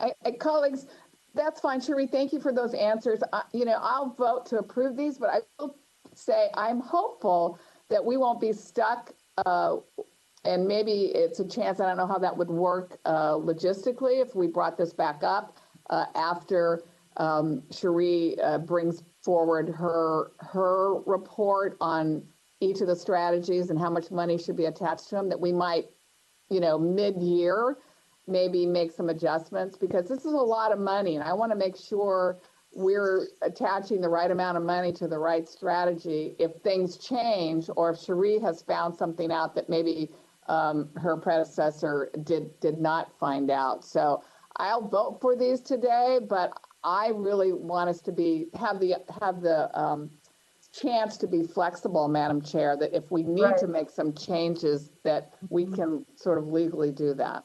Thank you.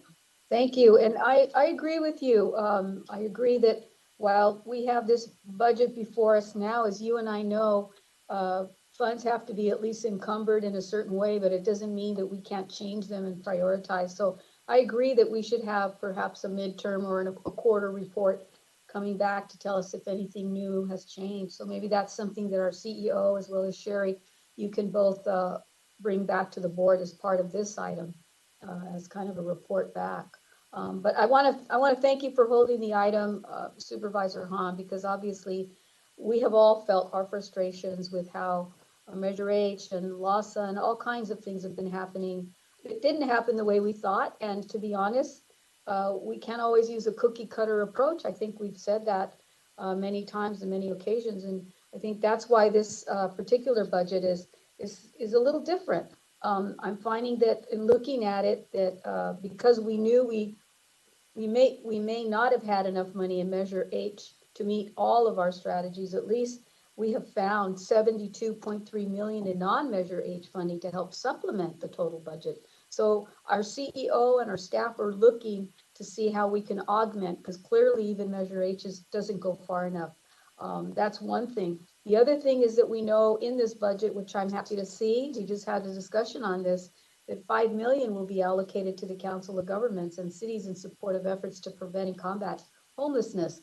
And this is a part of a larger 15 million allocation to support cities' homeless initiatives through the end of fiscal year 22-23, which is great. I'm also looking forward to seeing the homeless service system expand its reach through city-led homeless initiatives. Also happy to see that 220,000 will fund a countywide study on women experiencing homelessness. This study will recognize unaccompanied women as a homeless subpopulation in LA County so that we may better understand and address their unique needs. The allocation is timely since we know that women have been, as been stated by many of my colleagues, disproportionately impacted by COVID-19. The study, I believe, will help us build out a stronger system of support and programs to help unaccompanied women find success on their path towards permanent and stable housing. And then lastly, funding has been allocated to help build out faith-based partnerships through our homeless system. And that's something that I know my colleagues and I have been talking about for a long time. Helping people experiencing homelessness is built to their mission, and it's a part of their moral obligation. And I know that for many of our residents and folks that find themselves in homelessness, this is a critical part of the role that faith-based organizations can provide, offering emergency shelter, meals, supporting vaccinations, providing basic needs as clothing, shoes, hygiene items. I've seen it firsthand during the pandemic, and I saw so many of our faith group organizations really step up to the plate. So I know that we have much to do in terms of providing better leadership and governance, but I think that there are some strategies that do work. So I plan on supporting this budget. With that, I want to recognize Supervisor Kuehl and then Supervisor Barker. Thank you very much, Madam Chair. I just wanted to make sure that as we, I think, appropriately critique some of the aspects of our homeless services programs, that we also not ignore the accomplishments. Because when we use language like, you know, we spent all this money to no avail, or everything keeps getting worse, it makes it sound like all homeless people are fungible, but they're not. I want to remind us that in the last 4 years, we have rehoused over 75,000 individuals and families in interim and permanent housing. And the fact that there are a new 75,000 and more doesn't mean that we failed or that we did not spend our resources appropriately. If you see their faces, and I have, when they're handed a key or when they move into, even a tiny place, to feel safe, to be able to lock a door behind them, to have a roof over their head when it rains, it is significant, and it is not cheap. Remember that Measure H was primarily about services. We are not building with Measure H. That was not a big part of it.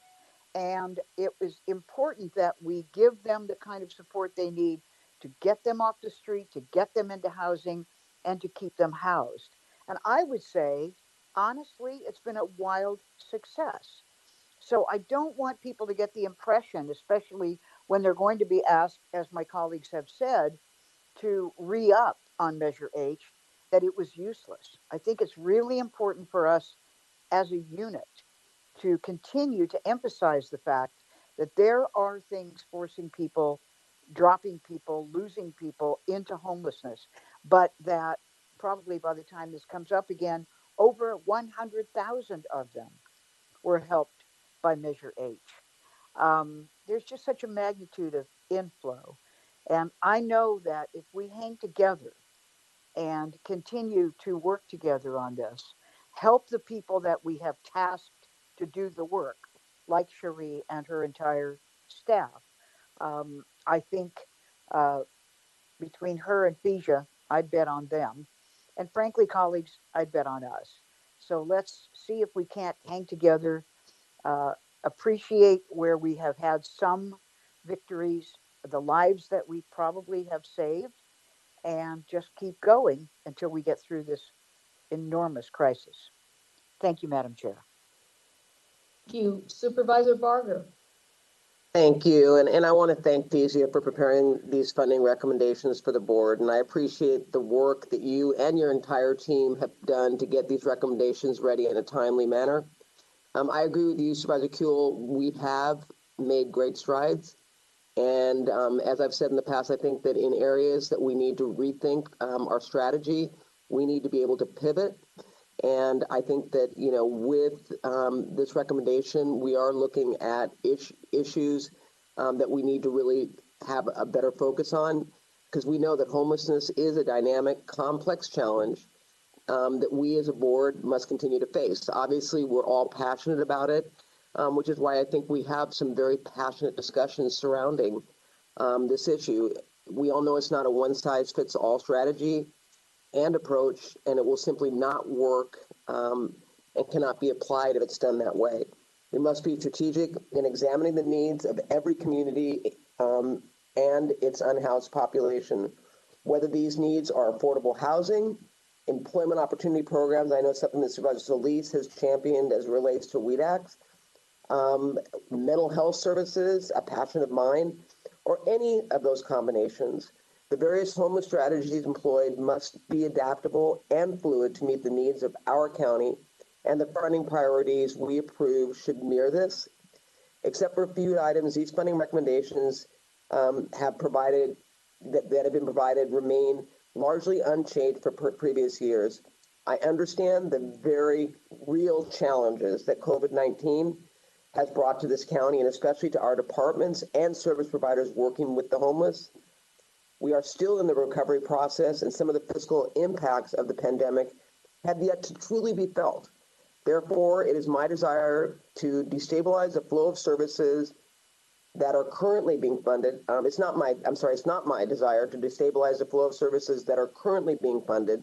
However, I want to make sure that we continually analyze and evaluate our homeless service system and the needs of our communities to adjust funding priorities to align with our findings, and hopefully that can be done in real time. Unless we become aware of these changes and make a good, conscious effort to invest our resources accordingly, we are only going to continue to see more of the same on our streets. And what I see on the streets right now is unacceptable, but I do accept, Supervisor Kuehl, the fact that we have made great strides, but I think we've got a long way to go. And I truly, to your analogy about throwing people off a bridge, we need to find out what the root cause is, and it's not simply housing cost.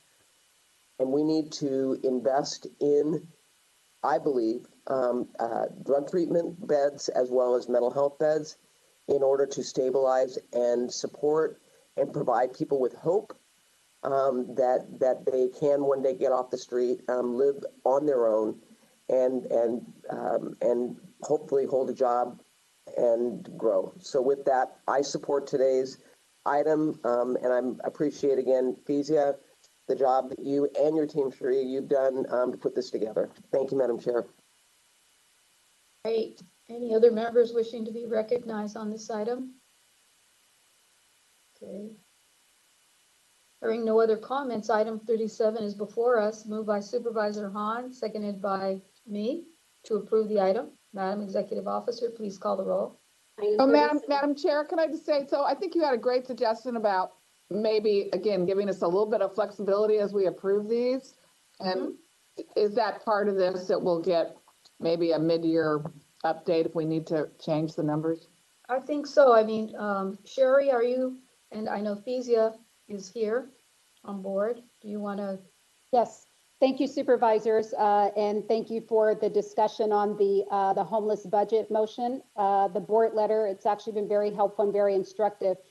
Pursuant to Supervisor Hahn's prior motion, where she wants the CEO and the homeless initiative to basically reassess all of the 51 homeless initiative strategies to make sure that, you know, we're not doing things just because we started out that way 5 years ago. And more importantly, to make sure that the strategies are actually what we need at this point in the journey.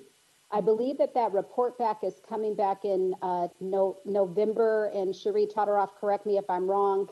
I believe that that might be an appropriate time for us to revisit once we present the information to the board, whichever proposed changes the board adopts. I think that would be an appropriate time for us to. Okay, that would be great. I just want to make sure that that's part of how I'm voting for these recommendations, is knowing that.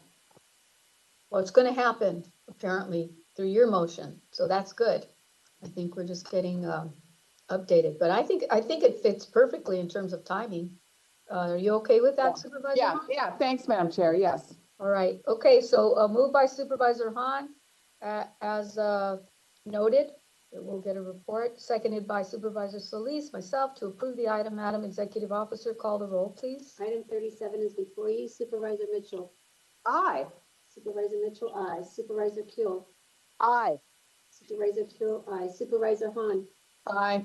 Supervisor Hahn, aye. Supervisor Barger. Aye. Supervisor Barger, aye. Supervisor Solis.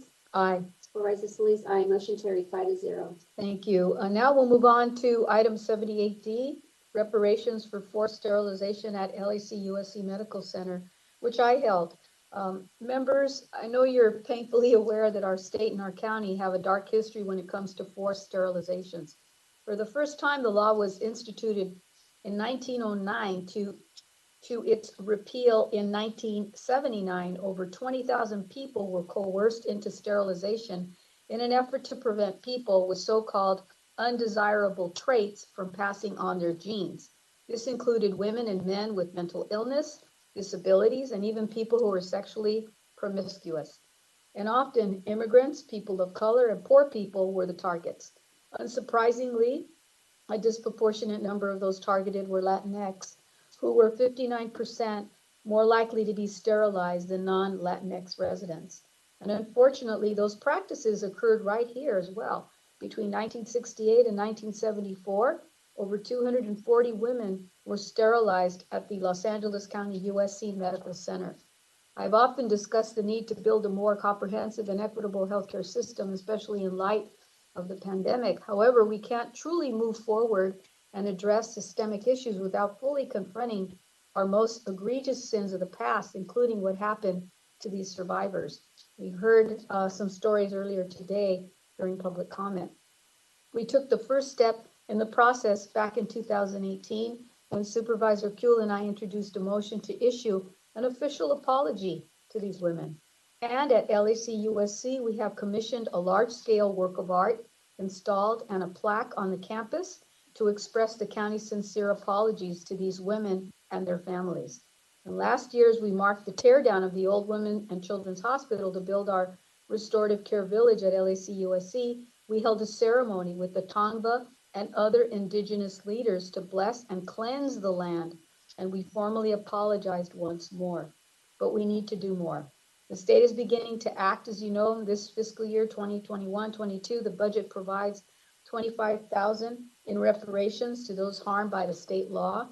And although this is a significant step for survivors of the practice across the state, it only applies to victims at state-run facilities and does not include county-run facilities like LAC-USC. We have a moral obligation to ensure that these survivors aren't left out of this corrective action plan and that we take necessary steps to make them whole. That's why I'm introducing the motion today. We must use our collective voice as a county and communicate to our governor, our state leaders, that the survivors at LAC-USC be included in next year's budget.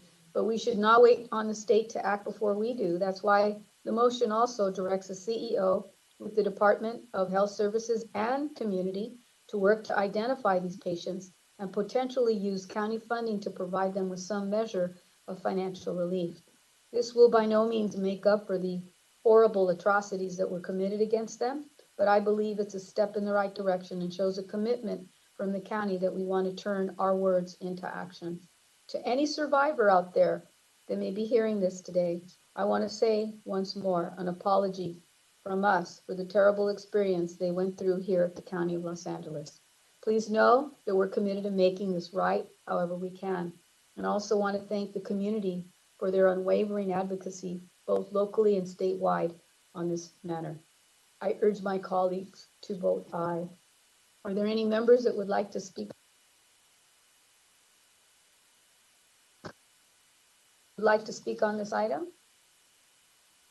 Okay, seeing none, then I will call this item up. 78D is before us. I will move, seconded by Supervisor Hahn, to approve the item. Madam Executive Officer, please call the roll. Item 78D is before you. Supervisor Mitchell. Aye. Supervisor Mitchell, aye. Supervisor Kuehl. Aye. Supervisor Kuehl, aye. Supervisor Hahn. And thanks for bringing this up, Supervisor Solis. I vote aye. Thank Supervisor Hahn, aye. Supervisor Barger. Aye. Supervisor Barger, aye. Supervisor Solis. Aye. Supervisor Solis, aye. Motion carries 5-0. Thank you. Thank you, members. At this time, it would be appropriate to hear from supervisors on items not held on the posted agenda to be presented or referred to staff or placed on future agendas. The following order is, we will begin with Supervisor Hahn, and I believe she would like to read in to report back motions to be approved today. Supervisor Hahn. Yes, thank you, Madam Chair. The first one I wanted to read in is about our Department of Animal Care and Control. Throughout the pandemic, we all spent more time at home, which led to many of the dogs and cats from our care centers finding their forever homes. As we come out of the pandemic, I've heard from some residents that feel like the appointment-based system which is currently in place, makes it more difficult for them to adopt the dog or cat of their choice. So I therefore move that the Board of Supervisors direct the Department of Animal Care and Control to report back to the board in 15 days about the feasibility of giving the public full access to the care center to view adoptable animals and on ways to increase adoption rates and ways to decrease the euthanasia of care center animals. That's the first one. The second one, Madam Chair, is about what happened yesterday that created a huge public safety potential issue at our beaches. Yesterday, the Hyperion Reclamation Plant discharged approximately 17 million gallons of untreated sewage off the coast of Dockweiler State Beach. The Department of Public Health posted beach closure signs in the area around Dockweiler, but many beachgoers and local residents were not aware of the closure, and it was not clear which areas of the ocean water were impacted because Public Health released an alert late yesterday evening. The delay in public notification for a sewage release that poses a public health risk is unacceptable, and the notification process must be corrected. That's why today I'm introducing this read-in motion that will improve emergency sewage spill notification protocols. And after I finish reading it, Dr. Davis, I just wanted to ask you some questions because the public, not surprisingly, is very concerned. So on July 11th, 2021, the Hyperion Reclamation Plant discharged approximately 17 million gallons of untreated sewage through the 1 mile outfall into the Santa Monica Bay off the coast of Dockweiler State Beach. Plant crews worked overnight to resolve the issue, and the Los Angeles County Department of Public Health posted beach closure signs in the area around Dockweiler State Beach. However, many beach goers and local residents were not aware of the closure, and it was not clear which areas of the ocean were impacted until health officials issued a news release later in the evening. The Los Angeles County Department of Public Health Environmental Health Division is responsible for monitoring ocean water quality and is charged with taking appropriate action when untreated sewage enters an area where public health may be jeopardized. If beaches become contaminated due to untreated sewage, Public Health's reporting protocol requires the department to immediately post beach closure signs and issue a public advisory explaining the reason for any beach closures. Effective monitoring and public notification of ocean water quality requires open communication and situational awareness of the sewage discharge incident among all coordinating agencies within LA County, as well as the sanitation districts and sewage treatment facilities. During a sewage discharge event where public health may be jeopardized, it is imperative that public health immediately notify the general public of health risks and swiftly coordinate with partner agencies to ensure health protective action is taken. Immediate notification should be defined as 15 minutes from the time that public health is aware of a serious adverse event that poses a public health risk, not hours.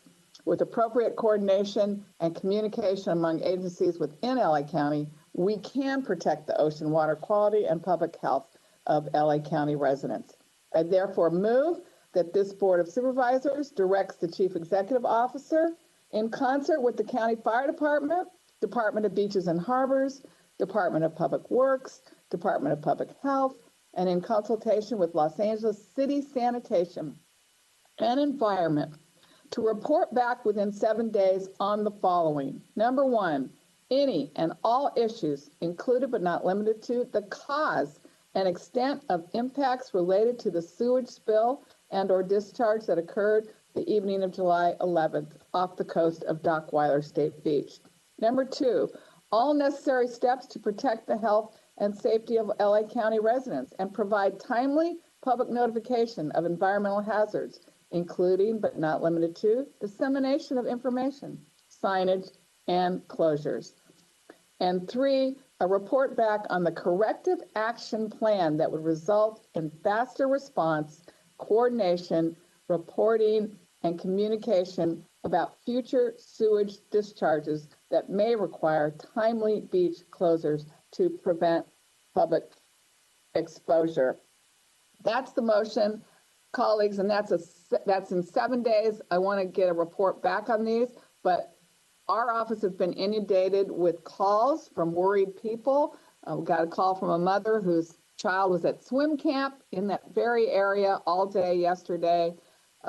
So Dr. Davis, can you just speak briefly to those who are concerned, if they were in the water around those beaches yesterday, should they be worried about their exposure to the bacteria, and what health advice do you have for them? Thank you, Supervisor Hahn, and I'm happy to answer these questions. As we look at sewage being discharged, often 1 or 5 miles from shore, the bacteria levels should be significantly diluted by the time it reaches the swim areas. However, we do go through testing to confirm that that's actually the case. If someone was in water that was polluted with sewage, typically they may have sort of stomach-related illness, depending on what they may have been exposed to, which could include nausea, vomiting, stomach ache, diarrhea, headache, or fever. Sometimes they may have an illness that are minor illness related to ear, nose, or throat infection. And if it's something that's more highly polluted, then it could be something more serious.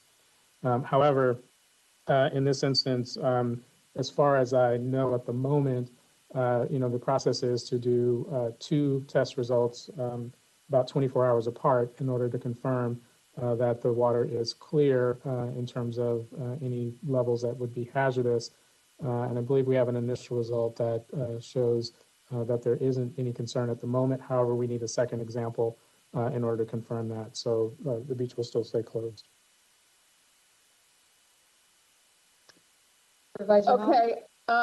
Yeah, thank you. And then how will you notify the public that it will be, the beaches are still closed at this point, right? Dockweiler, El Segundo, those are still closed. So how are you going to notify the public once you've got 2 consecutive samples that it is safe to swim in?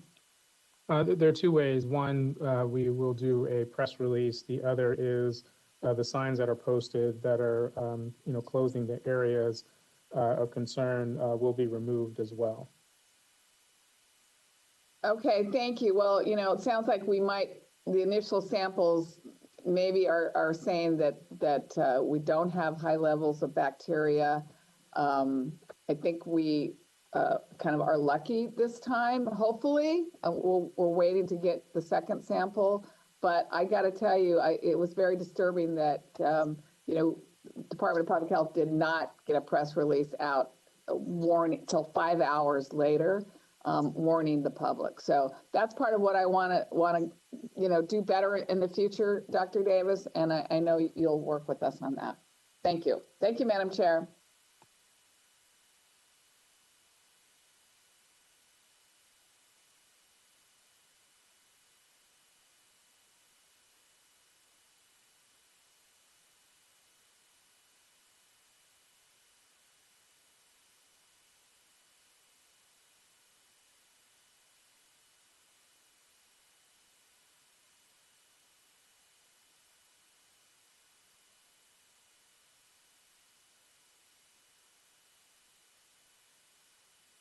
Oh, I'm sorry.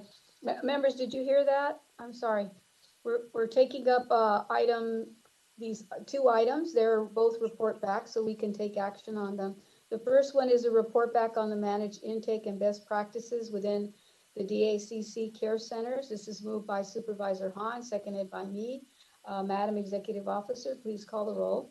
Item 79A is before you. Supervisor Mitchell? Aye. Supervisor Mitchell, aye. Supervisor Kuehl? Aye.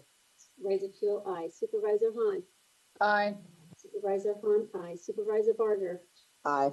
Supervisor Barger, aye. Supervisor Solis? Aye. Supervisor Solis, aye. Motion carries 5-0. Great. The second motion before us is the public notification of sewage discharge, moved by Supervisor Hahn, seconded by Kuehl. Madam Executive Officer, please call the roll. Item 79B is before you. Supervisor Mitchell. Aye. Supervisor Mitchell, aye. Supervisor Kuehl. Aye. Supervisor Kuehl, aye. Supervisor Hahn. Aye. Supervisor Hahn, aye. Supervisor Barger. Aye. Supervisor Barger, aye. Supervisor Solis. Aye. Supervisor Solis, aye. Motion carries 5-0. Great. Thank you, members. At this time, it would be appropriate to hear adjournments, and we'll begin with Supervisor Hahn. Thank you, Madam Chair. I move that when we adjourn today, we adjourn in the memory of Robert Bob Bush, who was a resident of Palos Verdes Peninsula. He was only 77 when he passed away. Bob was a longtime friend of mine, my family. He was my appointment to the LA County Capital Asset Leasing Corporation Commission. Bob was a founding director and past chair and a 40-year member of the board of Los Angeles County Economic Development Corporation. He received numerous commendations for his work with LAEDC and is one of 4 persons to receive its Lifetime Stewardship Award. He was a member of the Library Foundation's board of directors, where he was dedicated to promoting literacy, lifelong learning in Los Angeles County's diverse communities. For 10 years, from 1969 to 1979, Bob served as a senior deputy to my father and was his press deputy for a while. He also served as President Carter's California press secretary during the 1976 primary election. And before that, Bob was the editor of Plane and Pilot magazine and a journalist for the Los Angeles Herald-Examiner, the United Press International, South Bay Daily Breeze, and the Los Angeles Times.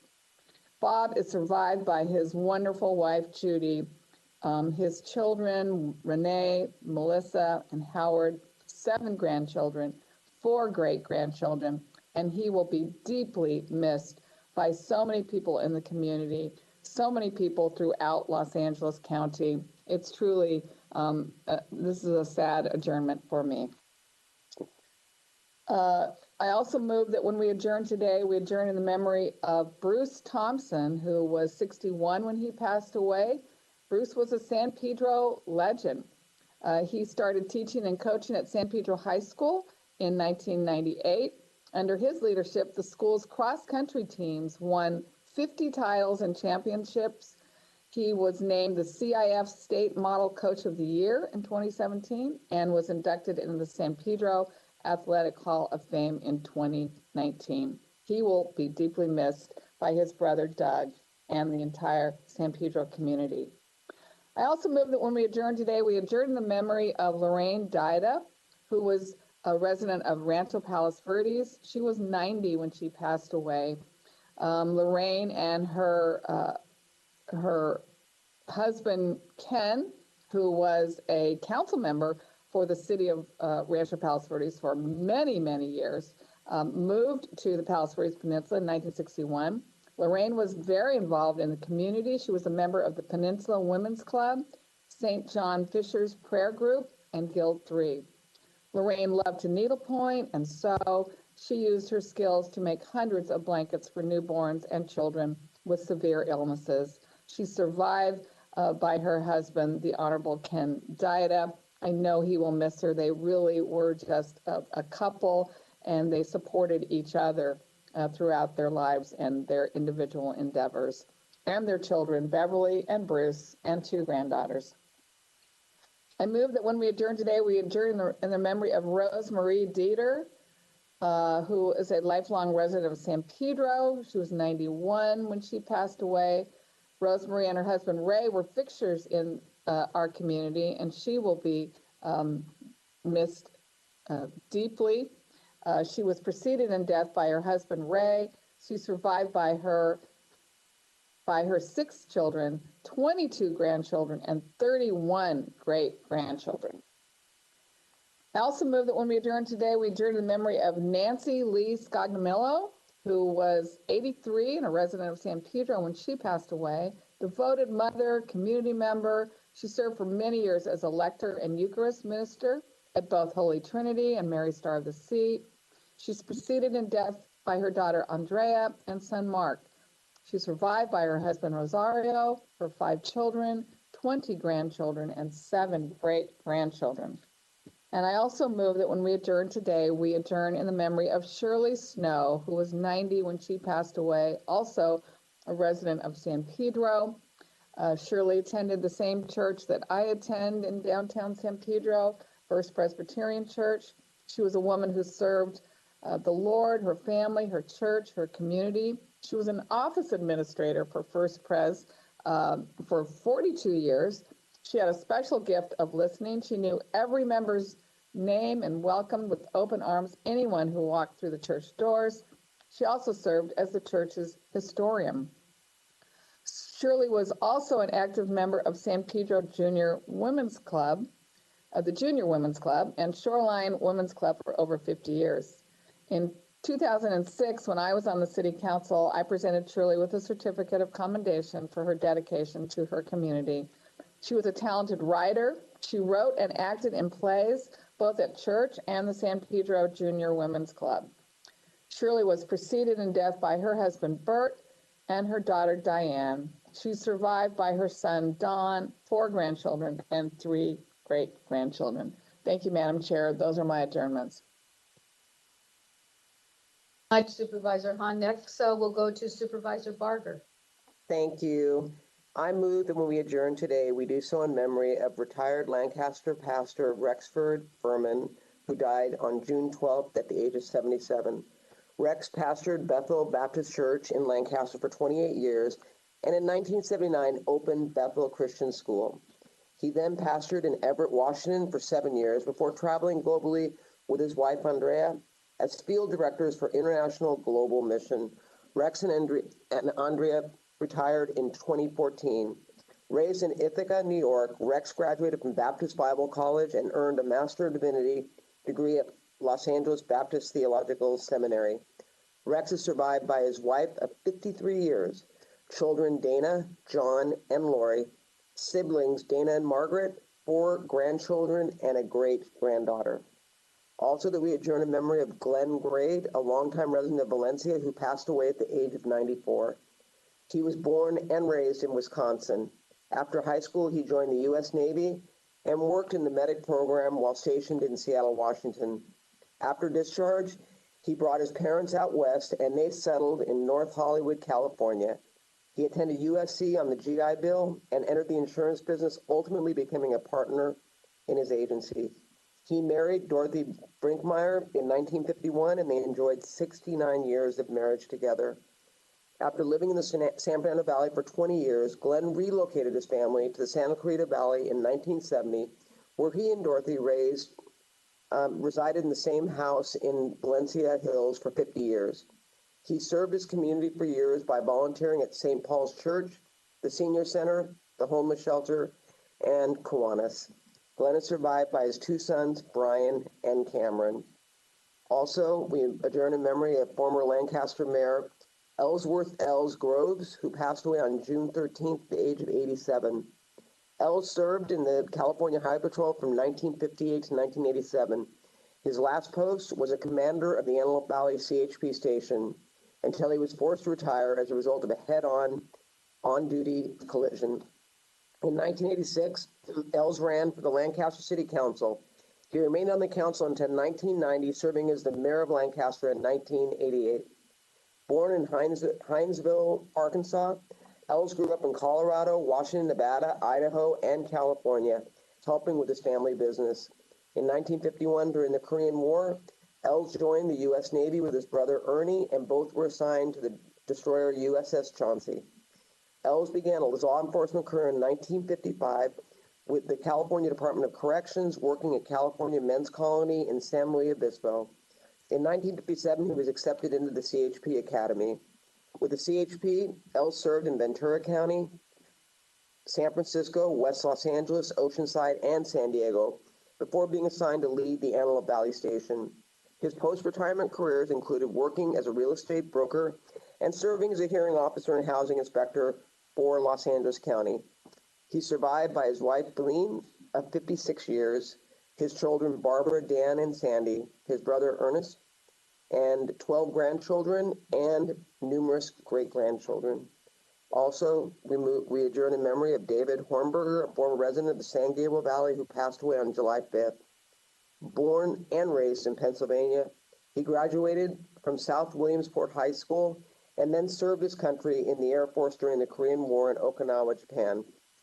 After his military service, he attended Rutgers University and later completed his MBA at the University of Michigan.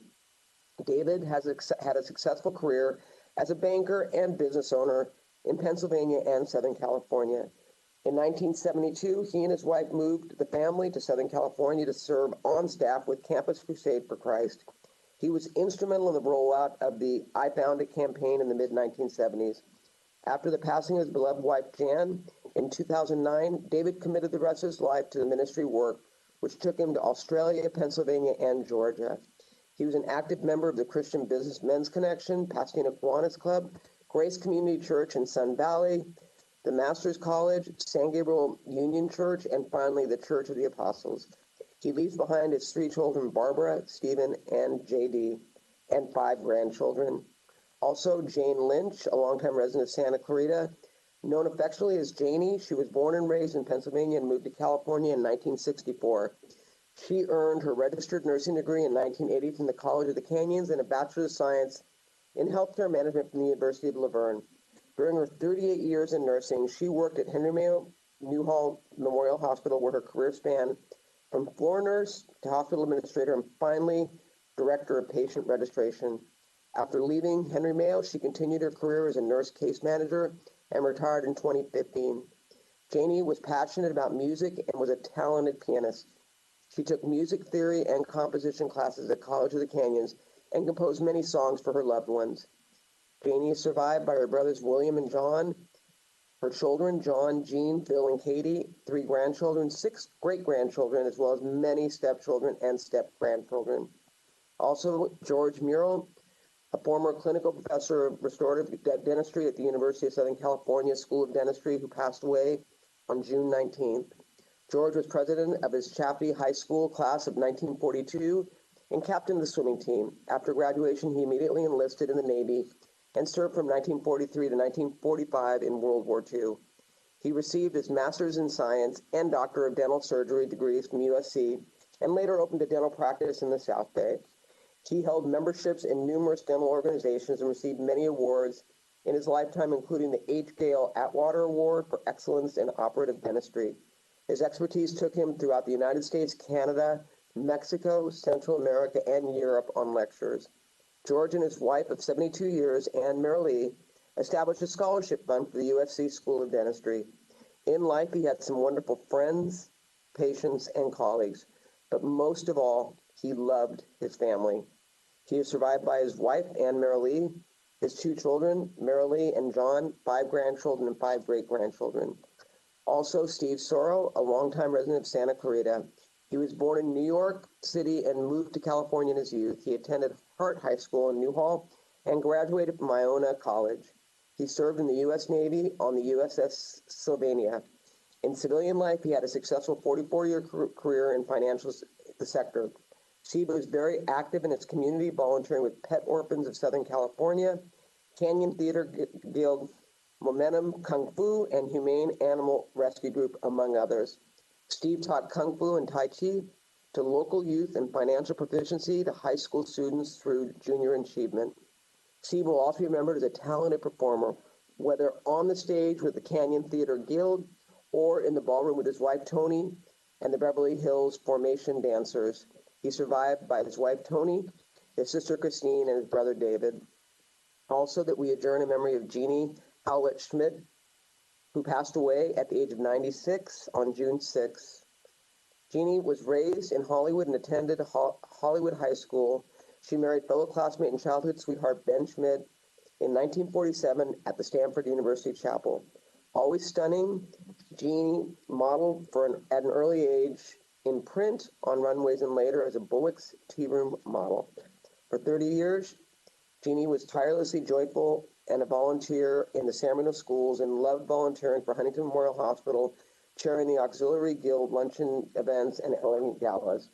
A charming, vivacious personality, she was a lover of people and parties and brought joy and delight to every gathering. She's survived by her 3 children, Nancy, Peggy, and John, 6 grandchildren, and 6 great-grandchildren. Also, Barbara Jean Summer, a longtime resident of Valencia. She was born in Chicago and moved first to North Hollywood, then to Valencia in 1973. She worked for years as a teacher's aide at Meadows Elementary School. She was also a certified travel agent. She provided support in many ways to Our Lady of Perpetual Help Catholic Church, and will be remembered by countless couples in the Santa Clarita Valley as their wedding coordinator. Barbara survived by her 5 children, Tom, Patty, Rick, Rob, and Jim, 8 grandchildren, and 3 great-grandchildren. And last but certainly not least, I move that we adjourn in memory of Dr. Rita Thomas, a longtime resident of Santa Clarita, who passed away at the age of 67. She was born in Columbus, Mississippi, and was raised in Los Angeles, where she attended Crenshaw High School. She earned her bachelor's degree in psychology and master's degree in special education from the University of Washington. She earned a PhD in instructional technology from the USC in 1998. She spent more than 20 years as a teacher and administrator in grades K through 12 and higher education from Azusa Pacific University, LAUSD, Los Angeles Community College, and Seattle Community College. She joined William Hart High School District in 1994, serving as a program specialist, administrator of special education, assistant principal, and administrator of career development and workforce preparation. She was also an accomplished musician who arranged and produced music for several renowned groups and singers. Rita is survived by her mother, Sarah, her husband of 32 years, Philip, her stepchildren, Philip and Amani, her sister, Constance, her brother, Richard, and 5 grandchildren. Those are my adjournments, Madam Chair. Very much. I will go next. I move that when we adjourn today, we adjourn in memory of Miriam Casella. Miriam Casella was born on December the 2nd, 1940 in Bogota, Colombia, and died on Tuesday, June the 1st, 2021. She immigrated to the United States in 1961 and lived in the Los Angeles County area the remainder of her life. Miriam was an avid volunteer, including at Salazar Park in our very own East LA. She loved to travel places like Africa, Galapagos Islands, Iceland, and China. She donated her time to many causes, specifically for the disabled community and veterans, disabled orphans in Mexico and at Indian reservations, as well as financially assisting many single mothers and young adults in college. Miriam was a strong proponent of education and a devout Catholic. She was loved by her community and her family. May she rest in peace. Secondly, I move that when we adjourn today, we adjourn in memory of Mikhail Thomas. Mikhail was a very talented musician who unfortunately suffered a heart attack on Saturday, July the 3rd at Rimgrove Park while setting up to play a concert at the Parks After Dark free concert series in my district. Mikhail was a spiritual person who loved everyone and was loved by everyone. He had an incredible smile, but what made him stand out is that he would give you the shirt off his back, and all you had to do was ask. Mikhail was a drummer for over 34 years with the Yolanda Johnson and her all-star band. Mikhail had the pleasure of working with Grammy award-winning groups such as the Commodores, Kool and the Gang, the Supremes, Billy Paul, Roy Ayers, and did many projects with his cousin, Dennis Nelson, serving as assistant musical director under Dennis at both Epic Records and Warner Brothers. Mikhail is survived by his mother, Andretta Thomas, his wife, Leola Thomas, his daughter, Angelisa Thomas, his granddaughter, Morgan Thomas, and his new baby great-grandson, Carson, along with his extensive family that he's grown over the decades. May he rest in peace. Thank you. Next, we'll recognize Supervisor Mitchell. Thank you very much, Madam Chair. I ask that we adjourn today in memory of Dr. Emma Daniels McFarland. Dr. McFarland passed away this past June 17th at the tender young age of 99. She was born in Camden, Arkansas, where she grew up, and a firm believer and advocate for education. She received her Bachelor of Arts degree in home economics from Philander Smith College in Little Rock, Arkansas, in 1950. 2 Masters of Science degrees from the University of Wisconsin-Madison in 1960, and her doctorate in human behavior from U.S. International University in San Diego in 1976. It's at that point she moved to Los Angeles and purchased what she called her dream home in View Park, Windsor Hills, located in my district. Dr. McFarland will be remembered as an expert in the field of urban planning and a trailblazer to improve the quality of life for urban dwellers. She was an active member of the Los Angeles alumni chapter of Delta Sigma Theta Sorority Incorporated. She served as a council aide to City Councilman Gil Lindsay and was also an associate professor of urban planning at the UCLA School of Architecture and Urban Planning. Mayor Bradley recruited Dr. McFarland as a special assistant for human resources during his tenure, where she developed human resources programs for the city. In 1977, she became the first Black woman to head the Western region of the United States Department of Housing and Urban Development, serving under President Jimmy Carter. In 1981, she was appointed to the position of government liaison for the LA Olympic Organizing Committee. Dr. McFarland is preceded in death by her parents, Fred and Bessie Daniels, her brothers, Fred Jr. and Shelton, and her nephew, Reuben. She leaves to cherish her memory numerous nieces and nephews and many beloved grandnieces and grandnephews and other extended family and friends who will all miss her dearly. Thank you. Thank you, Supervisor Mitchell. Next, we'll recognize Supervisor Kuehl. Thank you, Madam Chair. I ask that when we adjourn today, we adjourn in memory of Richard Donner, a Hollywood director and producer whose career in film and television spanned 6 decades. Among his notable directing projects were 1978's Superman, 1985's Lady Hawk, and Rutger Hauer and Michelle Pfeiffer 1988's Scrooge, starring Bill Murray, the Lethal Weapon film franchise, and the 1985 film The Goonies, which we may forget was produced by Steven Spielberg. Donner and his wife, producer Lauren Schuler Donner, produced dozens of films under their Donner's Company production banner, including the X-Men franchise that has spawned a remarkable 13 films over a 2-decade span. He is survived by his wife, Lauren. And I ask that when we adjourn today, we adjourn in memory of Bunny Hertzberg, who died on June 1st. She was so proud of her service as a Red Cross trained candy striper during World War II, a role she repeated in her 60s at UCLA. Raising 5 children in Beverly Hills, she eschewed the country club lifestyle and instead embraced country squire station wagon duty, building a large circle of friends along the way. Later in life, she decided to pursue a long delayed college experience at LA City College and was very proud of her degree. She's survived by her husband Tony and her 5 sons Lyle, William, Robert, Jerry, and Stephen. And I ask that when we adjourn today, we adjourn in memory of Cordula Polinek, whose career reads like a screenplay. In 1944, she heard the siren call of California. She was hired by 20th Century Fox and stayed at the studio for the next 58 years, the longest tenured employee in studio history. From her first assignment in the screen test department, she moved to the makeup and hairstyling department and later became the head of the wardrobe department, working with such noted costumers as Bill Travilla, the designer of Marilyn Monroe's famous pleated dress in The 7-Year Itch.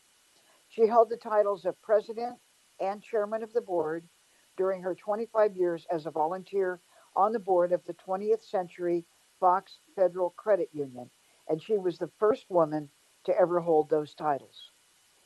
And colleagues, I ask that when we adjourn today, we adjourn in memory of Norman Powell, veteran Hollywood producer, director, and network executive.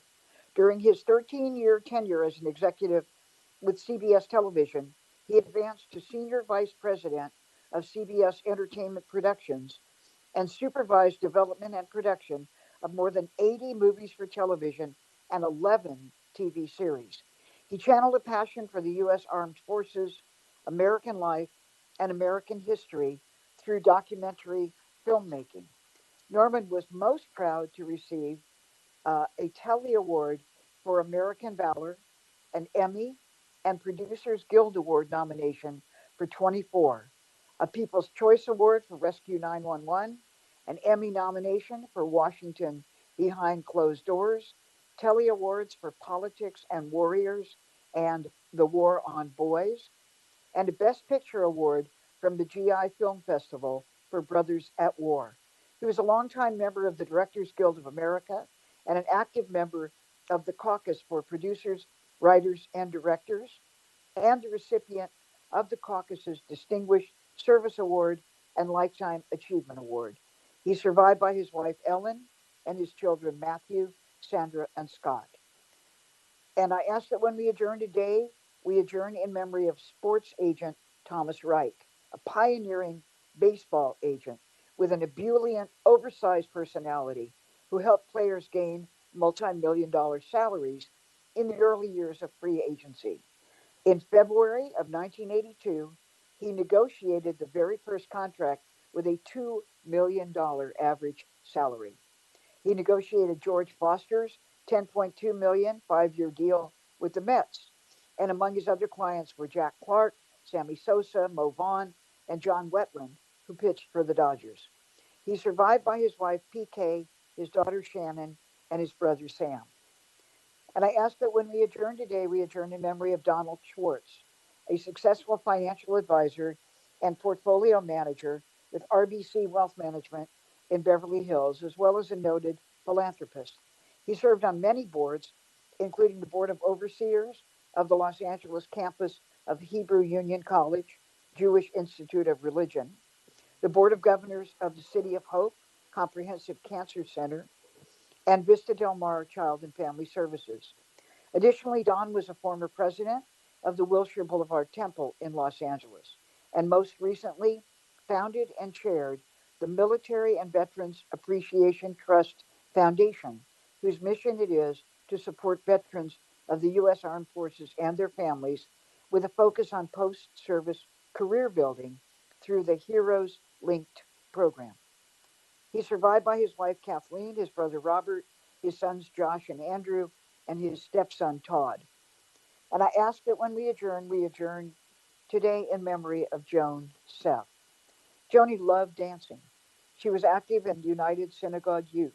She moved to LA at the age of 19, was married to Lionel Fishman, and then to Zachary Seth for close to 50 years. Upon moving to LA, Joni became a beloved religious school teacher and administrator at University Synagogue and Temple's Beth Am and Stephen Wise. She's survived by her husband Zachary, her son David, and her brother Niles. Thank you, Madam Chair. Much to all members. We'll take all the motions as seconded. If there's no objection to a unanimous vote, that will be the action. At this time, members, I will ask the Madam Executive Officer to please read us into closed session. Thank you, Madam Chair. In accordance with Brown Act requirements, notice is hereby given that the Board of Supervisors will convene in closed session to discuss item CS1, Department Head Performance Evaluation, and item CS2, Conference with Labor Negotiator Kezia Davenport and designated staff as indicated on the posted agenda.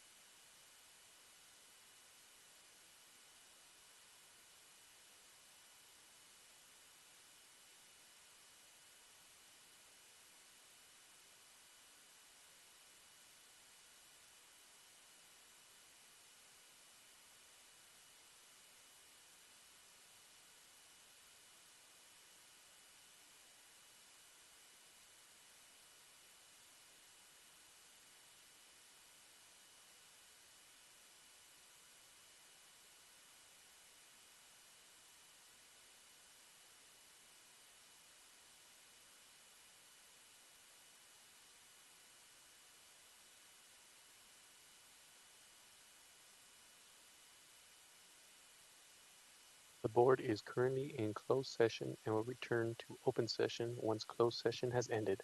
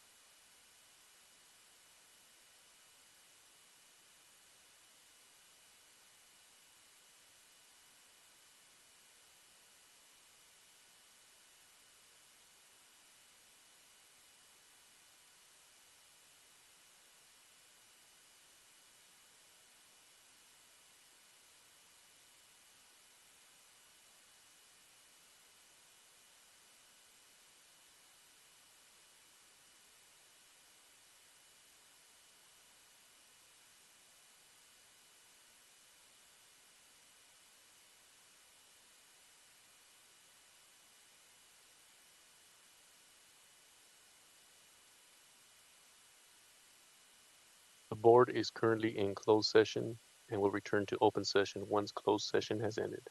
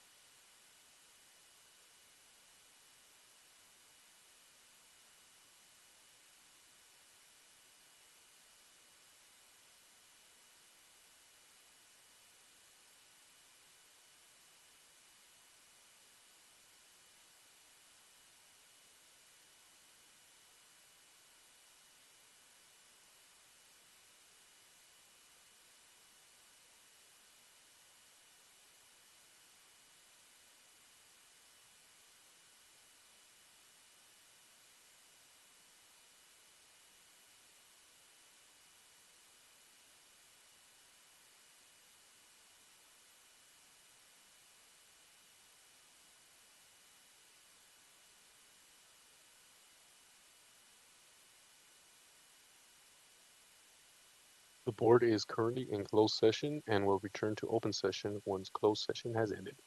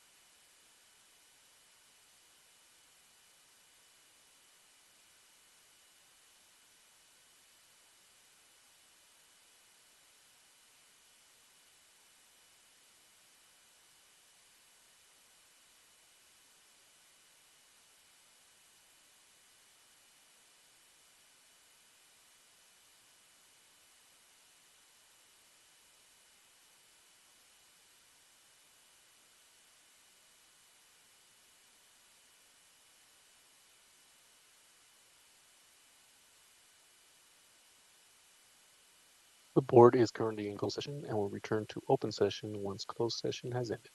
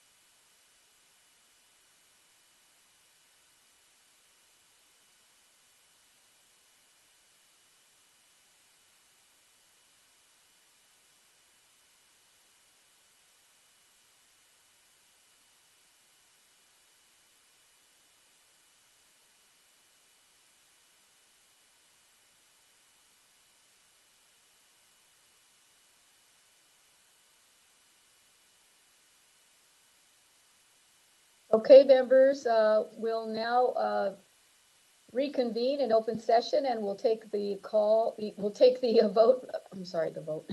Confirm your attendance as I call your name, please. Supervisor Mitchell. Great. Supervisor Kuehl. Here. Supervisor Hahn. Here. Supervisor Barger. Here. Great. Madam Executive Officer, please read the report of action. The following is a report of action taken in closed session on January 13th, 2021. On items CS1 and CS2, there's no reportable action taken. Thank you. Thank you, member. That concludes today's meeting. The next meeting of the Board of Supervisors will be a special closed session on Tuesday, July 20th, 2021, and the next regular meeting of the board will be held on July 27th, 2021. Thank you all for your attention. Have a good evening. Thank you. Bye. Thank you all.